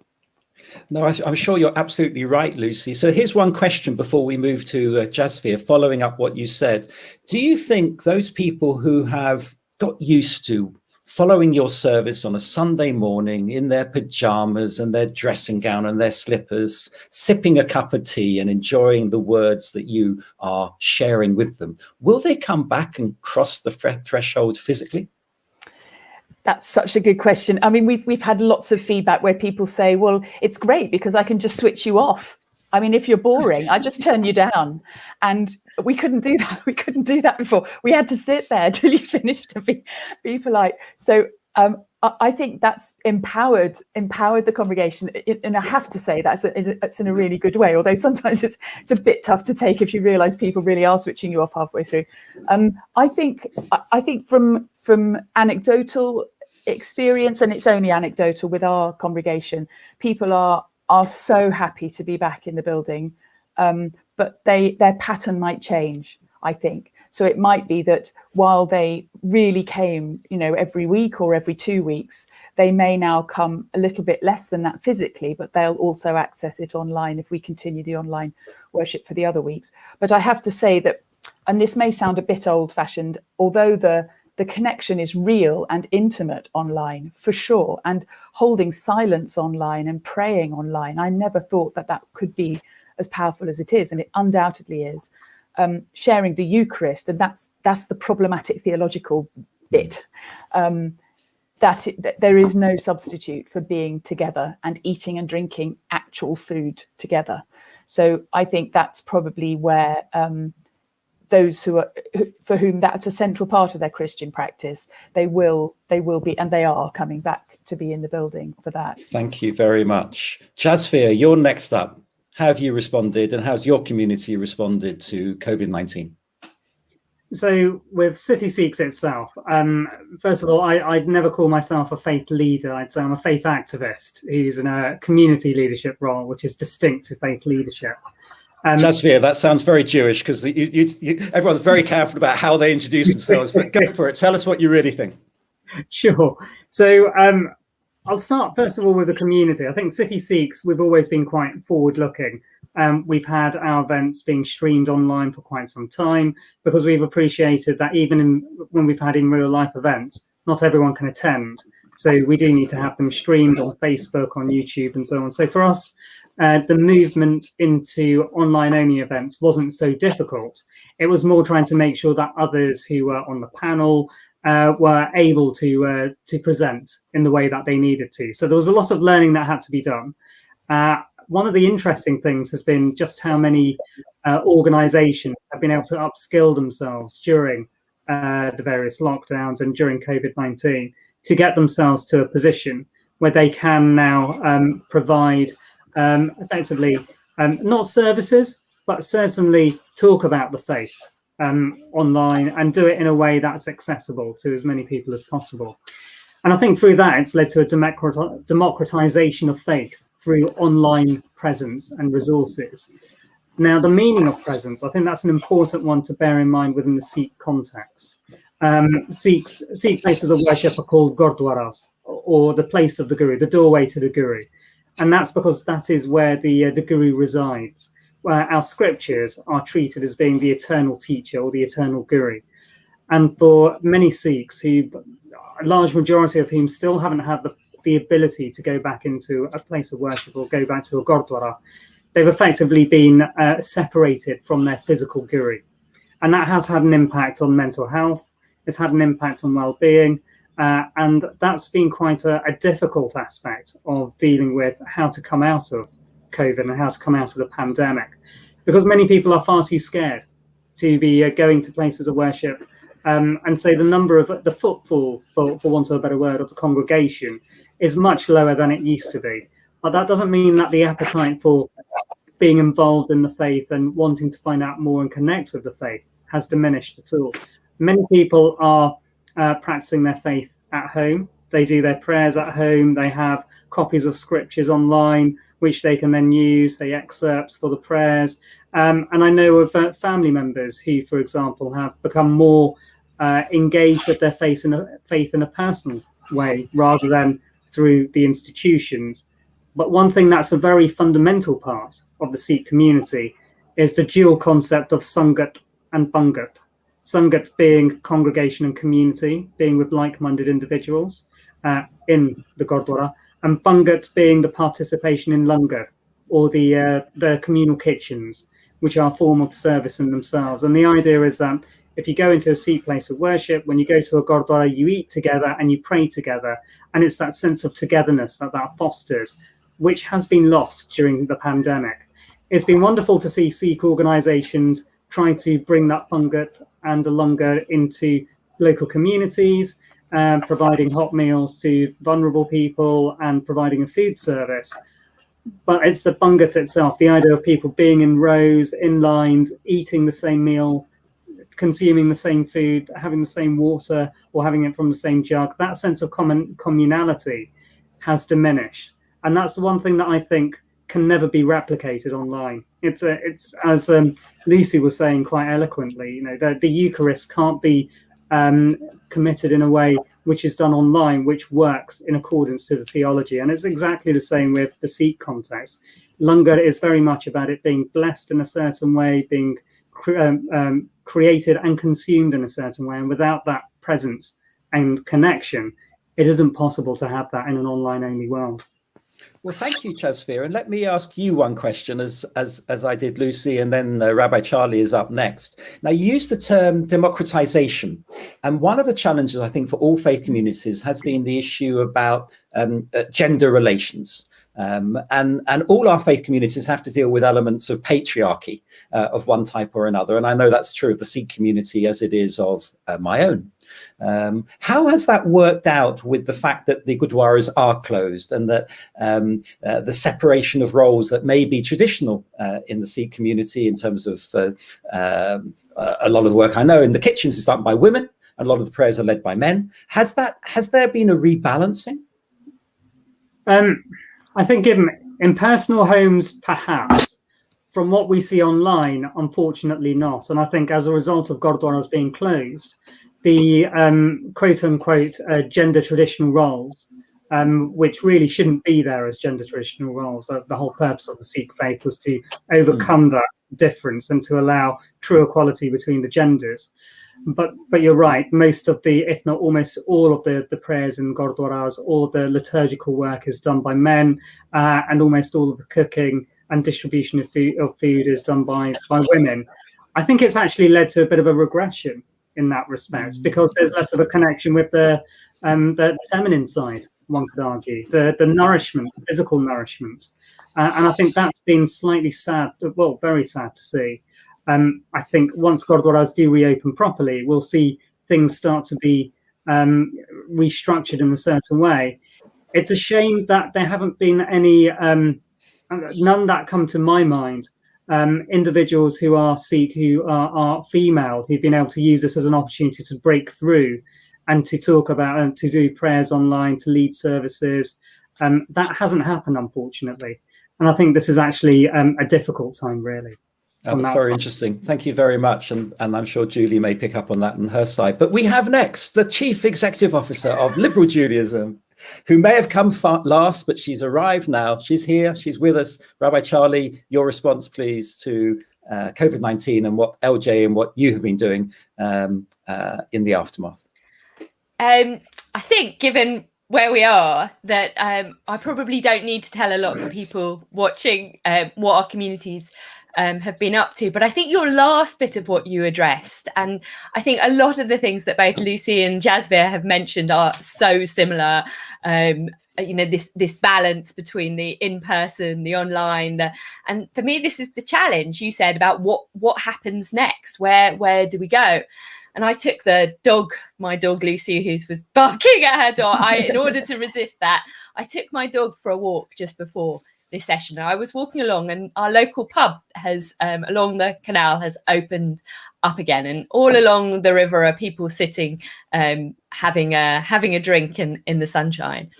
And you realise how quickly, even though they're outside and not in, but it's a beautiful sunny day, you realise how quickly we default back into our patterns.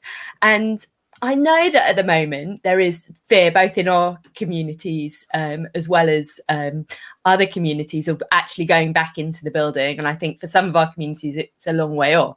But I think the danger almost is that we do slip back into old. And it's not to ignore that being together is something special. And I'm sure we will have services that are not hybrid, are just in person and not streamed either, both regular Shabbat services, but also funeral services and others that just for whatever means don't hit that.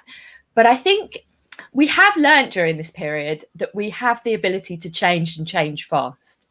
And that's the thing that I want us to hold on to. And of course, yes, it is something about us as faith or community leaders of anticipating what are the mood in our communities for. But it was also about holding on to what has been special in these moments. And part of what I think has been special has been our ability to adapt and meet our community's needs where they needed us. And we haven't been brilliant at that. I think across the religious spectrum, we haven't been great at that. It's taken us a long time to change and adapt. And I want us to hold on to that sense of an ability to change. And I think the second reflection I have is something actually that I always, every time I hear Jasvir speak, it reminds me, but actually with all of my colleagues on here as well, we've had similar conversations, is about the role that religion has played in society during this time. I have never done more interfaith conversation than I have done during the last year. And it's been amazing, and not necessarily just on the theological level, although that's been wonderfully challenging. It's been on the political with a small p or a powerful p, really. And we've stepped up, and we've not that we didn't before, but together, much more of a sense of, look, you know, we are acting in the community and we're acting together. And I want us to see holding on to that, and I want that to spread out to our local communities and not just be those of us that have the privilege of having the voice and the platform. And so I think they're the challenges going forward. Religion maintaining its fundamental seat at the table and saying we're here and our voice is important and we're doing important things. And also then for us to realise that we can change and adapt and still hold on to what the essence of the important things that we're doing. Well, thank you, Charlie.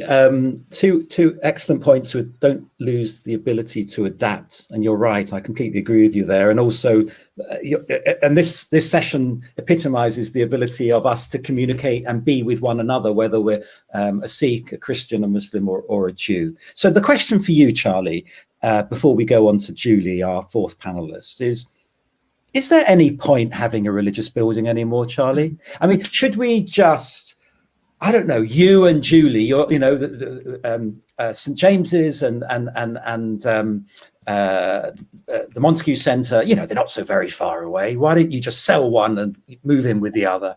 Is there any future for religious buildings in our post-COVID world? And if so, what is it? So we have one community who always says to me, people before bricks. So the thing about liberal Judaism is that we have a lot of communities that actually don't have specific buildings. They use other people's spaces all the time. And then we have those buildings, for example, the LJS and in many ways the Montague Centre, which have huge, not only spiritual power, but emotional connection and tell stories and allow an experience that goes beyond the bricks, that's something beyond. So I think we have to think creatively about space. I think we've got to ask ourselves serious questions about what we're saying about those bricks. And some bricks will continue to be important. And some bricks, actually, it may be time for a different use of them. And I think if I look back to last year's conference on collaboration, there is more. And maybe that isn't that we don't, the Montague Centre isn't, well, we're moving in, Lucy, but it might not be that, but it may be other forms of collaboration that do put people before mortar. Excellent. Thank you very much, Charlie Baginski. Well, now we're going to move on to Julie Siddiqui, be a familiar voice and face to many of us. But before Julie comes on, let me just say, please add your questions, your comments. Always like to hear from you. Gail Davis, thank you for your remark about that you've attended different services and got to know different rabbis. And we don't really want to have a performance-related table in liberal Judaism, but nevertheless, I suspect these things may develop in years to come. They do it with me as a teacher. Why shouldn't they do it with you as a faith leader? Julie Siddiqui. Yeah, thank you so much. Bismillah ar-Rahman ar-Rahim. I'll begin in the name of God. It's really nice to be here. And the advantage and disadvantage of going forth is that so many things in my head now that I'd like to say. I need to pick out some that maybe touch on some things that haven't been said already, but everything that everyone's saying, is chiming with me all the way through. One of the things that you mentioned, Ed, which others haven't picked up on, I think I will, is the issue about funerals and death and loss and, really the very, very painful, difficult stuff that has come from that, where people haven't been able to do even the basics of sort of saying goodbye to a loved one. And the real cost of that, I think, is quite big. And it's been really difficult and challenging for faith leaders, also funeral directors and all of that industry. I mean, there's been really challenged, chaplains, of course, people in hospitals. So I think that has been a really difficult one that no one has really had one answer to, because everyone's just been trying to make good of something that's very, very difficult. And that's still having a knock-on effect, I think, now, even people and their mental health and that. So I feel that's something that we collectively share as well, that actually it's been really tough to people to not be able to do the basics of funerals and things that they would have done before.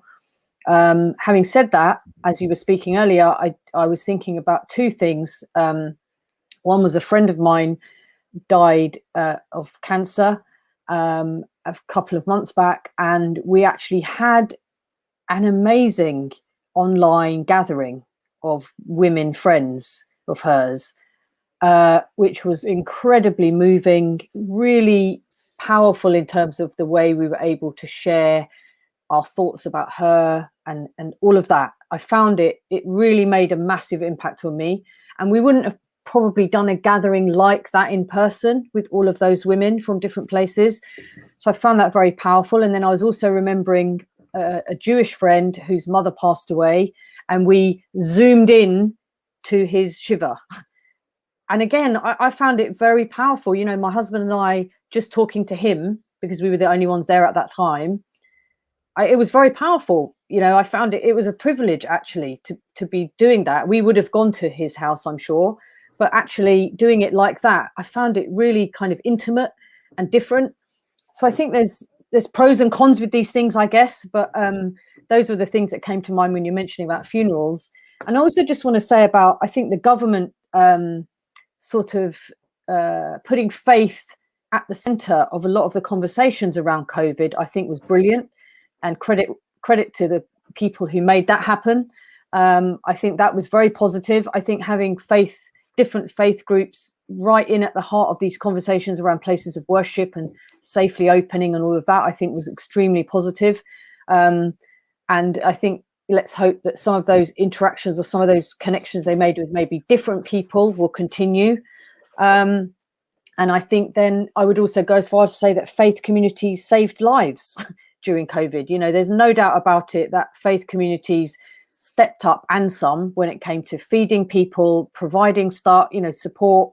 Obviously, it wasn't just faith communities, but I think there was something very powerful about how faith communities just got on and did things that perhaps were not quite happening yet at the beginning, when local authorities were taking a long time to get into gear and all of that, and faith communities just kind of did what they do really well. And I think that's something to be very proud of. I think it needs to be acknowledged. And how do we then go forward with that? And one of the things that I'd like to see more of is more collaborating in a real way between the faiths when it comes to service and doing stuff together. I think sometimes it's still a little bit territorial and, people don't quite, do it together enough. And I think there's a lot more that can be done there, because you've got sharing of resources, sharing of ideas, sharing of ways to do things. One community has assets or buildings, another community has loads of enthusiastic young people that want to do things. One community might have people who cook stuff, other people have. So, how do we make that join up a bit better, I think is something I'd like to see going forward, because that goes beyond that. That means you're serving humanity together, as opposed to just having meetings and dialogue, which I think, we've done that. We need to move on. So those are some of the things that came to mind when you were speaking. Well, thank you, Julie. And thank you, everybody who's beginning to send a few remarks. Welcome to Annabelle from Austria. And Gail Davis shared with us her kitchen bar mitzvah story, which I think is one of many, actually, in terms of the celebration of bar mitzvah. But Julie, you haven't got away with that out of personal question for you. And this is about the 24/7 access, Julie, that faith leaders seems to be more demanded of them. I mean, I teach, a third of my students are future ministers of religion of one type or another. And part of the challenge is for them to learn how to protect themselves in a really difficult environment, when you're expected to be a youth worker, a faith leader, a teacher, administrator, a fundraiser, and everything else. But now, with this technology, Julie, you are available 24/7. Surely that is an unhelpful situation, not just for the Muslim community, but for all of us. Or is this just what we have to accept? No, I mean, I do think it's a challenge, and I think that we need to protect our boundaries where we can as well. And it's not always easy to do. And those of us that are in these roles, in whatever these roles are, we care. So when you care, and when someone needs help or reaches out or asks something or we feel we need to respond. But I do also feel that protecting our own boundaries and our own mental health is also important. I mean, I've certainly practically started in the last few months not looking at my phone after a certain time, and again not into the morning, and not doing certain things at certain times, and just switching off, because we have to do that. So I think there's pros and cons with it. I think it's great to be able to connect with people. I've connected with people online through my phone that I just otherwise wouldn't have known. I would never have connected with. I wouldn't have been able to help them. They wouldn't have been able to help me. So, there's a huge blessing in it. But I do think that all of the research is showing that we have to be careful as well. And certainly for people who've got, if you like, a constituency, whatever that might look like, I think we have to be mindful of our own care, self-care, in order to be good enough to work with others, because otherwise it's tiring. You feel, you know, you can't do the best job you can when you're just forever giving. Well, Julie, I think you're absolutely right, and I hope everyone watching hears that. There's only so much you can expect, and I mean this seriously. There's only so much you can expect from your faith leaders. Now, one of the points that's been brought up, and we're getting some more questions in, is the question of government responses. Now, I suspect there will be a divergence of opinion on this panel as to the effectiveness of the government response. I don't mean to COVID per se, that's beyond our pay grade, but in terms of the religious leadership and the religious input into decision-making process. So I'm going to actually ask that question. What is your view in terms of how involved or insufficiently involved have faith communities been in government policy and government responses to COVID? Who of the panel would like to respond, or shall I just pick on somebody? Oh, right, I'm going to pick on one of you. None of you jumped up. Jasvir, you start us off. I think it's been an interesting 12 months, 13 months now, really. From what I can tell, the government has made a real concerted effort to go beyond the previous people that they were engaging with when it came to faith communities. And they've reached out as far and as wide as they can to ensure that faith communities are being listened to, and that faith communities have that channel to discuss issues directly with government. Now, whether that leads into direct policy making or not is a different thing entirely, but I'll give you an initial example.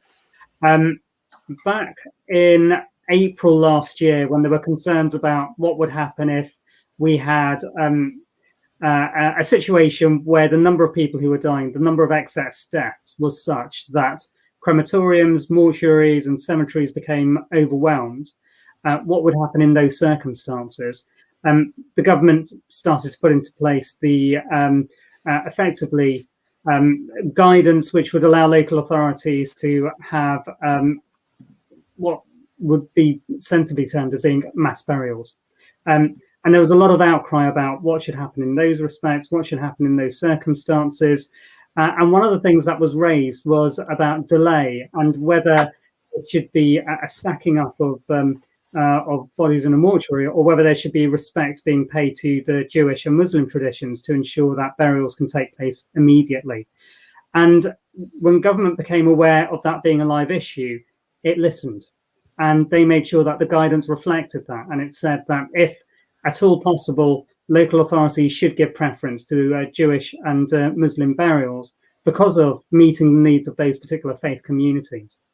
And I think that's just one example of what happened at the very beginning. And since then, the connections which have been built by government with faith communities have been extensive, going way beyond just the institutional, going way beyond just those relationships which had already been formed. I hope that that continues, but I also hope that it becomes even broader than it has, because so far the focus has only been on places of worship, primarily, almost exclusively. And I feel that there are organizations out there which do a lot of work within the community, which aren't necessarily places of worship, which need to have better engagement with. So lots of good work done, but still much to do. Okay, we'll give them a B+, I think, for that. That's what it sounds like. Anyone else want to come in on that, or shall I? Yeah, Charlie. The only thing I'd add is that I think, and it follows on from what Jasvir said, which is that certainly we've had access. For me, and I'm new, so maybe people had unprecedented access, but for me, it's felt like we've had unprecedented access to at least the conversation. But it's also exposed that there's a really limited understanding of what it means to be religious, and what religion, like, where does religion play a part? There seems to be a very narrow understanding of that. And so some of that education, I think, is starting, actually. I think one of the things that's happened during COVID is that that level of education has been expanded, but I'd love to see that continue, that government really comes to understand that religion is not, as Jasvir said, not just limited. It's not limited to a building, but actually the areas where we're involved are so extensive, and there also just isn't one type of being religious. That actually, all of us in this room are religious, and there isn't one expression of that even within the faith communities. Thank you, Charlie. And I suppose one of the encouraging signs is the development of faith champions within different parts of government and the civil service, and therefore hopefully they have a sense of the diversity within these different faith communities. Lucy, I'd like to not pick on you. I'd like to pick the subject of mental health. I think Julie mentioned it towards the end, and this is something that we see a lot of. But what can faith communities do about the challenge of the mental health issues, not just of young people, but we do seem to be, is it a plague? Is it got to that stage? Has COVID dramatically increased the mental health challenge, or are we just more aware of it? I guess my reading of this is really that COVID hasn't invented anything. It's exposed and accelerated things, mostly. So I think probably what I would say is that the kind of isolation that people, I suppose I'm speaking about London perhaps, or an urban environment primarily, because that's just where I am. But I think that the isolation experienced by people in large crowds and large cities has always been quite significant. And one of the ways that faith communities have tried to address that is by certainly by talking about it and gathering people and trying to address that kind of loneliness, which does seem to be endemic. I think that COVID, for some people, they simply said, well, the whole of society has just joined me. I feel like this all the time, or I'm afraid to go out all the time, and I actually have a socially isolated life all the time. So you're all talking about it now, but actually this has been my reality for a long time, or certainly the way that I felt. So I think that in that sense, there's been a greater depth of conversation about it, a more nuanced conversation about it. I have no doubt, though, that I'm just thinking about, during the lockdowns, I have absolutely no doubt that certainly for members of our congregation, this has been incredibly tough to just get through the day. And faith communities, I think, like other civil society groups, we have these kind of, oddly, I suppose, we have these weekly or more often gatherings where we rehearse and talk about what's most important to us. We do it very regularly, and that in itself can be a kind of weapon in the armory against feeling that life has no purpose, and also the medical challenges of depression and anxiety, for instance, that can be brought out and talked about very regularly with that kind of rhythm of religious practice. So I suppose it's more perhaps I'm saying it's more in the mechanism than the content, that I think religions and religious practice can be incredibly helpful here. But I have no doubt that this has been absolutely terrible for very large numbers of people, and I don't dare to say what this means yet. I think that we need to take really time to understand what effect this will have had long term on our society. Thank you, Lucy. You may have seen, the panel may have seen one of the questions that came up, which is interesting question from John Haderman about the separation from physical objects.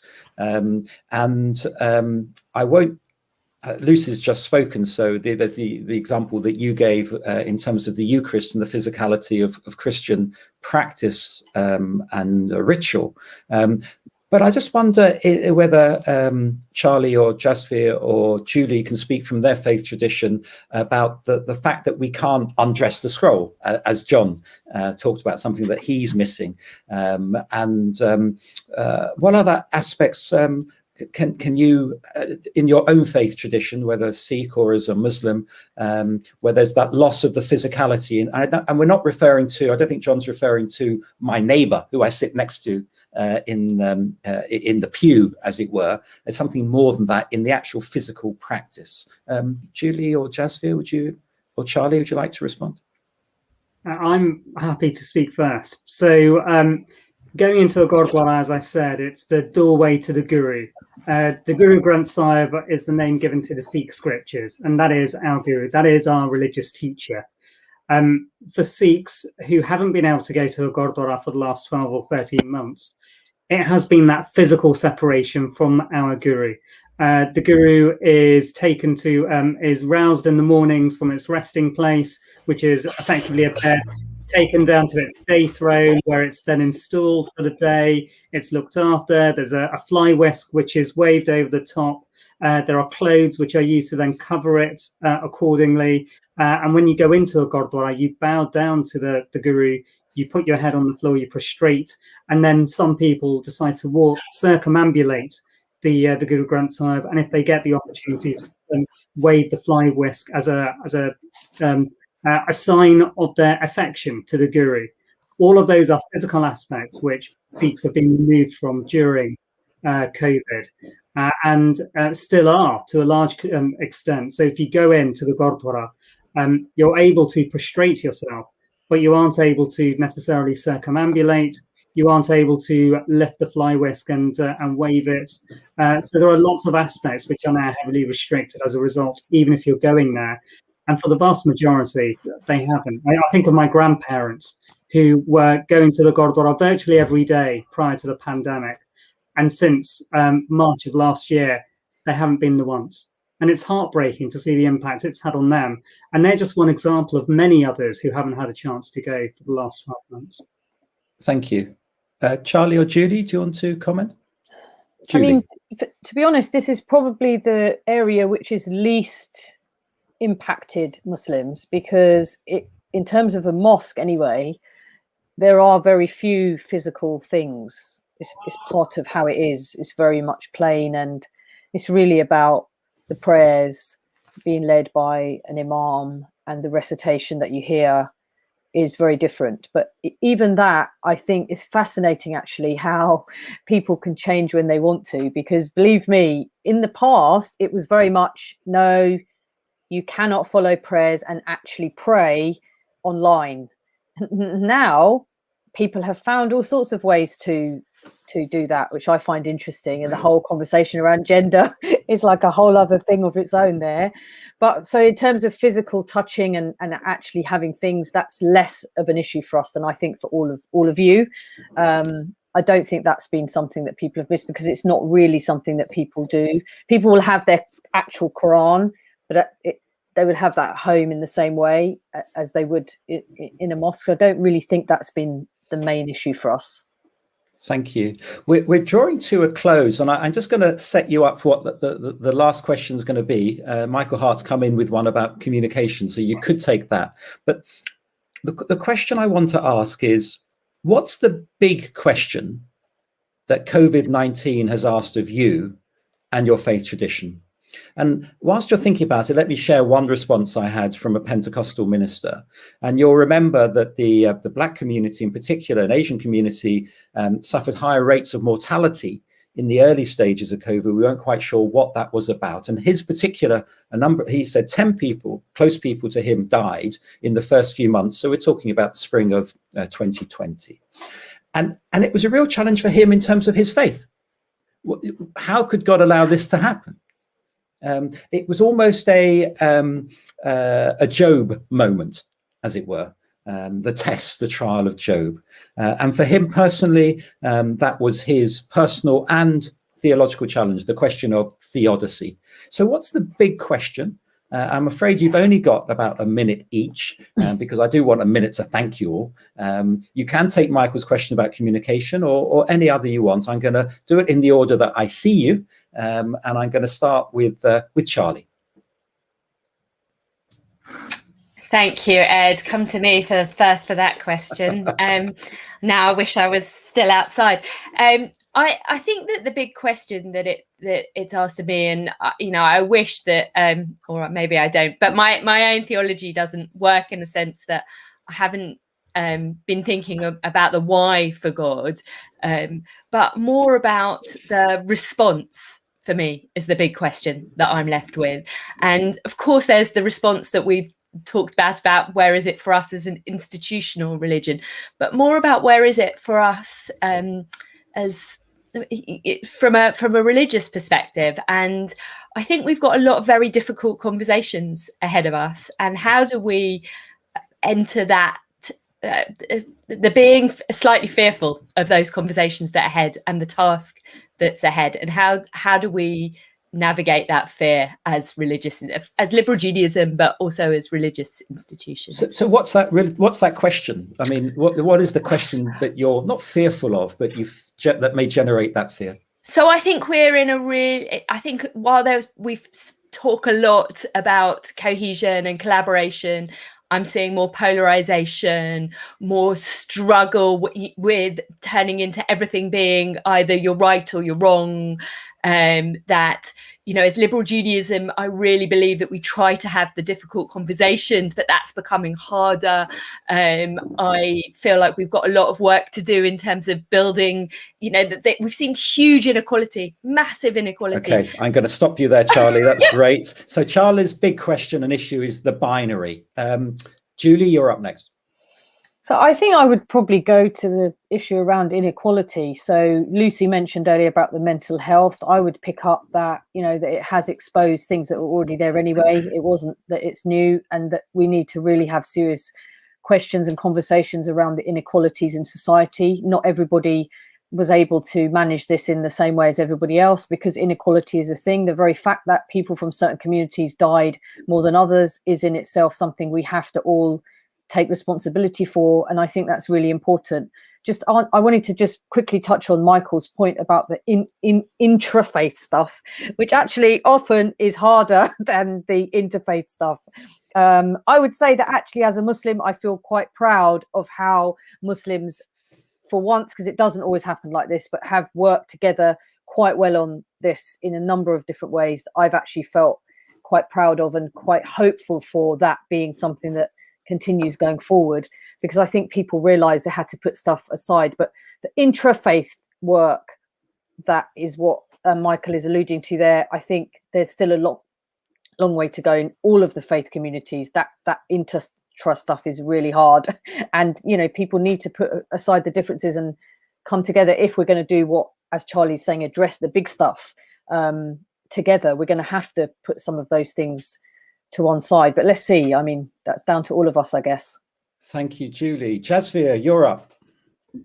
So I would say that there are two things. The first is, what does Lunga look like within a post-COVID world? And I think of, for example, at the moment, as I've said, lots of places of worship, lots of gurdwaras providing food to the vulnerable. In India, where the pandemic has really hit hard over the last few weeks, and in fact the last few days, some gurdwaras have set up oxygen Lunga. So that's giving out free oxygen for people who need it, who are in desperate need, having oxygen tanks ready so that people can drive in, get enough that they need for the time being until a hospital space becomes available, and then go off. Some gurdwaras in Delhi have also converted themselves into pseudo hospitals as well. So that's one thing which is being done on the practical level, which I think is important. And it's about how is that space going to be used in future, and what are places of worship and gurdwaras going to be able to do on that front.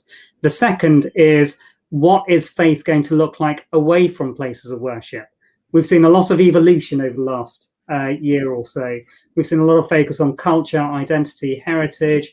We've seen the impact of Black Lives Matter and the horrible, gruesome death of George Floyd last year.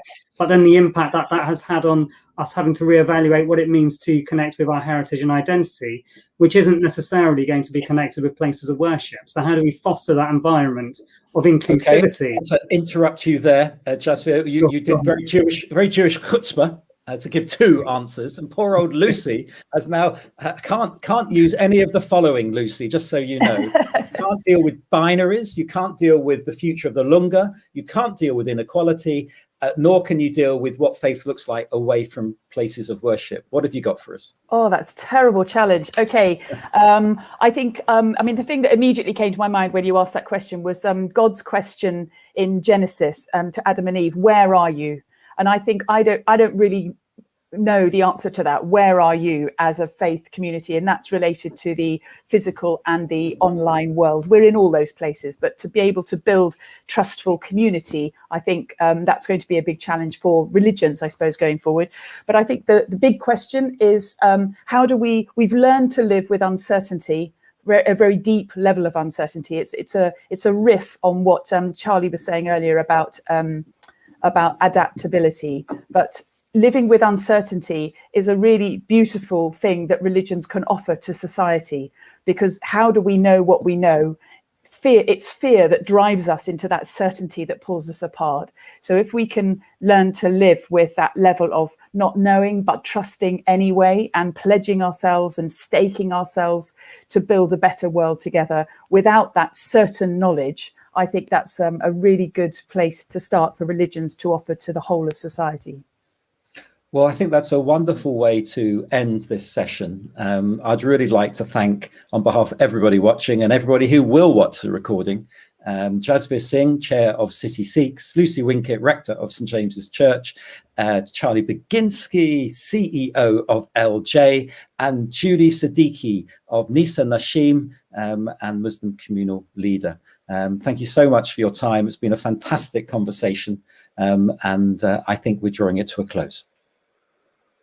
Ed, it was great. How was that, Pete? I have to be honest, old son. I had to take time out to do Havdalah with my congregation. Down here in this little corner of Hertfordshire, it's already Sunday. No, not really, but it's not Shabbat anymore. You've obviously got still that still to come. But we want the joke. We want the joke. Okay, Charlie. Pete, this is terrible. Okay, so the rabbi of a yeshiva. Do you want the joke or not? Sorry, I don't remember it being a yeshiva, but carry on. Okay, the rabbi, the Rosh Yeshiva, right, was very worried about his students looking so pale.